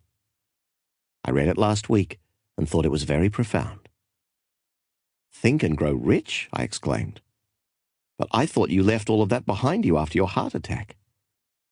I'm really sick and tired of all the make money fast manuals that are being peddled out there by snake oil salesmen preying on the weak. Easy, big fella. I couldn't agree with you more, offered Julian, with all the warmth and patience of a wise, loving grandfather. I, too, want to restore the character ethic to our society. That little book is not about making a lot of money. It is about making a lot of life. I will be the first to tell you that there is a huge difference between well-being and being well-off. I've lived it and know the pain of a money-driven life. Think and Grow Rich is about abundance, including spiritual abundance, and how to attract all that is good into your life. You might do well to read it, but I will not press the point. Sorry, Julian, I didn't mean to sound like an aggressive litigator, I offered apologetically. I guess my temper gets the better of me sometimes. One more thing I need to improve. I really am grateful for all that you are sharing with me. No problem. Water under the bridge. My point simply is read and keep reading. Do you want to know something else interesting? What? It's not what you will get out of the books that is so enriching. It is what the books will get out of you that will ultimately change your life. You see, John, books do not actually teach you anything new. Really? Really. Books simply help you to see what is already within yourself. That's what enlightenment is all about. After all my journeying and exploring, I found that I have actually come full circle, back to the point from which I started as a young boy. But now I know myself and all that I am and can be. So the ritual of abundant knowledge is all about reading and exploring the wealth of information out there. Partly. For now, read 30 minutes a day. The rest will come naturally, Julian said with a hint of mystery. Okay, what's the fifth ritual of radiant living? It is the ritual of personal reflection. The sages were firm believers in the power of inner contemplation. By taking the time to get to know yourself, you will connect to a dimension of your being that you never knew you had. Sounds pretty deep. It's actually a very practical concept. You see, we all have many sleeping talents inside of us. By taking the time to get to know them, we kindle them. However, silent contemplation will deliver even more than this. This practice will make you stronger, more at ease with yourself, and wiser. It is a very rewarding use of your mind. I'm still a little fuzzy on the concept, Julian. Fair enough. It was all so foreign to me when I first heard it. Boiled down to its basic form, personal reflection is nothing more than the habit of thinking. But don't we all think? Isn't that part of being human? Well, most of us do think. The problem is that most people think just enough to survive. What I am speaking about with this ritual is thinking enough to thrive. When you read Ben Franklin's biography, you will see what I mean. Every evening after a full day of productive work, he would retire to a silent corner of his home and reflect on his day. He would consider all of his actions, and whether they were positive and constructive, or whether they were of the negative sort, in need of repair. By clearly knowing what he was doing wrong in his days, he could take immediate steps to improve and advance along the path of self-mastery. The sages did the same. Every night they would retire to the sanctuary of their huts, covered by fragrant rose petals, and sit in deep contemplation. Yogi Raman would actually take a written inventory of his day. What kinds of things would he write down? I asked. First, he would list all of his activities, from the personal care activities of his morning, to his interactions with the other sages, to his forays into the forest in search of firewood and fresh food. Interestingly, he would also write down the thoughts he had run through his mind during that particular day. Isn't that hard to do? I can hardly remember what I thought 5 minutes ago, let alone 12 hours ago. Not if you practice this ritual daily. You see, anyone can attain the kind of results I have attained. Anyone. The real problem is that too many people suffer from that dreadful disease known as excuse-itis. I think I might have contracted that one in the past, I said, in full knowledge of what my wise friend was saying. Stop making excuses and just do it, Julian exclaimed, his voice resonating with the strength of conviction. Do what? Take the time to think. Get into the regular habit of personal introspection. Once Yogi Raman had listed all that he had done and all that he had thought in one column, he would then do an assessment in another column. As he was confronted by his activities and thoughts in the written form, he asked himself whether they were positive in nature. If they were, he resolved to continue giving his precious energy to them, as they would pay huge dividends in the long run. And if they were negative? Then he would come up with a clear course of action to get rid of them. I think an example might help me. Can it be personal? Julian asked. Sure. I'd love to know some of your innermost thoughts, I suggested. Actually, I was thinking about yours. We both started to giggle like a couple of kids in a schoolyard. Oh, all right, you always did get your own way. Okay, let's go through just a few of the things that you did today. Write them down on that piece of paper on the coffee table, Julian instructed. I started to realize that something important was about to happen. This was the first time in years that I had actually taken the time to do nothing but reflect on the things I was doing and the thoughts that I was thinking. It was all so strange and yet so intelligent. After all, how could I ever hope to improve myself and my life if I hadn't even taken the time to figure out what I was supposed to improve? Where do I start? I asked.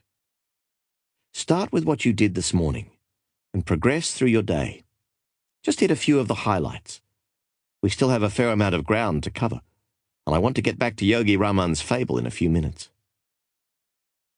Fine. I woke up at 6:30 to the sound of my electric rooster, I joked. Get serious and keep going, Julian replied firmly. Okay. Then I showered and shaved, gobbled down a waffle, and rushed off to work. And what about your family? They were all asleep. Anyway, once I got to the office, I noticed that my 7:30 appointment had been waiting there since 7, and boy was he furious. What was your response? I fought back. What was I supposed to do? Let him push me around? Okay. Then what happened? Well, things went from bad to worse. The courthouse called and told me that Judge Wildebest needed to see me in his chambers, and if I wasn't there within 10 minutes, heads would roll. You remember Wildebest, don't you? You were the one who nicknamed him Judge Wild Beast after he held you in contempt for parking your Ferrari in his parking spot, I recalled, breaking into laughter. You would have to bring that up, wouldn't you? Julian replied, his eyes revealing the remnants of that mischievous twinkle he was once well known for. Anyway, I rushed down to the courthouse and had another argument with one of the clerks. By the time I got back to the office, there were 27 phone messages waiting for me, all marked urgent. Need I go on? Please do. Well, on the way home, Jenny called me in the car and asked me to stop by her mother's house and pick up one of those amazing pies my mother-in-law is famous for. Problem was that when I took that exit, I found myself in the middle of a gridlock that was worse than anything I have seen in ages.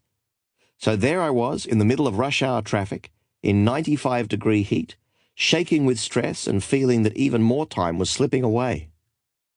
How did you respond? I cursed the traffic, I said with complete honesty. I was actually shouting out loud inside my car. Do you want to know what I said? I don't think that would be the kind of thing that would nourish the garden of my mind, Julian responded with a soft smile. But it might make for good fertilizer. No thanks. Maybe we should stop there. Just take a second and look at your day. Obviously, in retrospect, there are at least a few things that you would do differently if you had the chance. Obviously. Like what? Well, first, in a perfect world, I would get up earlier. I don't think I'm doing myself any favors by hitting the ground running. I'd like to have a little peace in the morning and ease myself into the day. The heart of the rose technique you told me about earlier sounds like it would be fun. Also, I really would like to have the family around the breakfast table, even if only for a bowl of cereal. It would give me a better sense of balance. I always seem to feel that I never spend enough time with Jenny and the kids. But it is a perfect world, and you have a perfect life. You do have the power to control your day. You do have the power to think good thoughts. You do have the power to live your dreams, Julian observed, his voice rising. I am realizing this. I really am starting to feel that I can change. Great. Continue reflecting on your day, he instructed. Well, I wish I hadn't yelled at my client. I wish I hadn't argued with the court clerk, and I wish I hadn't screamed at the traffic. The traffic doesn't care, does it? It just keeps on being traffic, I noted. I think you now see the power of the ritual of personal reflection. By looking at what you are doing, how you are spending your day, and the thoughts you are thinking, you give yourself a benchmark for measuring improvement. The only way to improve tomorrow is to know what you did wrong today. And come up with a clear plan so that it doesn't happen again, I added. Precisely. There is nothing wrong with making mistakes. Mistakes are part of life and essential for growth. It's like that saying, happiness comes through good judgment comes through experience, and experience comes through bad judgment. But there is something very wrong with making the same mistakes over and over again, day in and day out. This shows a complete lack of self-awareness, the very quality that separates humans from animals. I've never heard that one before. Well, it's true. Only a human being can step out of himself and analyze what he is doing right and what he is doing wrong. A dog cannot do this. A bird cannot do this. Even a monkey cannot do it. But you can. This is what the ritual of personal reflection is all about. Figure out what is right and what is wrong in your days and in your life. Then set about making immediate improvements. Lots to think about, Julian. Lots to think about, I offered reflectively. How about thinking about the sixth ritual for radiant living, the ritual of early awakening? Uh-oh, I think I know what's coming. One of the best pieces of advice I learned in that far-off oasis of Savannah was to rise with the sun and to start the day off well. Most of us sleep far more than we need to. The average person can get by on 6 hours and remain perfectly healthy and alert. Sleep is really nothing more than a habit, and like any other habit, you can train yourself to achieve the result you want. Sleeping less in this case. But if I get up too early, I really do feel exhausted, I said. For the first few days, you will feel very tired. I'll freely admit this. You might even feel this way for the first week of getting up nice and early. Please see this as a small measure of short-term pain for a large measure of long-term gain. You will always feel a little discomfort when you are installing a new habit. It's sort of like breaking in a new pair of shoes. At first, it's a little hard to wear them, but soon they fit like a glove. As I told you earlier, pain is often the precursor to personal growth. Don't dread it. Instead, embrace it. Okay, I like the idea of training myself to get up earlier. First, let me ask you, what does early mean? Another fine question. There is no ideal time. Just like everything else I have shared with you so far, do what is right for you. Remember Yogi Raman's admonishment. Nothing to extremes, everything in moderation. Getting up with the sun sounds extreme. Actually, it isn't. There are few things more natural than rising with the glory of the first rays of a new day. The sages believed that sunshine was a gift from heaven, and while they were careful not to overexpose themselves, they regularly had sunbaths and often could be seen dancing playfully in the early morning sunshine. I firmly believe that this was another key to their extraordinary longevity. Do you sunbathe? I asked. Absolutely. The sun rejuvenates me. When I grow tired, it keeps my mood bright. In the ancient culture of the East, the sun was thought to be a connection to the soul. People worshipped it as it allowed their crops to flourish along with their spirits. Sunlight will release your vitality and restore your emotional and physical vibrancy. It is a delightful physician, when visited in moderation, of course. Alas, I digress. The point is to get up early every day. How do I build this ritual into my routine? Here are a couple of quick tips. First, never forget that it is the quality and not the quantity of sleep that is important. It is better to have 6 hours of uninterrupted deep sleep than even 10 hours of disturbed sleep. The whole idea is to provide your body with rest so that its natural processes can repair and restore your physical dimension to its natural state of health, a state that is diminished through the stresses and struggles of daily use.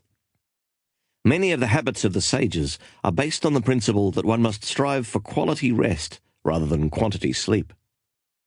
For example, Yogi Raman would never eat past 8 p.m. He said that the digestive activity it induced would reduce the quality of his sleep. Another example was the sage's habit of meditating to the soft sounds of their harp immediately before heading off to sleep. What was the reason behind this? Let me ask you, John, what do you do before you go to sleep every night? I watch the news with Jenny, the same as most people I know. I kind of thought so, replied Julian, with a mysterious twinkle in his eyes. I don't get it. What could possibly be wrong with getting a little shot of the news before I go to sleep? The 10-minute period before you sleep and the 10-minute period after you wake up are profoundly influential on your subconscious mind. Only the most inspiring and serene thoughts should be programmed into your mind at those times. You make the mind sound like a computer. That's a pretty fair way to look at it. What you put in is what you get out. Even more important is the fact that you alone are the programmer. By determining the thoughts that go in, you also are determining precisely what will come out. So, before you go to sleep, don't watch the news or argue with anyone, or even go over the day's events in your mind's eye. Relax. Drink a cup of herbal tea if you like. Listen to some soft classical music, and prepare yourself to drift off into a rich, renewing slumber. It makes sense. The better the sleep, the less I will need. Exactly. And remember the ancient rule of 21. If you do anything for 21 days in a row, it will be installed as a habit. So stay with the early rising routine for about 3 weeks before you give up, because it feels too uncomfortable. By then, it will be a part of your life. Within short order, you will be able to rise at 5:30 a.m. or even at 5 a.m. with ease, ready to savor the splendor of another great day. Okay, so let's say that I am getting up every day at 5:30. What do I do? Your questions show that you are thinking, my friend. I appreciate this. Once you are up, there are many things you can do. The fundamental principle to keep in mind is the importance of starting your day off well. As I've suggested, the thoughts you think and the actions you take in the first 10 minutes after you wake up have a very marked effect on the rest of your day. Seriously? Absolutely. Think positive thoughts. Give a prayer of thanks for all you have. Work on your gratitude list. Listen to some great music. Watch the sun come up. Or perhaps go for a quick walk in natural surroundings if you feel up to it. The sages would actually make themselves laugh, whether they felt like it or not, just to get the happiness juices flowing early in the morning. Julian, I am trying very hard to keep my cup empty, and I think you will agree that I've done pretty well for a novice. But that really sounds odd, even for a band of monks living high in the Himalayas. But it is not. Take a guess how many times the average 4-year-old laughs in a day. Who knows? I do. 300. Now, guess how many times the average adult in our society laughs in the course of a day. 50? I tried. Try 15, Julian said, smiling in satisfaction. You see my point? Laughing is medicine for the soul. Even if you don't feel like it, look in the mirror and laugh for a couple of minutes. You can't help but feel fantastic. William James said, "We don't laugh because we are happy. We are happy because we laugh." So start your day on a delightful footing. Laugh, play, and give thanks for all you have. Every day will be an exquisitely rewarding one. What do you do to start your day off on a positive footing? Actually, I have developed quite a sophisticated morning routine that includes everything from the heart of the rose to drinking a couple of glasses of freshly squeezed fruit juice. But there is one strategy in particular that I would like to share with you. Sounds important. It is. Shortly after you have awakened, go into your sanctuary of silence. Get still and focused. Then ask yourself this question: what would I do today if today was my last? The key is to really get into the meaning of this question. Mentally list all the things you would do, the people you would call, and the moments you would savor. Envision yourself doing these things with great energy. Visualize how you would treat your family and your friends. Even picture how you would treat total strangers if today was your last day on the planet. As I told you earlier, when you live every day as if it was your last, your life will take on a magical quality.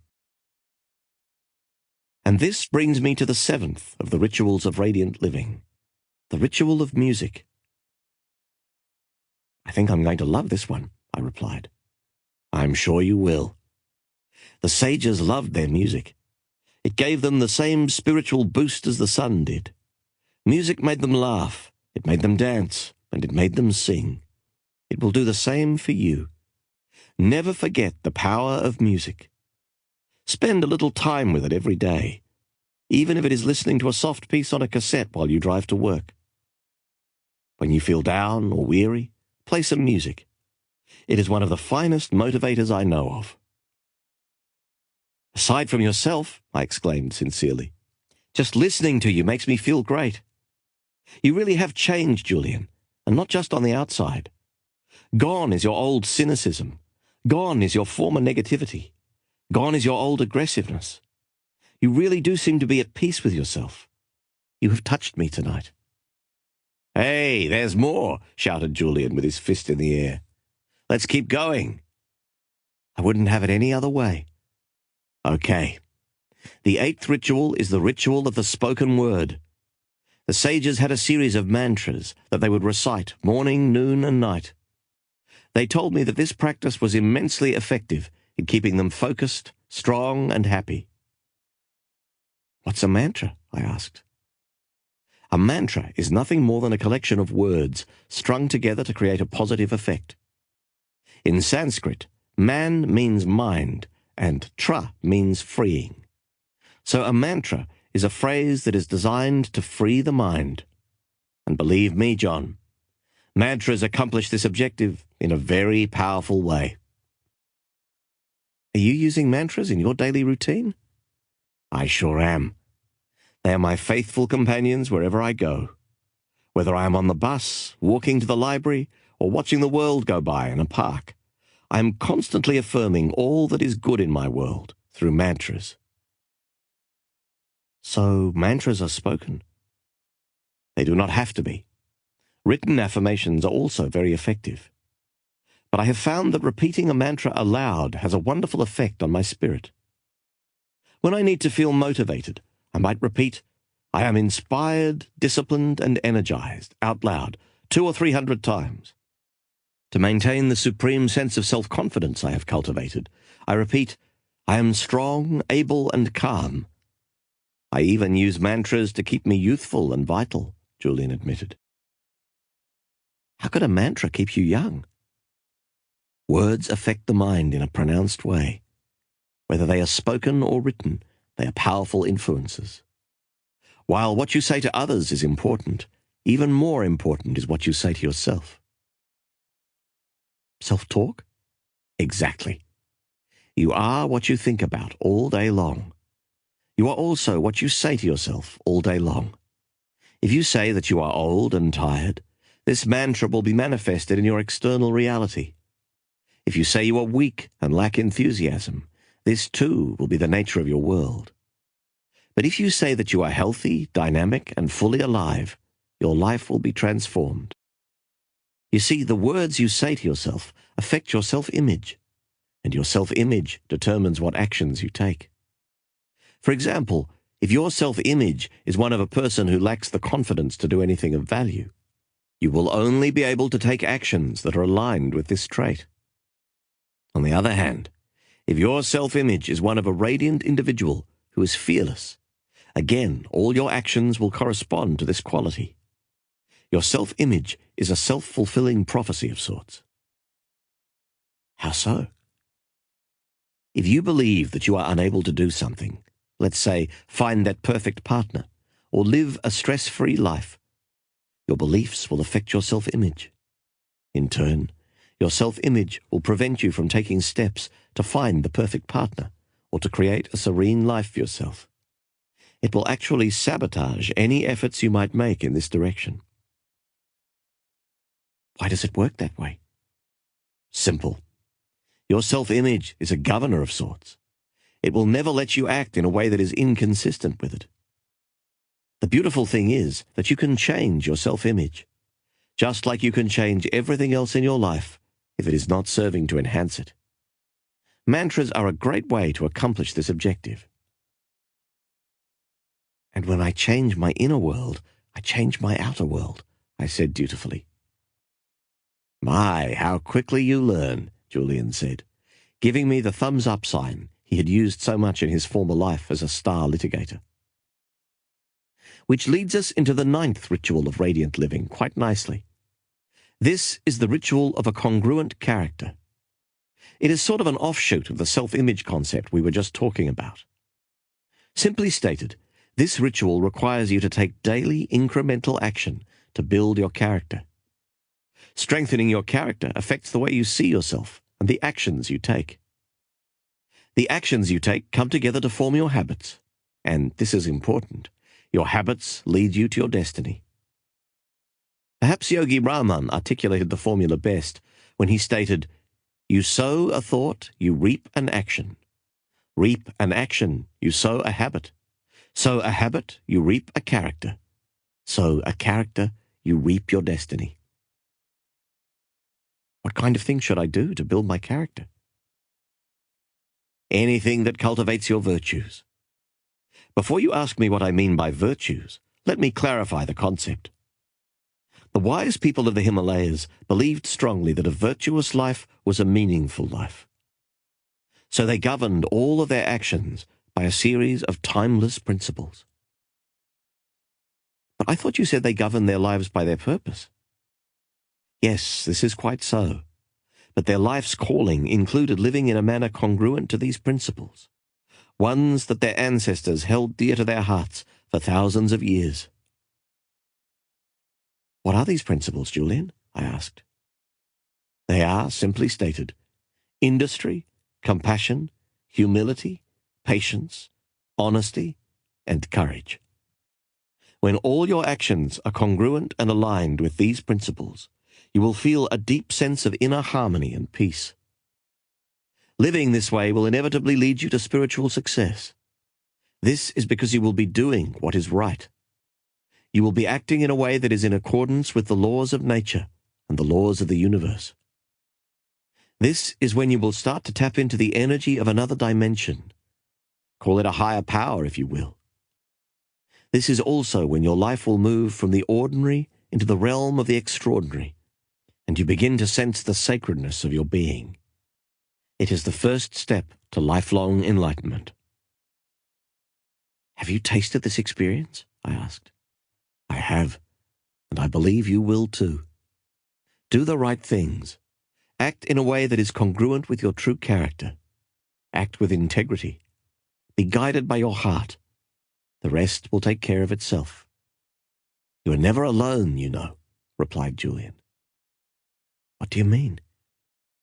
I'll explain it to you another time, perhaps. For now, remember that you must do little things every day to build your character. As Emerson said, character is higher than intellect. A great soul will be strong to live as well as to think. Your character is built when you act in a way that corresponds with the principles I've just mentioned. If you fail to do this, true happiness will always elude you. And the final ritual? This is the all-important ritual of simplicity. This ritual requires you to live a simple life. As Yogi Raman said, one must never live in the thick of thin things. Focus only on your priorities, those activities that are truly meaningful. Your life will be uncluttered, rewarding, and exceptionally peaceful. This I promise you. He was right. The moment I started to separate the wheat from the chaff, harmony filled my life. I stopped living at the frenetic pace to which I had grown accustomed.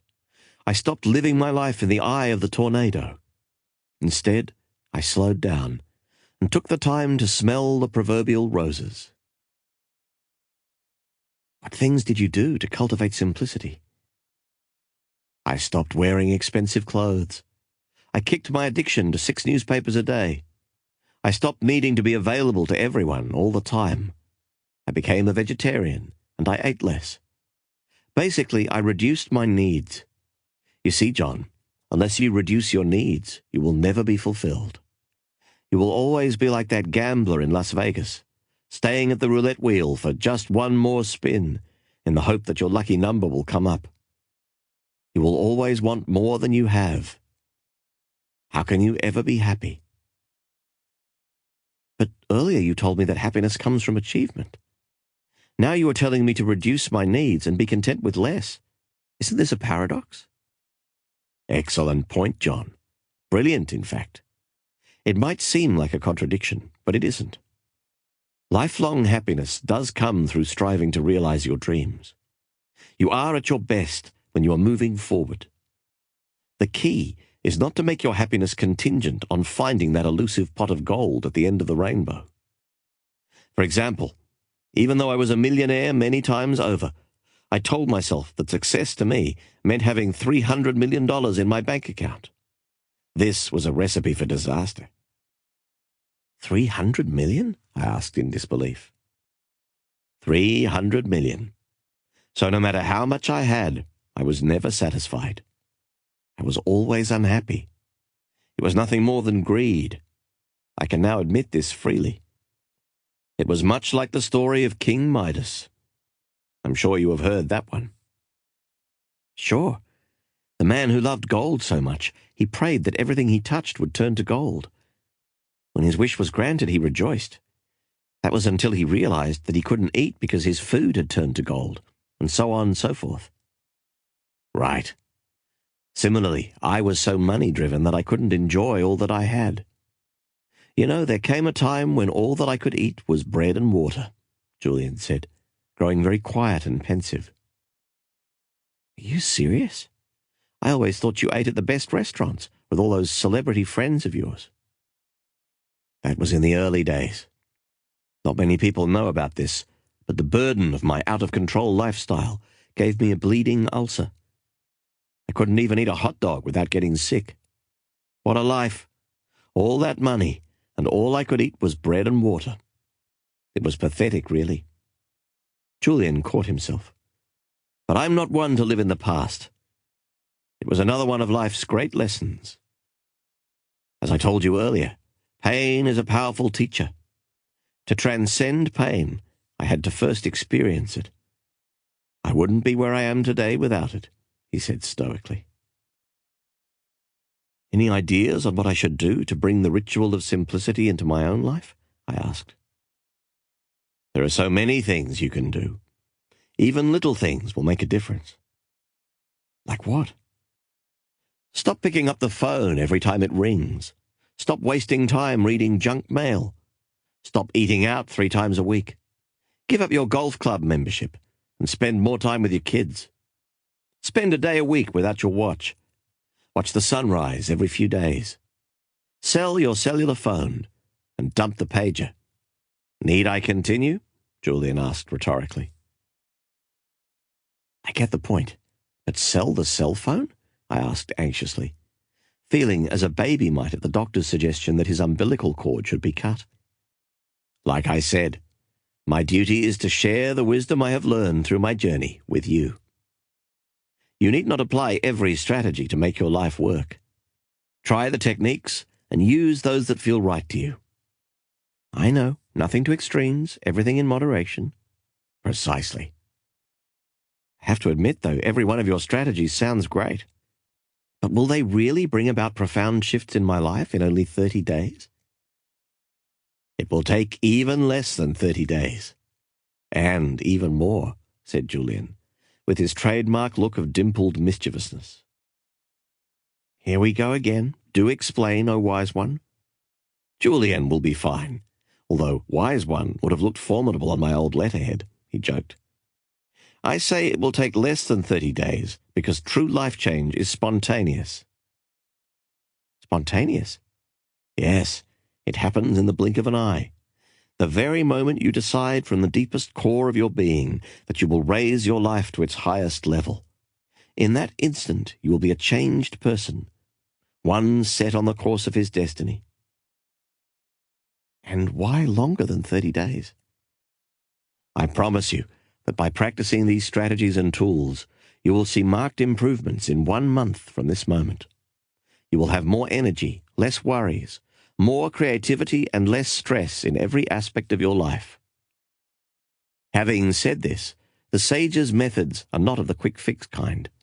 They are ageless traditions that are meant to be applied daily for the rest of your days. If you stop applying them, you will find that you will gradually slide back into your old ways. After Julian had explained the 10 rituals for radiant living to me, he paused. I know that you want me to keep going, so I will.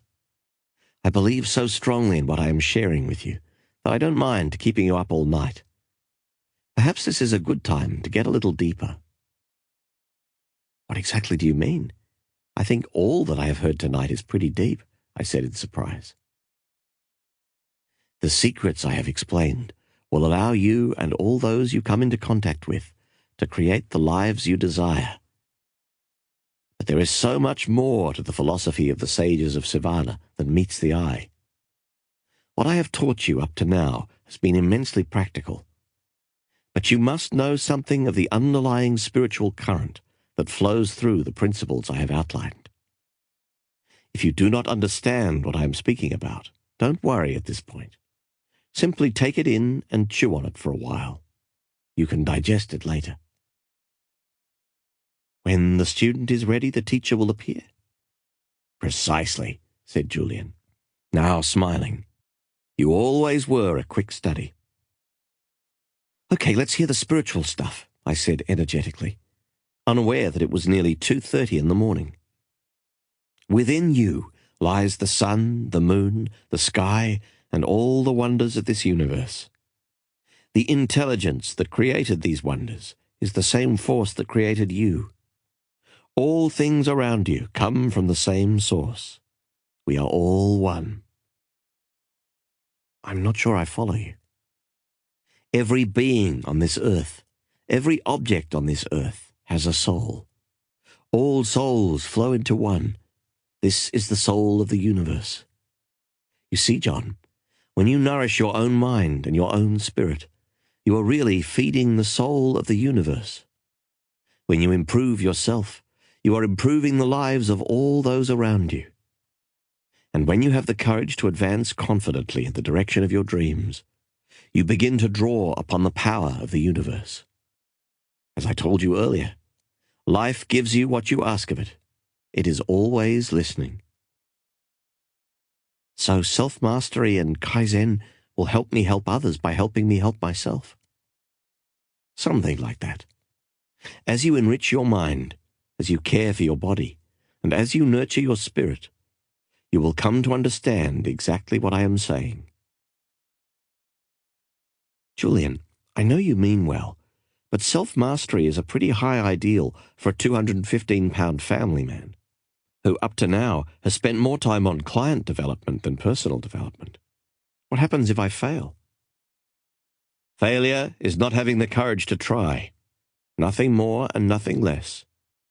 The only thing standing between most people and their dreams is the fear of failure. Yet failure is essential to success in any endeavor. Failure tests us and allows us to grow.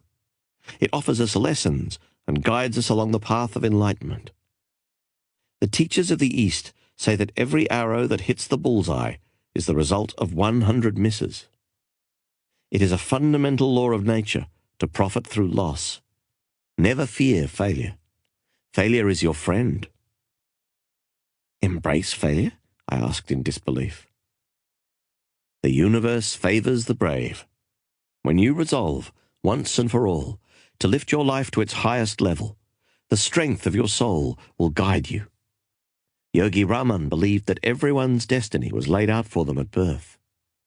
This path always leads to a magical place filled with magnificent treasures. It was up to each individual to develop the courage to walk this way.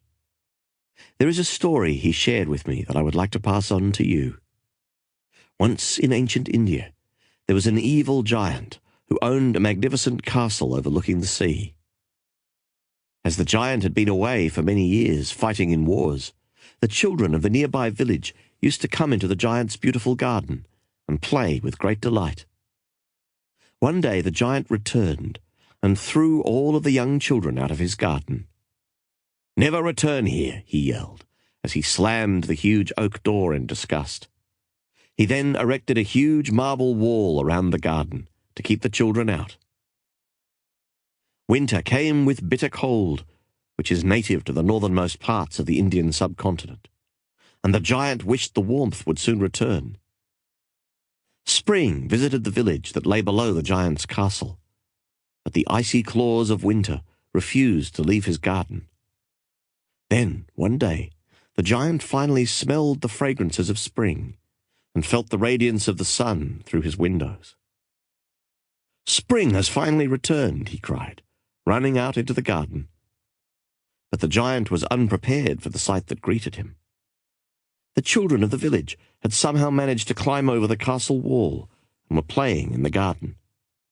It was because of their presence that the garden had been transformed from a wintry wasteland into a lush place filled with roses, daffodils, and orchids. All the children laughed and giggled with joy, but one. From the corner of his eye, the giant spotted a little boy who was much smaller than all the other children. Tears ran from his eyes as he did not have the strength to climb the wall into the garden. The giant felt sad for this boy, and for the first time in his life regretted his evil ways. "I will help this child," he said, running towards him. When all the other children saw the giant coming, they ran from the garden, fearing for their lives. But the tiny little boy stood his ground. "I will slay the giant," he stammered. "I will defend our playground." As the giant approached the child, he opened his arms. "I am a friend," he said. "I have come to help you over the wall and into the garden. This will be your garden now." The little boy, now a hero among the children, rejoiced in happiness and gave the giant the golden necklace that he had always worn around his neck. "This is my lucky charm," he said. "I want you to have it." From that day on, the children played with the giant in his wonderful garden. But the brave little boy whom the giant loved the most never did return. As time went on, the giant grew ill and frail. The children continued to play in the garden, but the giant no longer had the strength to keep them company. In those quiet days, it was the little boy who the giant thought of the most. One day, in the midst of a particularly bitter winter, the giant glanced out his window and saw a truly miraculous sight. Though most of the garden was covered in snow, at the centre of the garden there stood a magnificent rose bush, overflowing with spectacularly coloured flowers. Next to the roses stood the little boy who the giant loved. The boy was smiling sweetly. The giant danced with delight and rushed outside to embrace the child. "Where have you been all these years, my young friend? I've missed you with all my heart." The boy was thoughtful in his response. "Many years ago you lifted me over the wall into your magical garden. Now I have come to take you into mine." Later that day, when the children came to visit the giant, they found him lying lifeless on the ground. From head to toe, he was covered by 1,000 beautiful roses. Always be brave, John, like that little boy. Stand your ground and follow your dreams. They will lead you to your destiny. Follow your destiny, it will lead you into the wonders of the universe. And always follow the wonders of the universe, for they will lead you to a special garden filled with roses. As I looked over at Julian to tell him that this story had touched me deeply, I saw something that startled me. This rock-hard legal gladiator, who had spent the better part of his life defending the rich and famous, had started to weep. Chapter 10. The Power of Discipline. Sure I am that this day we are masters of our fate, that the task which has been set before us is not above our strengths, that its pangs and toils are not beyond my endurance. As long as we have faith in our own cause and an unconquerable will to win, victory will not be denied us. Winston Churchill. Julian continued to use Yogi Raman's mystical fable as the cornerstone for the wisdom he was sharing with me. I had learned of the garden within my mind, a storehouse of power and potential. Through the symbol of the lighthouse, I had learned of the overriding importance of a definite purpose in life and the effectiveness of goal setting.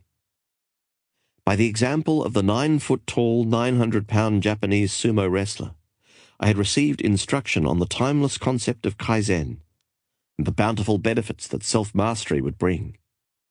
Little did I know that the best was still to come.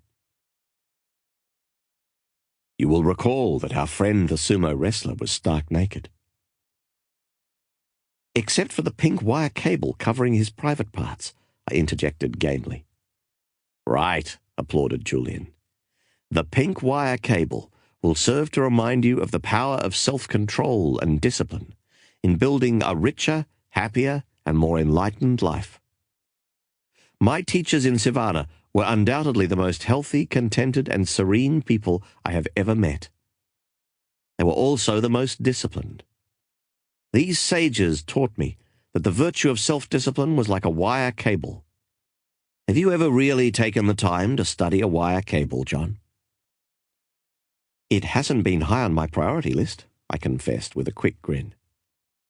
Well, have a look at one sometime. You will see that it consists of many thin, tiny wires placed one on top of the other. Alone, each one is flimsy and weak, but together, their sum is much greater than their constituent parts, and the cable becomes tougher than iron. Self-control and willpower are similar to this. To build a will of iron, it is essential to take small, tiny acts in tribute to the virtue of personal discipline. Routinely performed, the little acts pile one on top of another to eventually produce an abundance of inner strength. Perhaps the old African proverb says it best. When spider webs unite, they tie up a lion. When you liberate your willpower, you become the master of your personal world. When you continually practice the ancient art of self-government, there will be no hurdle too high for you to overcome, no challenge too tough for you to surmount, and no crisis too hot for you to cool down.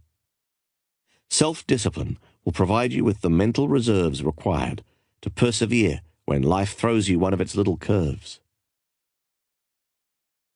I must also alert you to the fact that the lack of willpower is a mental disease, Julian added surprisingly. If you suffer from this weakness, make it a priority to stamp it out quickly. An abundance of willpower and discipline is one of the chief attributes of all those with strong characters and wonderful lives. Willpower allows you to do what you said you would do, when you said you would do it.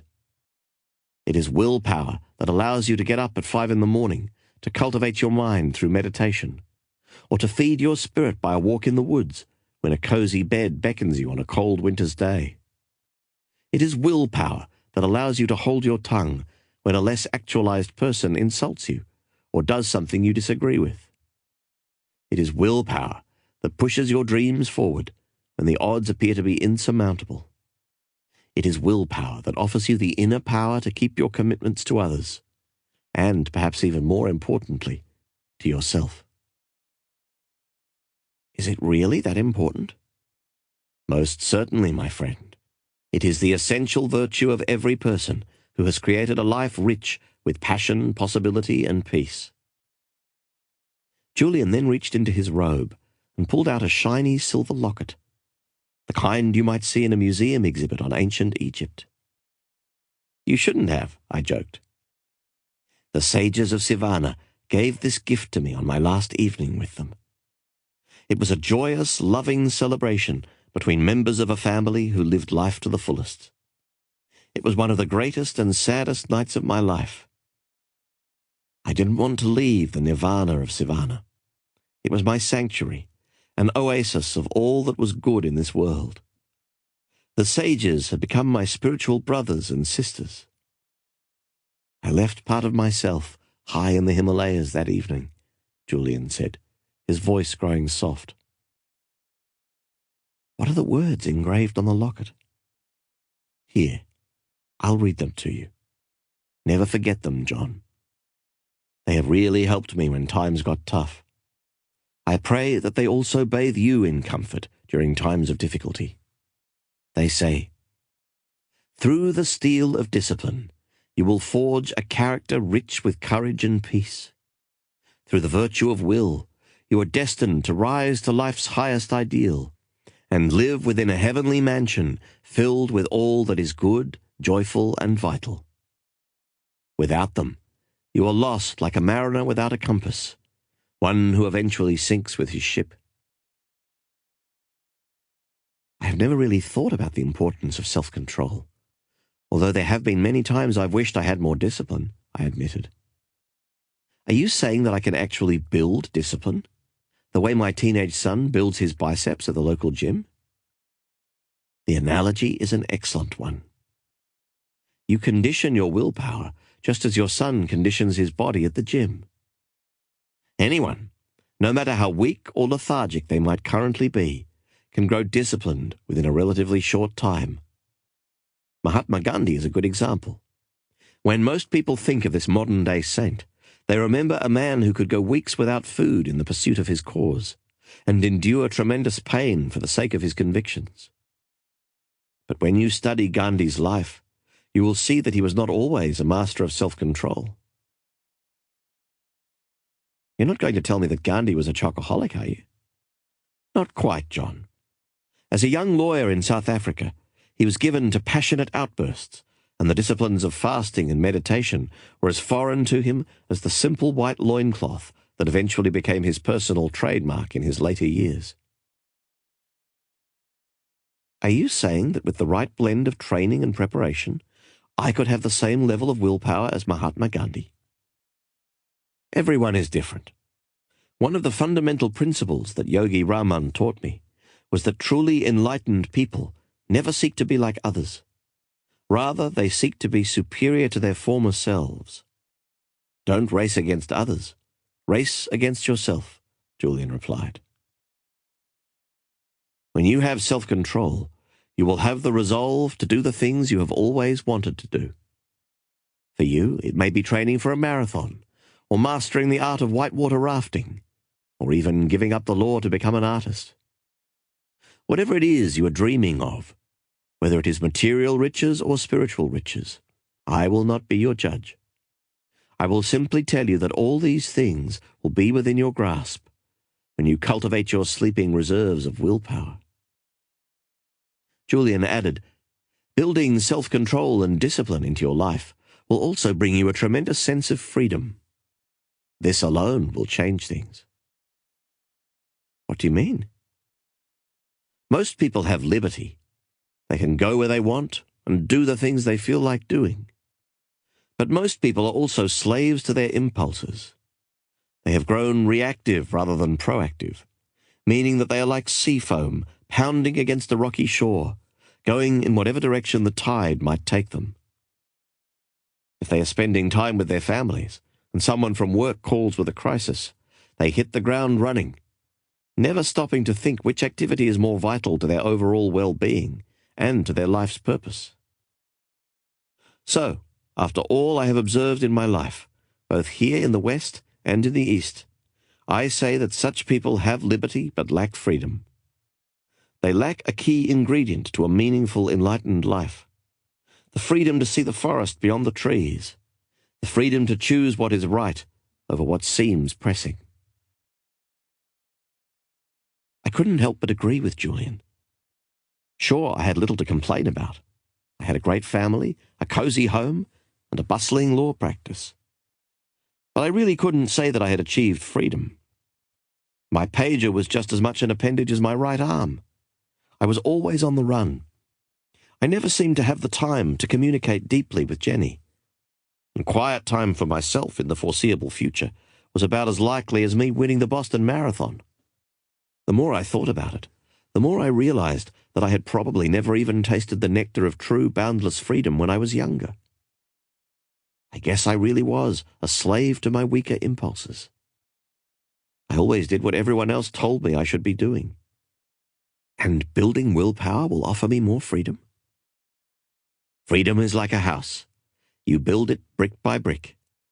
The first brick you should lay is willpower. This quality inspires you to do what is right in any given moment. It gives you the energy to act with courage. It gives you the control to live the life you have imagined, rather than accepting the life that you have.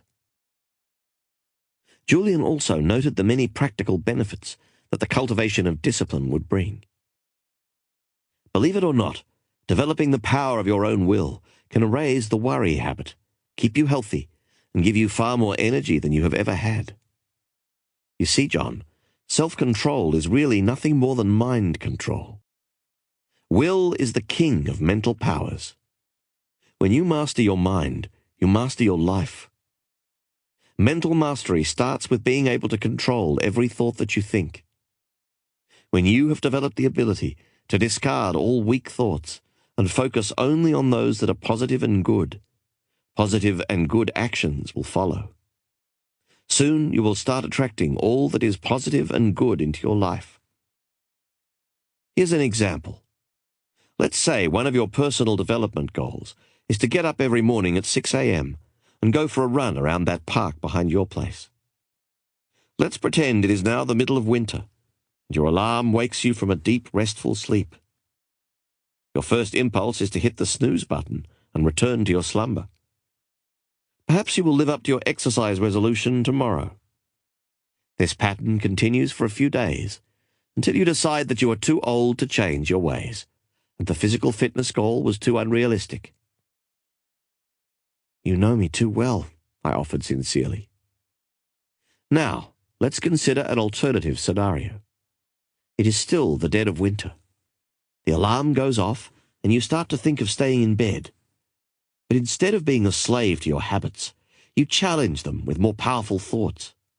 You start to picture in your mind's eye how you will look, feel, and act when you are in peak physical shape. You hear the many compliments your colleagues at the office offer you as you saunter past them with a svelte, trim physique. You focus on all that you can accomplish with the increased energy a regular exercise program will bring. No more nights spent in front of the television because you are too tired to do anything else after your long day in court. Your days are filled with vitality, enthusiasm, and meaning.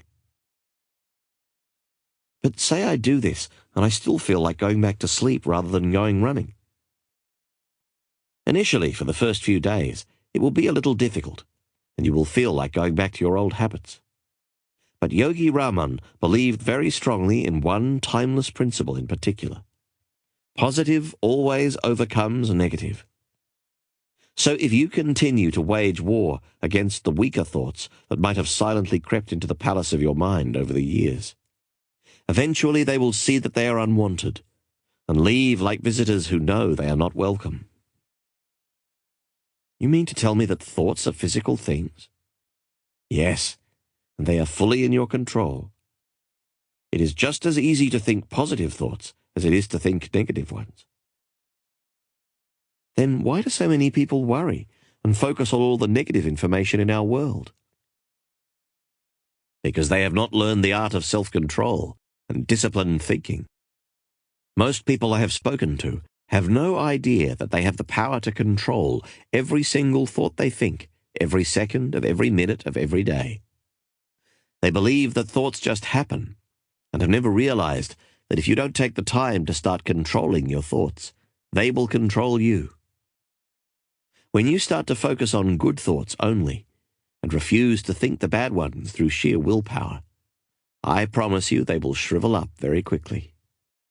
So if I want to have the inner strength to get up earlier, eat less, read more, worry less, be more patient, or be more loving, all I have to do is exert my will to cleanse my thoughts.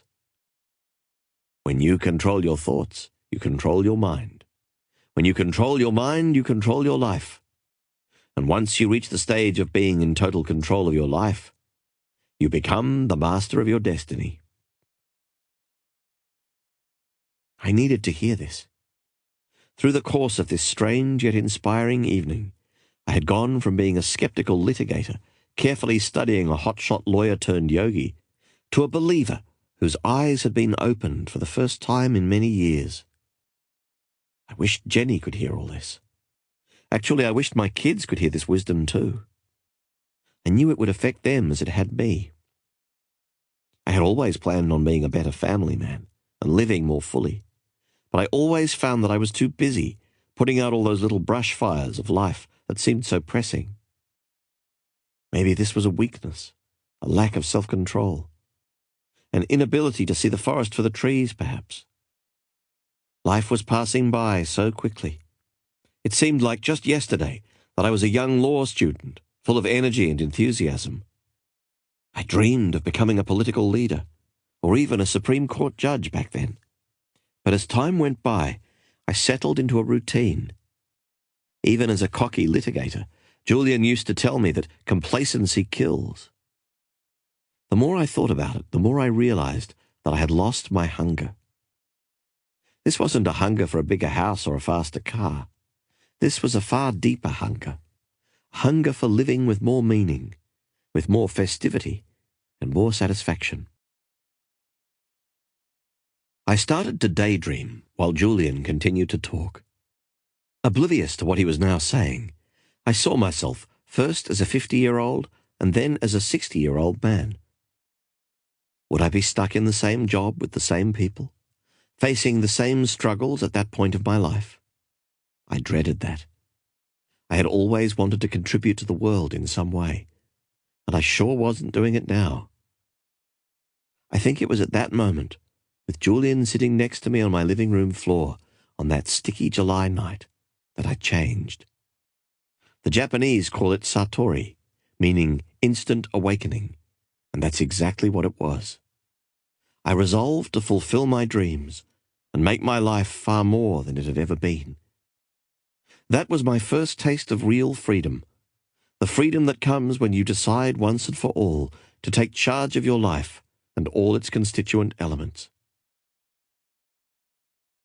I will give you a formula for developing willpower, said Julian, who had no idea of the inner transformation I had just experienced.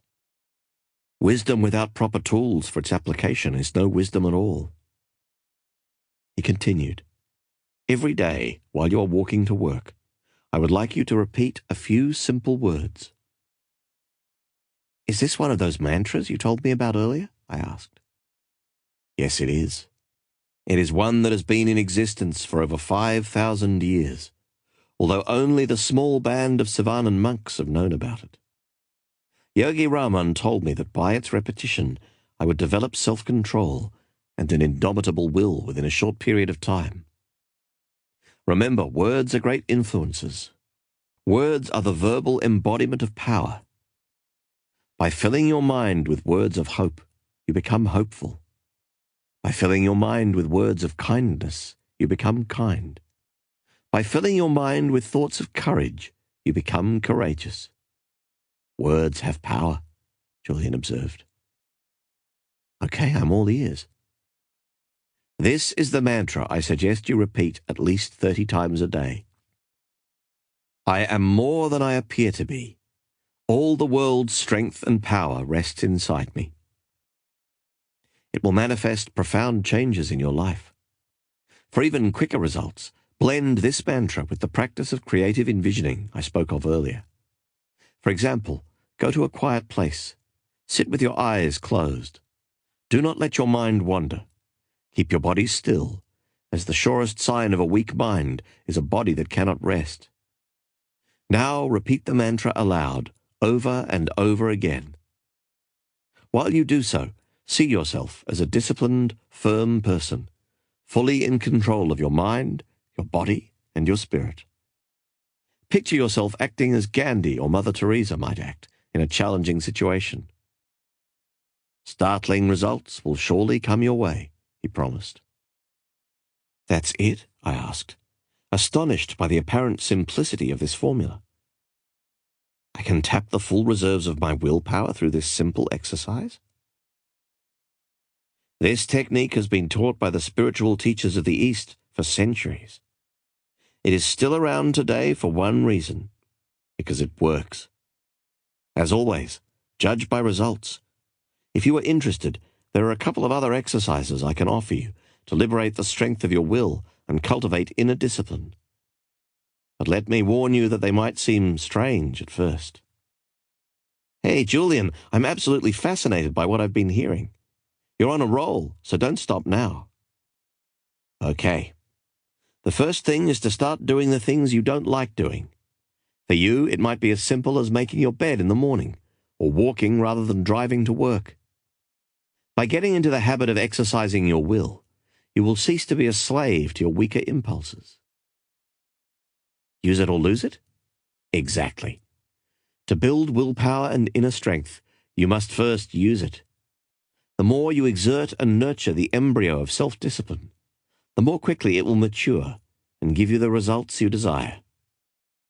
The second exercise is a favorite of Yogi Raman's. He used to go an entire day without speaking, except in response to a direct question. Kind of like a vow of silence. Actually, that's exactly what it was, John.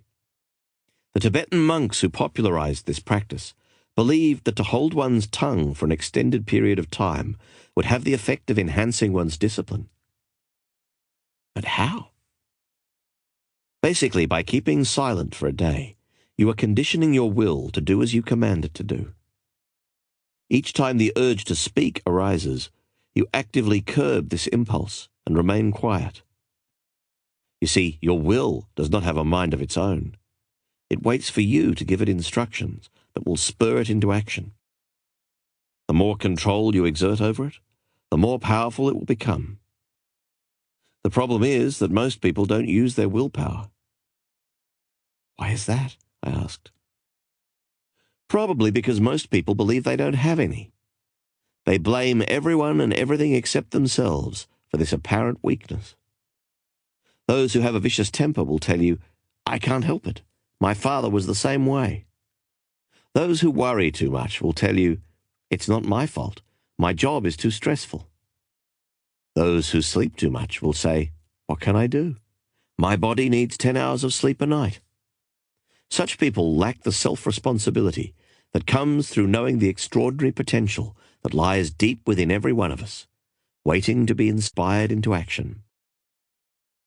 When you come to know the timeless laws of nature, those that govern the operation of this universe and all that lives within it, you will also know that it is your birthright to be all that you can be. You have the power to be more than your environment. Similarly, you have the capacity to be more than a prisoner of your past. To do this, you must become the master of your will. Sounds heavy. Really, it's a very practical concept. Imagine what you could do if you doubled or tripled the amount of willpower that you currently have. You could get into that exercise regimen you have dreamed of starting. You could be far more efficient with your time. You could erase the worry habit once and for all. Or you could be the ideal husband. Using your will allows you to rekindle the drive and energy for living that you seem to be saying you've lost. It is a very important area to focus on. So the bottom line is to start using my willpower on a regular basis. Yes. Decide to do the things you know you should be doing, rather than walking the path of least resistance. Start to fight the gravitational force of your bad habits and weaker impulses, just as a rocket rises above the force of gravity to enter the realm of the heavens. Push yourself. Just watch what will happen in a matter of weeks. And the mantra will help? Yes. Repeating the mantra I gave you, along with the daily practice of seeing yourself as you hope to be, will give you an enormous amount of support as you create the disciplined, principled life that will connect you to your dreams. And you need not change your world in a day. Start off small. The 1,000-mile journey begins by taking that first step. We grow great by degrees. Even training yourself to get up an hour earlier and sticking to this wonderful habit will boost your self-confidence, inspiring you to reach higher heights. I don't see the connection, I admitted. Small victories lead to large victories. You must build on the small to achieve the great. By following through on a resolution as simple as getting up earlier every day, you will feel the pleasure and gratification that achievement brings. You have set a goal and you have realized it. This feels good. The trick is to keep setting the mark higher and raising your standards continuously. This will then release that magical quality of momentum that will motivate you to keep exploring your infinite potential. Do you like to ski? Julian questioned abruptly. I love skiing, I replied. Jenny and I take the kids up to the mountains whenever we can, which isn't very often, much to her dismay. Okay, just think of what it's like when you push off from the top of the ski hill. At first, you start off slowly, but within a minute you are flying down the hill like there's no tomorrow, right? Just call me Ninja Skier. I love the rush of speed. What gets you going so fast? My aerodynamically contoured physique, I quipped. Nice try, Julian laughed. Momentum is the answer I'm looking for. Momentum is also the secret ingredient to building self-discipline. Like I said, you start off small, whether that means getting up a little earlier, starting to walk around the block every night, or even just training yourself to turn off the television when you know you have had enough. These small victories create the momentum that excites you to take larger steps along the path to your highest self. Soon you are doing things that you never knew you were capable of doing, with a vigor and energy that you never thought you had. It's a delightful process, John. It really is. And the pink wire cable in Yogi Raman's magical Fable will always remind you of the power of your will. Just as Julian finished revealing his thoughts on the subject of discipline, I noticed the first rays of the sun peeking into the living room, pushing away the darkness like a child pushes away an unwanted bed cover. This will be a great day, I thought. The first day of the rest of my life. Chapter 11. Your most precious commodity. Well-arranged time is the surest mark of a well-arranged mind. Sir Isaac Pitman. You know what's funny about life? Julian asked me. Tell me. By the time most people figure out what they really want and how to go about attaining it, it's usually too late. That saying, if youth only knew, if age only could, is so true. Is that what the stopwatch in Yogi Raman's Fable is all about? Yes. The naked 9-foot-tall, 900-pound sumo wrestler with the pink wire cable covering his private parts slips on a shiny gold stopwatch that someone has left in the beautiful garden, Julian reminded me. How could I forget? I replied, breaking into a grin.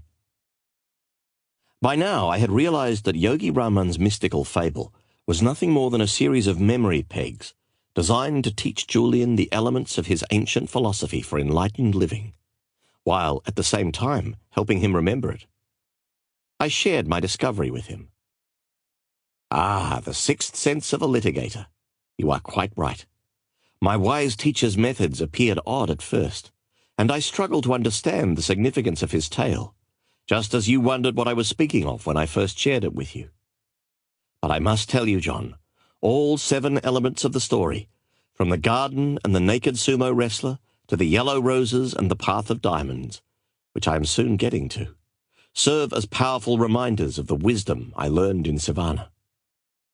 The garden keeps me focused on inspiring thoughts. The lighthouse reminds me that the purpose of life is a life of purpose. The sumo wrestler keeps me centered on continuous self-discovery, while the pink wire cable links me to the wonders of willpower. A day doesn't pass without me thinking about the fable and considering the principles Yogi Raman taught me. And exactly what does the shiny gold stopwatch represent? It is a symbol of our most important commodity, time. What about positive thinking and goal-getting and self-mastery? They all mean nothing without time. About 6 months after I made the delightful forest retreat in Sivana my temporary home, one of the sages came to my hut of roses while I was studying. Her name was Divya. She was a stunningly beautiful woman with jet-black hair that fell just below her waist, and in a very gentle and sweet voice she informed me that she was the youngest of all the sages living in that secret mountain abode. She also said that she had come to me on the instructions of Yogi Raman, who had told her that I was the best student he had ever had. Maybe it is all the pain you suffered in your former life that has allowed you to embrace our wisdom with such an open heart, she stated. As the youngest of our community, I have been asked to bring you a gift. It is from all of us, and we offer it as a token of our respect for you, one who has travelled so far to learn our ways. At no point have you judged us or ridiculed our traditions. So, though you have now decided to leave us within a few weeks, we consider you one of our own. No outsider has ever received what I am about to give you. What was the gift? I asked impatiently. Divya pulled out an object from her homespun cotton bag and handed it to me. Wrapped in a fragrant cover of some type of paper was something I never thought I'd see there in a million years. It was a miniature hourglass that had been made from blown glass and a small piece of sandalwood. Seeing my expression, Divya quickly told me that each of the sages had received one of these instruments as children. Though we have no possessions and live pure, simple lives, we respect time and note its passing. These little hourglasses serve as daily reminders of our mortality and the importance of living full, productive days while advancing our purposes. These monks up in the highest reaches of the Himalayan mountains kept time. Each and every one of them understood the importance of time. They each had developed what I call a time consciousness. You see, I learned that time slips through our hands like grains of sand, never to return. Those who use time wisely from an early age are rewarded with rich, productive, and satisfying lives. Those who have never been exposed to the principle that time mastery is life mastery will never realize their enormous human potential. Time is the great leveler. Whether we are privileged or disadvantaged, whether we live in Texas or Tokyo, we have all been allotted days with only 24 hours. What separates those who build exceptional lives from the also-rans is the way they use this time. I once heard my father say that it was the busiest people who have time to spare. What do you make of that? I agree. Busy, productive people are highly efficient with their time. They must be in order to survive. Being an excellent time manager doesn't mean that you must become a workaholic. On the contrary, time mastery allows you more time to do the things you love to do, the things that are truly meaningful to you. Time mastery leads to life mastery. Guard time well. Remember, it's a non-renewable resource. Let me give you an example, Julian offered. Let's say it's Monday morning, and your schedule is overflowing with appointments, meetings, and court appearances. Rather than getting up at your usual 6:30 a.m., gulping down a cup of Java, speeding off to work, and then spending a stressful day of catch-up, let's say you took 15 minutes the night before to plan your day. Or to be even more effective, let's say you took 1 hour on your quiet Sunday morning to organize your entire week. In your daily planner, you wrote out when you would meet with your clients, when you would do legal research, and when you would return phone calls. Most importantly, your personal, social, and spiritual development goals for the week also went into your agenda book. This simple act is the secret to a life of balance. By anchoring all the most vital aspects of your life into your daily schedule, you ensure that your week and your life retain a sense of meaning and peace. Surely you're not suggesting that I take a break in the middle of my busy workday to walk in the park or meditate? I sure am. Why are you so rigidly bound to convention?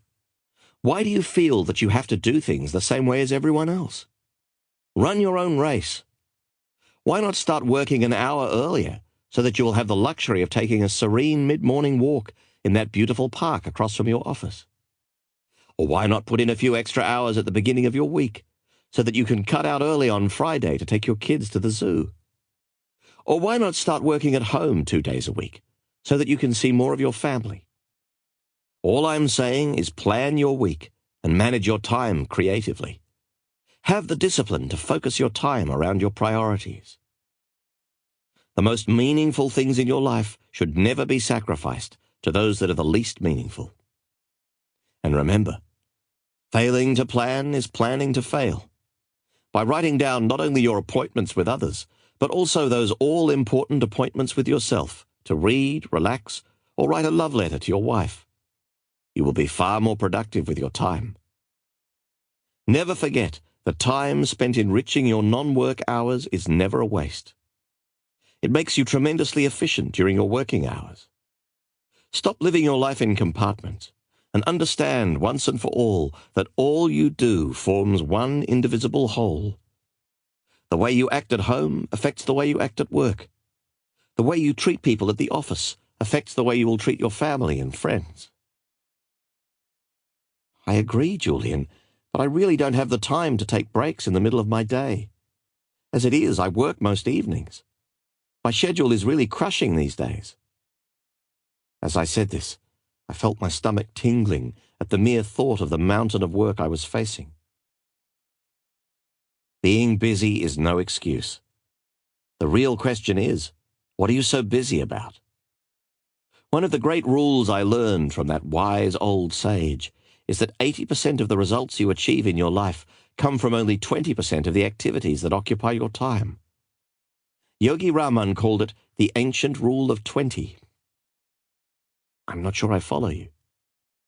Okay, let's go back to your busy Monday. From morning until night, you might spend your time doing everything from chatting on the phone with clients and drafting legal pleadings to reading your youngest child a bedtime story or playing chess with your wife. Agreed? Agreed. But out of all of the hundreds of activities you give your time to, only 20% of those will yield real, lasting results. Only 20% of what you do will have an influence on the quality of your life. These are your high-impact activities. For example, 10 years from now, do you really think all the time you spent gossiping at the water cooler, or sitting in some smoke-filled lunchroom, or watching television will count for anything? No, not really. Right. So I'm sure you will also agree that there are a number of activities that will count for everything. You mean like time spent improving my legal knowledge, time spent enriching my relationships with my clients, and time invested in becoming a more efficient lawyer? Yes. And time spent nourishing your relationship with Jenny and the kids. Time spent connecting with nature and showing gratitude for all that you are so fortunate to have.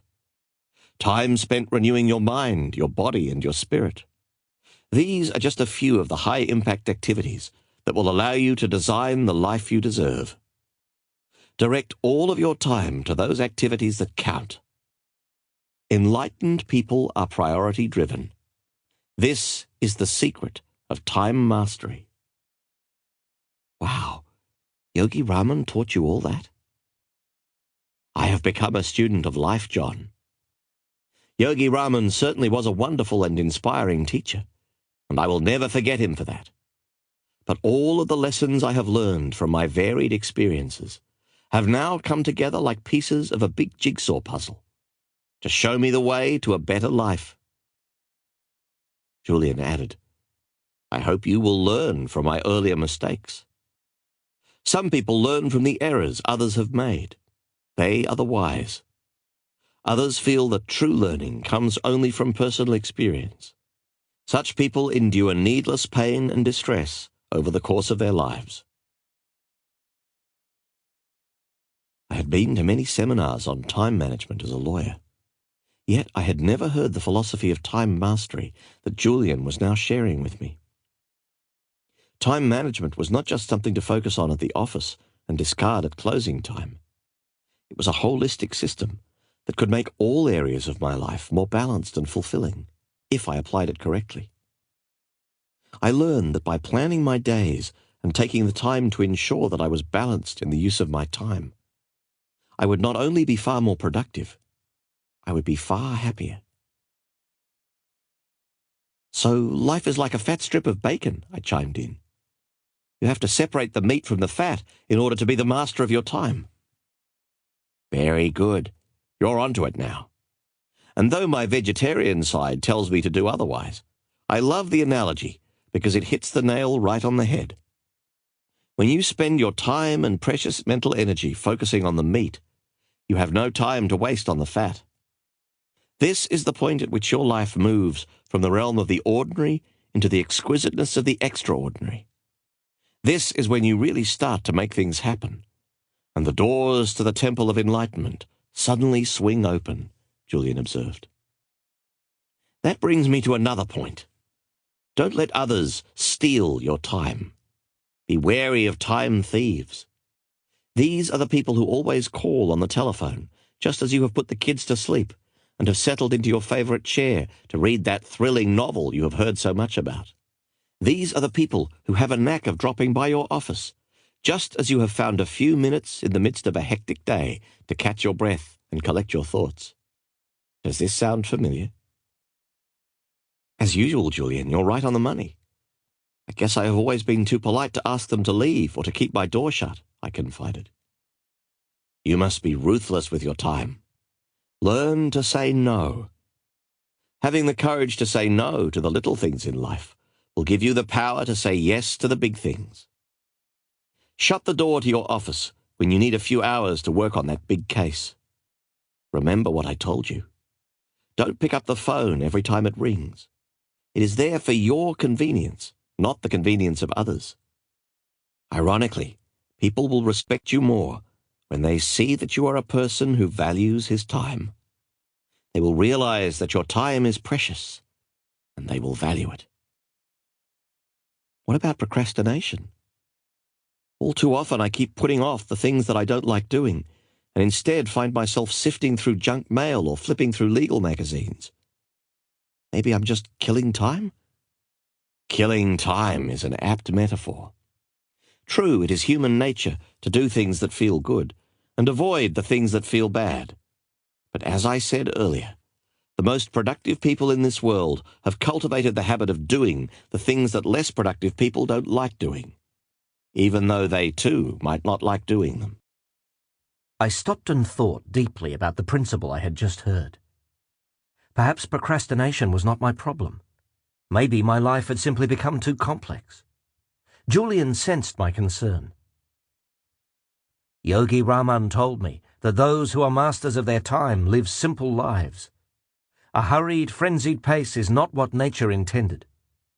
While he firmly believed that lasting happiness could be reached only by those who were effective and set definite aims for themselves, living a life rich with accomplishment and contribution did not have to come through the sacrifice of peace of mind. This is what I found so fascinating about the wisdom I was hearing. It allowed me to be productive and yet fulfill my spiritual longings. I started to open myself even more to Julian. "You have always been honest and forthright with me, so I will be the same with you. I don't want to give up my practice and my house and my car to be happier and more satisfied. I like my toys and the material things I have earned. They are my rewards for all the hours I have worked over the years since we first met. But I feel empty, I really do. I told you about my dreams when I was in law school. There is so much more I could do with my life. You know, I'm almost 40, and I have never been to the Grand Canyon or the Eiffel Tower. I've never walked in a desert or canoed across a still lake on a gorgeous summer's day. I have never once taken off my socks and shoes and walked barefoot through a park, listened to the kids laugh and the dogs bark. I can't even remember the last time I took a long, quiet walk by myself after a snowfall, just to hear the sounds and to enjoy the sensations. Then simplify your life, Julian suggested sympathetically. Apply the ancient ritual of simplicity to every aspect of your world. By doing so, you are bound to have more time to savor these glorious wonders. One of the most tragic things that any one of us can do is to put off living. Too many people are dreaming of some magical rose garden on the horizon, rather than enjoying the one growing in our backyards. What a tragedy. Oh, that reminds me of another thing that I do to make sure my life stays calm and simple. What's that? I love to have a quick nap in the afternoon. I find it keeps me energetic, refreshed, and youthful. I guess you could say that I need my beauty sleep. Julian laughed. Beauty has never been one of your strong points. A sense of humor has always been one of yours, and for this I commend you. Always remember the power of laughter. Like music, it is a wonderful tonic for life's stresses and strains. I think Yogi Raman said it best when he said, "Laughter opens your heart and soothes your soul." No one should ever take life so seriously that they forget to laugh at themselves.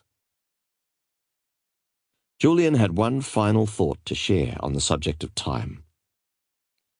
Perhaps most importantly, John, stop acting like you have 500 years to live. When Divya brought that little hourglass to me, she offered some advice that I will never forget. What did she say? She told me that the best time to plant a tree was 40 years ago. The second best time is today. Don't waste even 1 minute of your day. Develop a deathbed mentality. I beg your pardon? I asked, struck by the graphic term Julian had employed. What's a deathbed mentality? It is a new way of looking at your life, a more empowering paradigm, if you will. One that reminds you that today could be your last, so savor it to the fullest. Sounds kind of morbid if you ask me. It makes me think about death. Actually, it's a philosophy about life. When you adopt a deathbed mentality, you live every day as if it was your last. Imagine waking up every day and asking yourself the simple question, what would I do today if it was my last? Then, think about how you would treat your family, your colleagues, and even those who you don't know. Think about how productive and excited you would be to live every moment to the maximum. The deathbed question alone has the power to change your life. It will energize your days and bring a rush of zest and spirit to all that you do. You will start focusing on all the meaningful things that you have been putting off, and stop squandering time on all those petty things that have dragged you down into the quagmire of crisis and chaos. Julian continued, push yourself to do more and to experience more. Harness your energy to start expanding your dreams. Yes, expand your dreams. Don't accept a life of mediocrity when you hold such infinite potential within the fortress of your mind. Dare to tap into your greatness. This is your birthright. Powerful stuff. Here's more. There is a simple remedy to break the spell of frustration that plagues so many people. My cup is still empty, I said softly. Act as if failure is impossible, and your success will be assured. Wipe out every thought of not achieving your objectives, whether they are material or spiritual. Be brave and set no limits on the workings of your imagination. Never be a prisoner of your past. Become the architect of your future. You will never be the same. As the city started to awaken, and the morning grew into full bloom, My ageless friend started to show the first signs of weariness after a night spent sharing his knowledge with an eager student. I had been astonished by Julian's stamina, his boundless energy, and his endless enthusiasm. He not only talked his talk, he walked his walk. We are moving to the end of Yogi Raman's magical fable, and approaching the time when I must leave you, he said gently. I have much to do, and many more people to meet. Are you going to tell your partners that you have returned home? I asked, my curiosity getting the better of me. Probably not, Julian replied. I am so different from the Julian Mantle they knew. I don't think the same thoughts. I don't wear the same clothes. I don't do the same things. I am a fundamentally changed person. They wouldn't recognize me. You really are a new man, I agreed, chuckling inwardly as I pictured this mystical monk, adorned in the traditional robes of Sivana, stepping into the striking red Ferrari of his former life. A new being is probably even more accurate. I don't see the distinction, I confessed. There is an ancient saying in India. We are not human beings having a spiritual experience. We are spiritual beings having a human experience. I now understand my role in the universe. I see what I am. I'm no longer in the world. The world is in me. I'm going to have to chew on that one for a while, I said, in total honesty, not quite comprehending what Julian was talking about. Sure, I understand, my friend. A time will come when you are clear on what I am saying. If you follow the principles I have revealed to you and apply the techniques I have offered, you will surely advance along the path of enlightenment. You will come to master the art of personal government. You will see your life for what it really is, a small blip on the canvas of eternity. And you will come to see clearly who you are and the ultimate purpose of your life. Which is? To serve, of course. No matter how big a house you have, or how slick a car you drive, the only thing you can take with you at the end of your life is your conscience. Listen to your conscience. Let it guide you. It knows what is right. It will tell you that your calling in life is ultimately selfless service to others in some form or another. This is what my personal odyssey has taught me. Now, I have so many others to see, serve, and heal. My mission is to spread the ancient wisdom of the sages of Sivana to all those who need to hear it. This is my purpose. The fire of knowledge had kindled Julian's spirit. This was obvious, even to an unenlightened soul such as myself. He was so passionate, so committed and so fervent about what he was saying, that it was reflected even in his physical dimension. His transformation from a frail old litigator to a vital young Adonis was not brought about by a simple change in his diet and a daily dose of some quick-fix exercise plan. No, it was a far deeper panacea that Julian had stumbled upon high in those majestic mountains. He had found the secret that people through the ages have been searching for. It was more than the secret of youth, fulfillment, or even happiness. Julian had discovered the secret of the self. Chapter 12. The Ultimate Purpose of Life.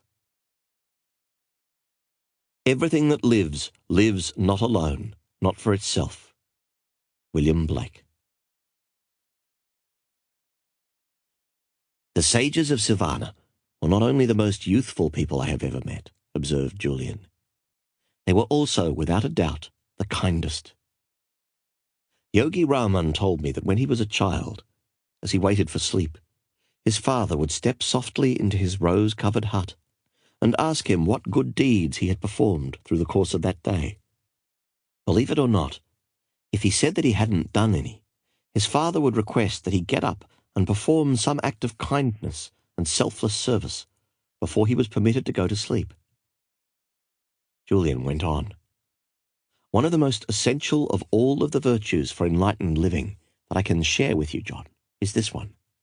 When all is said and done, no matter what you have achieved, no matter how many summer homes you own, no matter how many cars sit in your driveway, the quality of your life will come down to the quality of your contribution.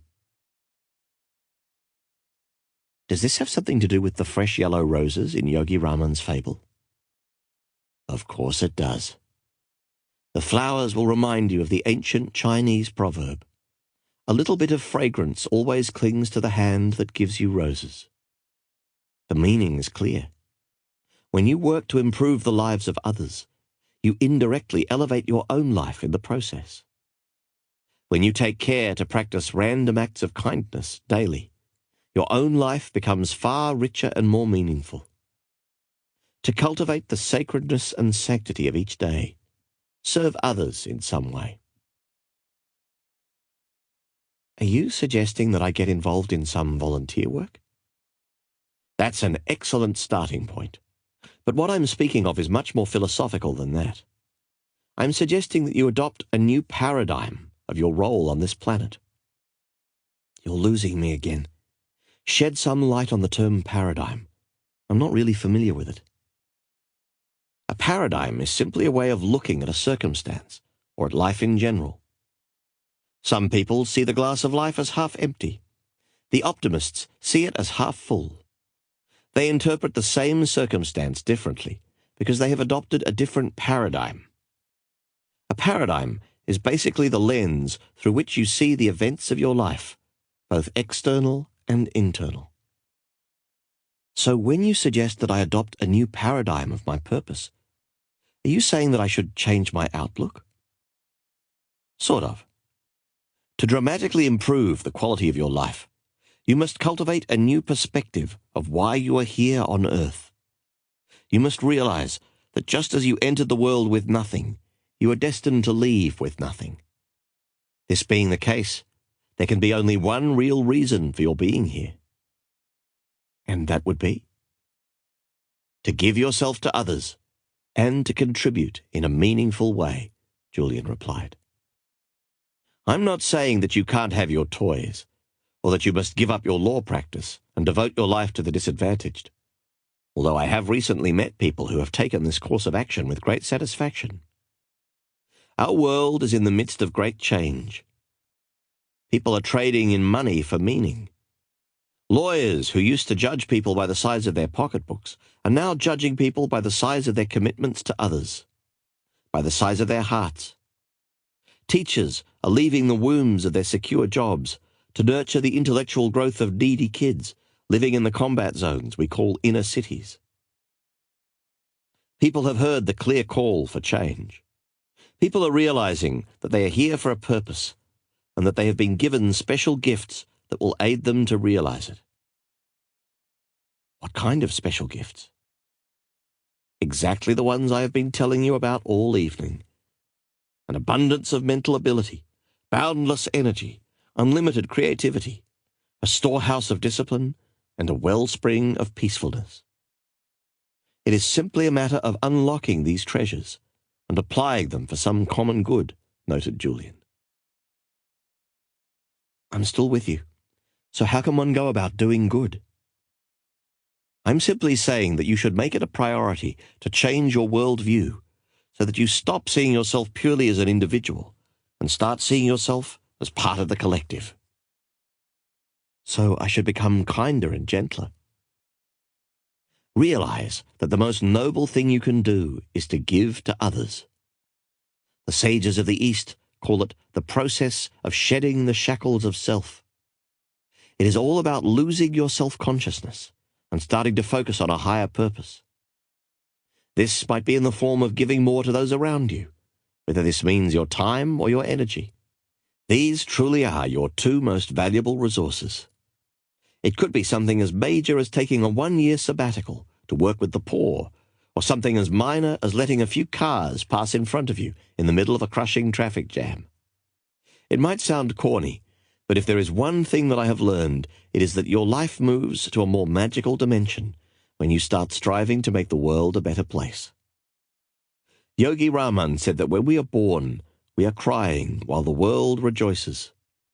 He suggested that we should live our lives in such a way that when we die, the world cries while we are rejoicing. I knew Julian had a point. One of the things that was starting to bother me about practicing law was that I didn't really feel I was making the sort of contribution I knew I was capable of making. Sure, I had the privilege of litigating a number of precedent-setting cases that had advanced a number of good causes. But law had become a business for me, rather than a labour of love. I was an idealist in law school, like so many of my contemporaries. Over cold coffee and stale pizza in our dorm rooms, we had planned to change the world. Almost 20 years have passed since then, and my burning desire to advocate change has given way to my burning desire to pay off my mortgage and build up my retirement fund. I realized, for the first time in a long while, that I had ensconced myself in a middle-class cocoon, one that sheltered me from society at large, and one I had grown accustomed to. Let me share an old story with you that might really hit home, Julian continued. There was once a feeble old woman whose loving husband died. So she went to live with her son and his wife and daughter. Every day the woman's sight grew worse, and her hearing grew worse. Some days her hands trembled so badly, the peas on her plate rolled onto the floor, and the soup ran from her cup. Her son and his wife couldn't help but be annoyed at the mess she made, and one day they said enough was enough. So they set up a little table for the old woman in a corner next to the broom closet, and made her eat all of her meals there, alone. She would look at them at mealtimes with tear-filled eyes from across the room, but they hardly talked to her while they ate, except to scold her for dropping a spoon or a fork. One evening, just before dinner, the little girl was sitting on the floor playing with her building blocks. "What are you making?" her father asked earnestly. "I'm building a little table for you and Mother," she said, "so that you can eat by yourselves in the corner some day when I get big." The father and mother were moved to silence for what seemed like an eternity. Then they started to weep. In that instant, they became aware of the nature of their actions and the sadness they had caused. That night, they led the old woman back to her rightful place at their big dinner table, and from that day on, she ate all her meals with them. And when a little morsel of food fell off the table, or a fork strayed onto the floor, nobody seemed to mind anymore. In this story, the parents were not bad people, Julian said. They simply needed the spark of awareness to light their candle of compassion. Compassion and daily acts of kindness make life far richer. Take the time to meditate every morning on the good you will do for others during your day. The sincere words of praise to those who least expect it. The gestures of warmth offered to friends in need. The small tokens of affection to members of your family for no reason at all add up to a much more wonderful way to live. And speaking of friendships, make sure you keep them in constant repair. A person with 3 solid friends is very wealthy indeed. I nodded. Friends add humour, fascination, and beauty to life. There are few things more rejuvenating than sharing a belly-bursting laugh with an old friend. Friends keep you humble when you get too self-righteous. Friends make you smile when you are taking yourself too seriously. Good friends are there to help you when life throws one of its little curves at you and things look worse than they seem. When I was a busy litigator, I had no time for friends. Now I am alone, except for you, John. I have no one to take long walks in the woods with when everyone else is nestled into the cocoon of a soft, hazy slumber. When I have just put down a wonderful book that has moved me deeply, I have no one to share my thoughts with. And I have no one to open my soul to when the sunshine of a glorious autumn day warms my heart and fills me with joy. Julian quickly caught himself. However, regret is not an activity for which I have any time. I have learned from my teachers in Savannah that every dawn is a new day to the one who is enlightened. I had always viewed Julian as a sort of superhuman legal gladiator, crunching through the arguments of his opponents as a martial artist does through a stack of heavily reinforced boards. I could see that the man I had met many years ago had been transformed into one of a very different nature. The one in front of me was gentle, kind, and peaceful. He seemed secure in who he was, and in his role in the theatre of life. Like no other person I had ever met, he seemed to see the pain of his past as a wise old teacher, and yet at the same time he served notice that his life was far more than the sum of events gone by. Julian's eyes glittered in the hope of things yet to come. I was enveloped by his sense of delight for the wonders of this world, and caught up in his unbridled joy for living. It appeared to me that Julian Mantle, hard-hitting, bone-crunching litigation counsel to the well-heeled, had indeed been elevated from a human being passing through life without a care for anyone to a spiritual being passing through life caring only about others. Perhaps this was the path that I, too, was about to walk.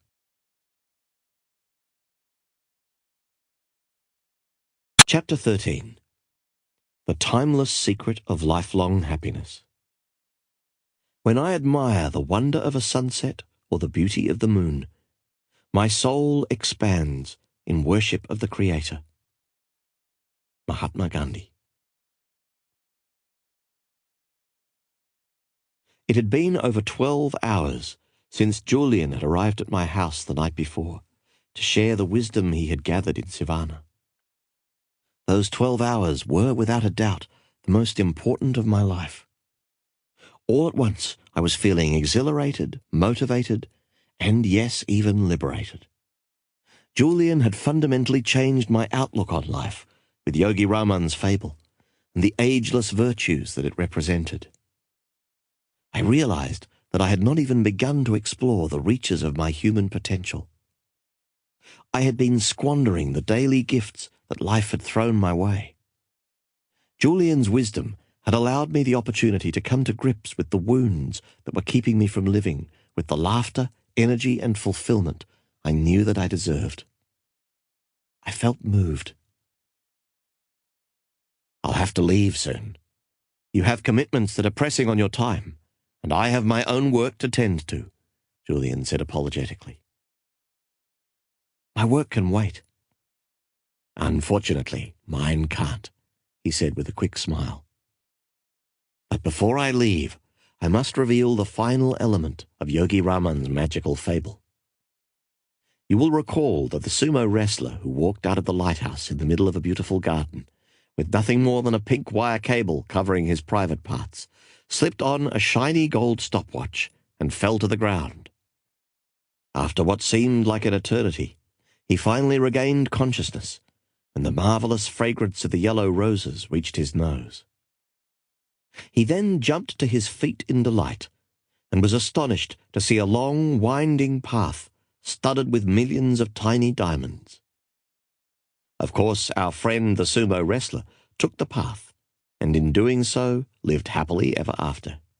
Seems plausible, I chuckled. Yogi Raman had quite a vivid imagination, I'll agree. But you have seen that his story has a purpose, and that the principles it symbolizes are not only powerful, they are highly practical. True, I agreed, without reservation. The path of diamonds, then, will serve to remind you of the final virtue for enlightened living. By carrying this principle with you through your daily work, you will enrich your life in a way that is difficult for me to describe. You will begin to see the exquisite wonders in the simplest of things, and live with the ecstasy you deserve. And by carrying out your promise to me and sharing it with others, you will also allow them to transform their world from the ordinary into the extraordinary. Will this take me a while to learn? The principle itself is strikingly straightforward to grasp, but learning how to apply it effectively in all your waking moments Will take a couple of weeks of steady practice. Okay, I'm dying to hear it. Funny you say that, because the seventh and final virtue is all about living.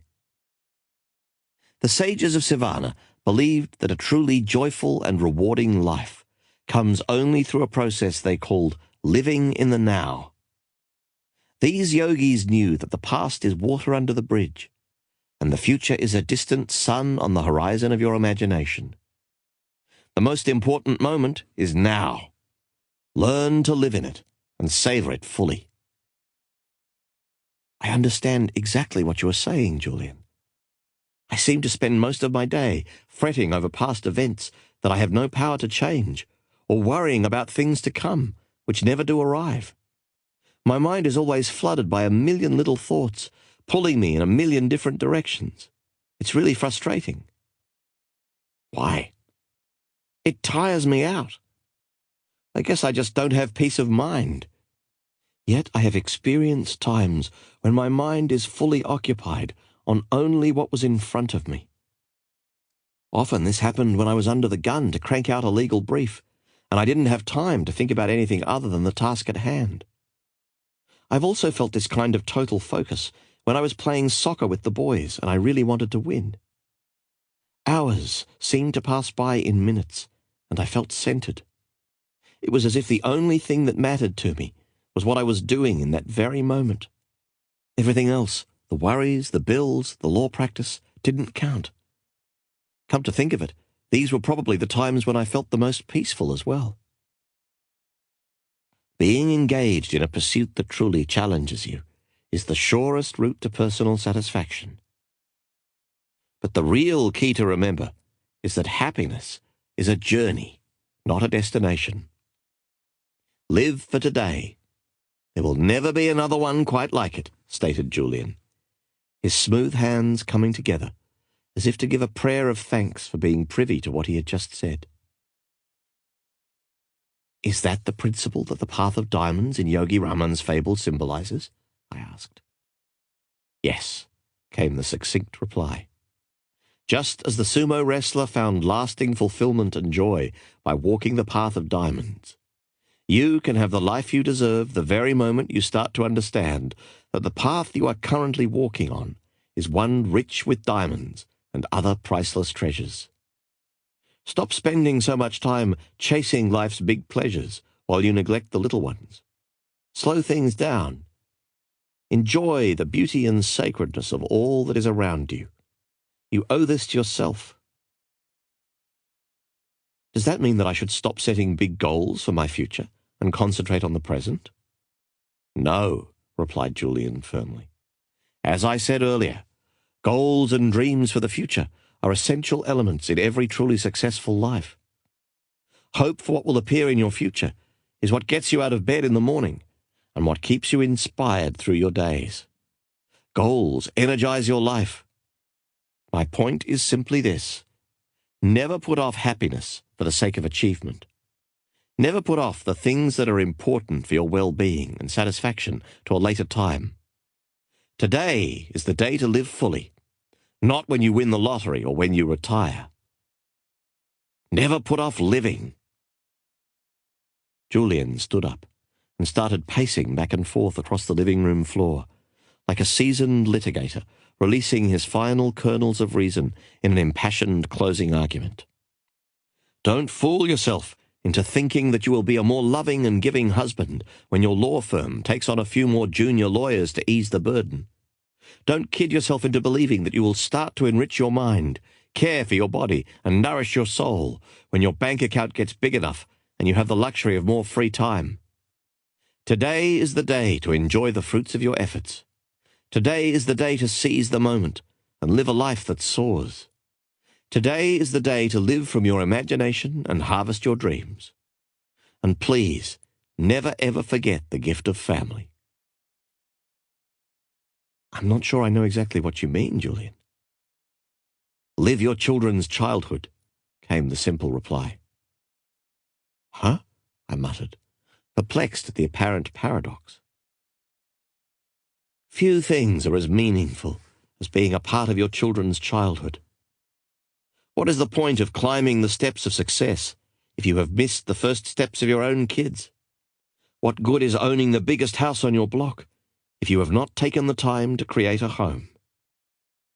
What is the use of being known across the country as a red-hot trial lawyer if your kids don't even know their father? Julian offered, his voice now quivering with emotion. I know whereof I speak. This last comment floored me. All I knew of Julian was that he had been a superstar litigator who hung out with the rich and beautiful. His romantic trysts with nubile fashion models were almost as legendary as his courtroom skills. What could this former millionaire playboy possibly know about being a father? What could he possibly know about the daily struggles I faced in trying to be all things to all people, a great father and a successful lawyer? But Julian's sixth sense caught me. I do know something of the blessings we call children, he said softly. But I always thought you were the city's most eligible bachelor before you threw in the towel and gave up your practice. Before I was caught up in the illusion of that fast and furious lifestyle that I was so well known for, you know that I was married. Yes. He then paused, as a child might, before telling his best friend a closely guarded secret. What you do not know is that I also had a little daughter. She was the sweetest, most delicate creature I have ever seen in my life. Back then, I was a lot like you were the first time we met. Cocky, ambitious, and full of hope. I had everything anyone could ever want. People told me I had a brilliant future, a stunningly beautiful wife, and a wonderful daughter. Yet when life seemed to be perfect, it was all taken from me in an instant. For the first time since his return, Julian's eternally joyful face was enveloped in sadness. A single tear began to slide down one of his bronzed cheeks and dripped onto the velvety fabric of his ruby-red robe. I was speechless and gripped by the revelation of my long-time friend. You don't have to continue, Julian, I offered sympathetically, placing an arm around his shoulder to comfort him. But I do, John. Of all those I knew in my former life, you showed the most promise. As I said, you reminded me a lot of myself when I was younger. Even now, you still have so much going for you. But if you keep on living the way you're living, you are headed for disaster. I came back to this place to show you that there are so many wonders waiting for you to explore, so many moments left for you to savor. The drunk driver who killed my daughter didn't take away only one precious life on that sun-soaked October afternoon. He took two. After my daughter's passing, my life unraveled. I started spending every waking minute at the office, foolishly hoping that my legal career might be the salve for the pain of a broken heart. Some days I even slept on a couch in my office, dreading to return to the home where so many sweet memories had been laid to rest. And while my career did take off, my inner world was a mess. My wife, who had been my constant companion since law school, left me, citing my obsession with my work as the straw that broke the proverbial camel's back. My health deteriorated, and I spiraled into the infamous life that I was engaged in when we first met. Sure, I had everything money could possibly buy. But I sold my soul for it. I really did, Julian noted emotionally, his voice still choked up. So when you say live your children's childhood, you are basically telling me to take the time to watch them grow and flourish. That's it, isn't it? Even today, 27 years after she left us, while we were driving her to her best friend's birthday party, I would give anything just to hear my daughter giggle again, or to play hide and seek like we used to in our back garden. I would love to hold her in my arms and softly caress her golden hair. She took a piece of my heart with her when she left. And though my life has been inspired by new meaning since I found the way to enlightenment and self-leadership in Savannah. A day doesn't pass without me seeing the rosy face of my sweet little girl in the silent theatre of my mind. You have such great kids, John. Don't miss the forest for the trees. The best gift you could ever give your children is your love. Get to know them again. Show them that they are far more important to you than the fleeting rewards of your professional career. Pretty soon they will be off, building lives and families of their own. Then it will be too late. The time will be gone. Julian had struck a chord deep inside of me.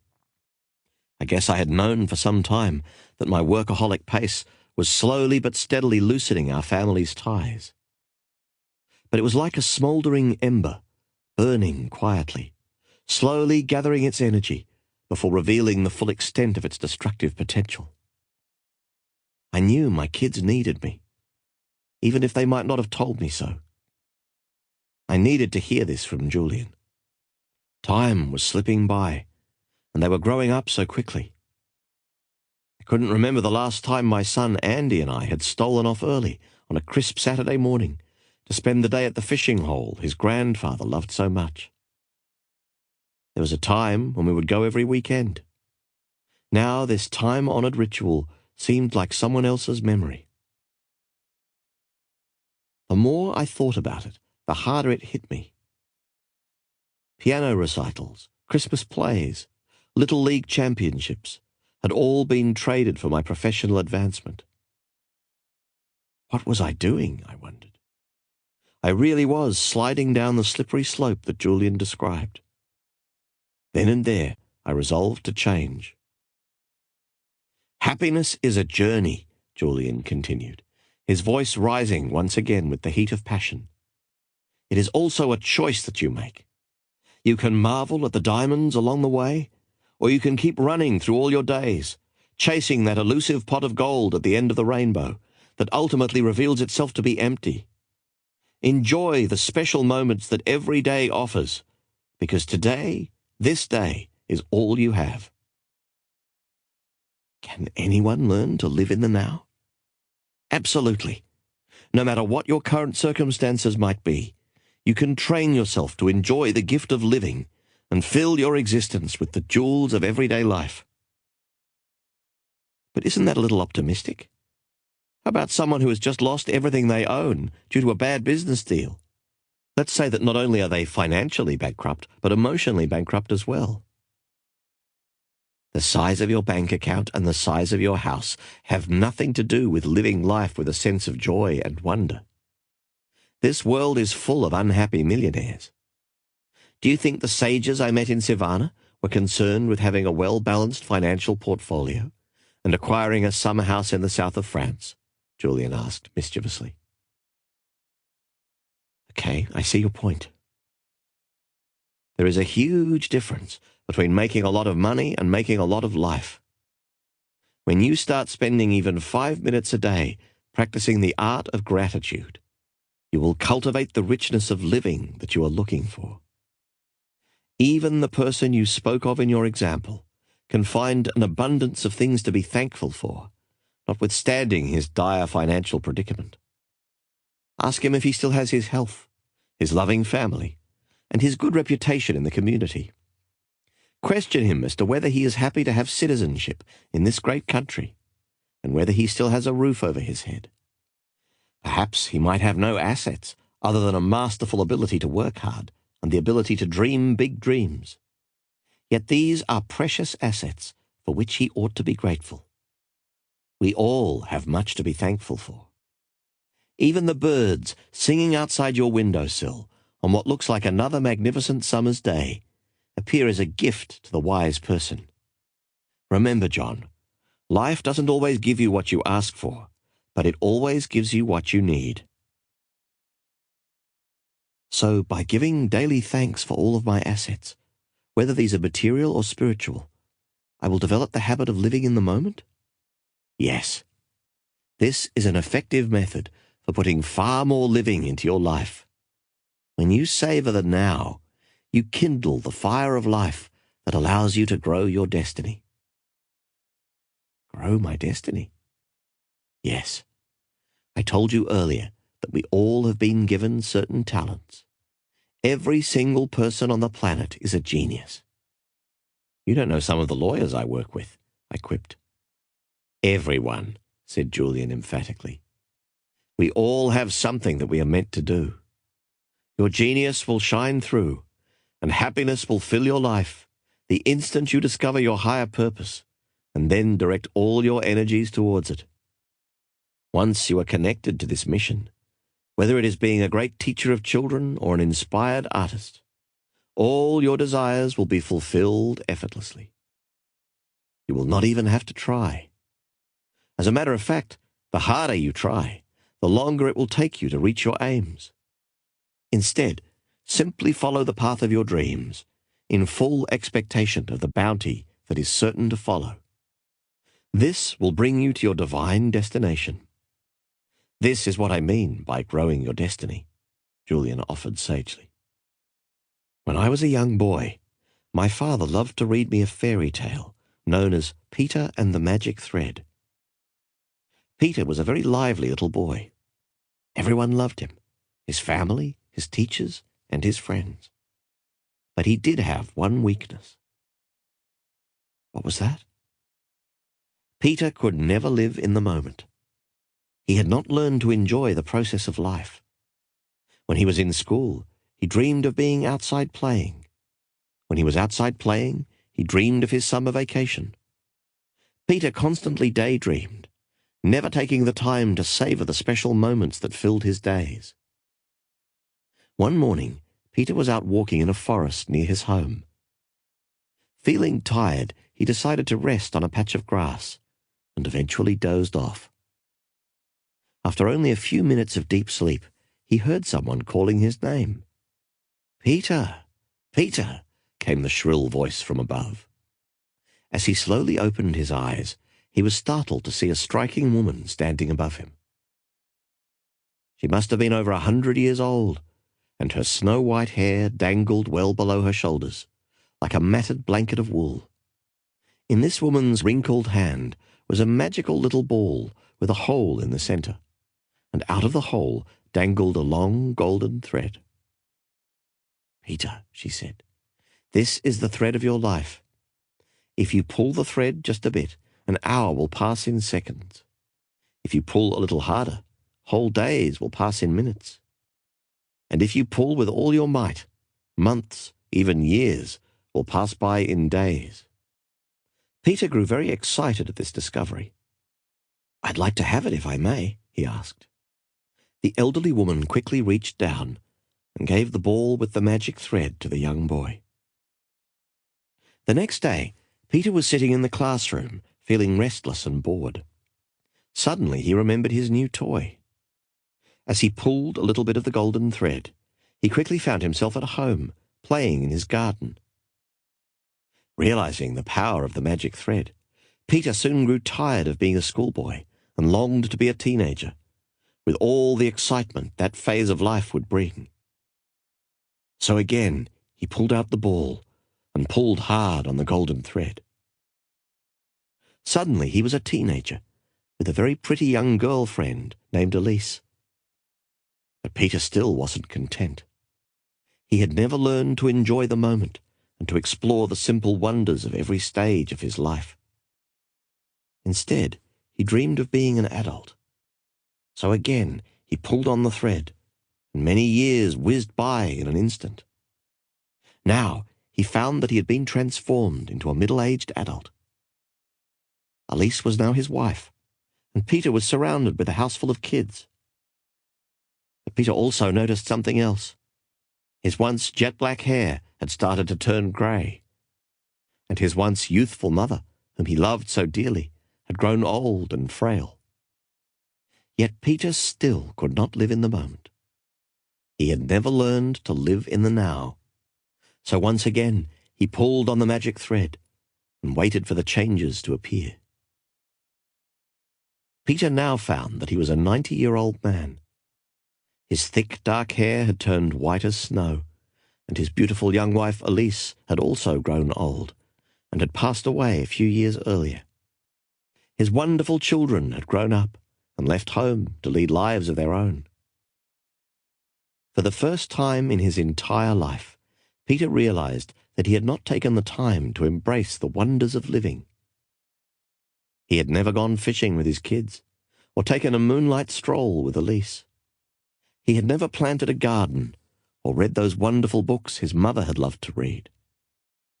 Instead, he had hurried through life, never resting to see all that was good along the way. Peter became very sad at this discovery. He decided to go out to the forest where he used to walk as a boy, to clear his head and warm his spirit. As he entered the forest, he noticed that the little saplings of his childhood had grown into mighty oaks. The forest itself had matured into a paradise of nature. He lay down on a small patch of grass and fell into a deep slumber. After only a minute, he heard someone calling out to him. "Peter, Peter," cried the voice. He looked up in astonishment to see that it was none other than the old woman who had given him the ball with the magic golden thread many years earlier. "How have you enjoyed my special gift?" she asked. Peter was direct in his reply. "At first it was fun, but now I hate it. My whole life has passed before my eyes without giving me the chance to enjoy it. Sure, there would have been sad times as well as great times, but I haven't had the chance to experience either. I feel empty inside. I have missed the gift of living." "You are very ungrateful," said the old woman. "Still, I will give you one last wish." Peter thought for an instant, and then answered hastily. "I'd like to go back to being a schoolboy and live my life over again." He then returned to his deep sleep. Again he heard someone calling his name and opened his eyes. Who could it be this time, he wondered. When he opened his eyes, he was absolutely delighted to see his mother standing over his bedside. She looked young, healthy, and radiant. Peter realized that the strange woman of the forest had indeed granted his wish, and he had returned to his former life. "Hurry up, Peter. You sleep too much. Your dreams will make you late for school if you don't get up right this minute," his mother admonished. Needless to say, Peter dashed out of bed on this morning and began to live the way he had hoped. Peter went on to live a full life, one rich with many delights, joys, and triumphs. But it all started when he stopped sacrificing the present for the future and began to live in the moment. "Amazing story," I said softly. "Unfortunately, John, the story of Peter and the magic thread is just that, a story, a fairy tale.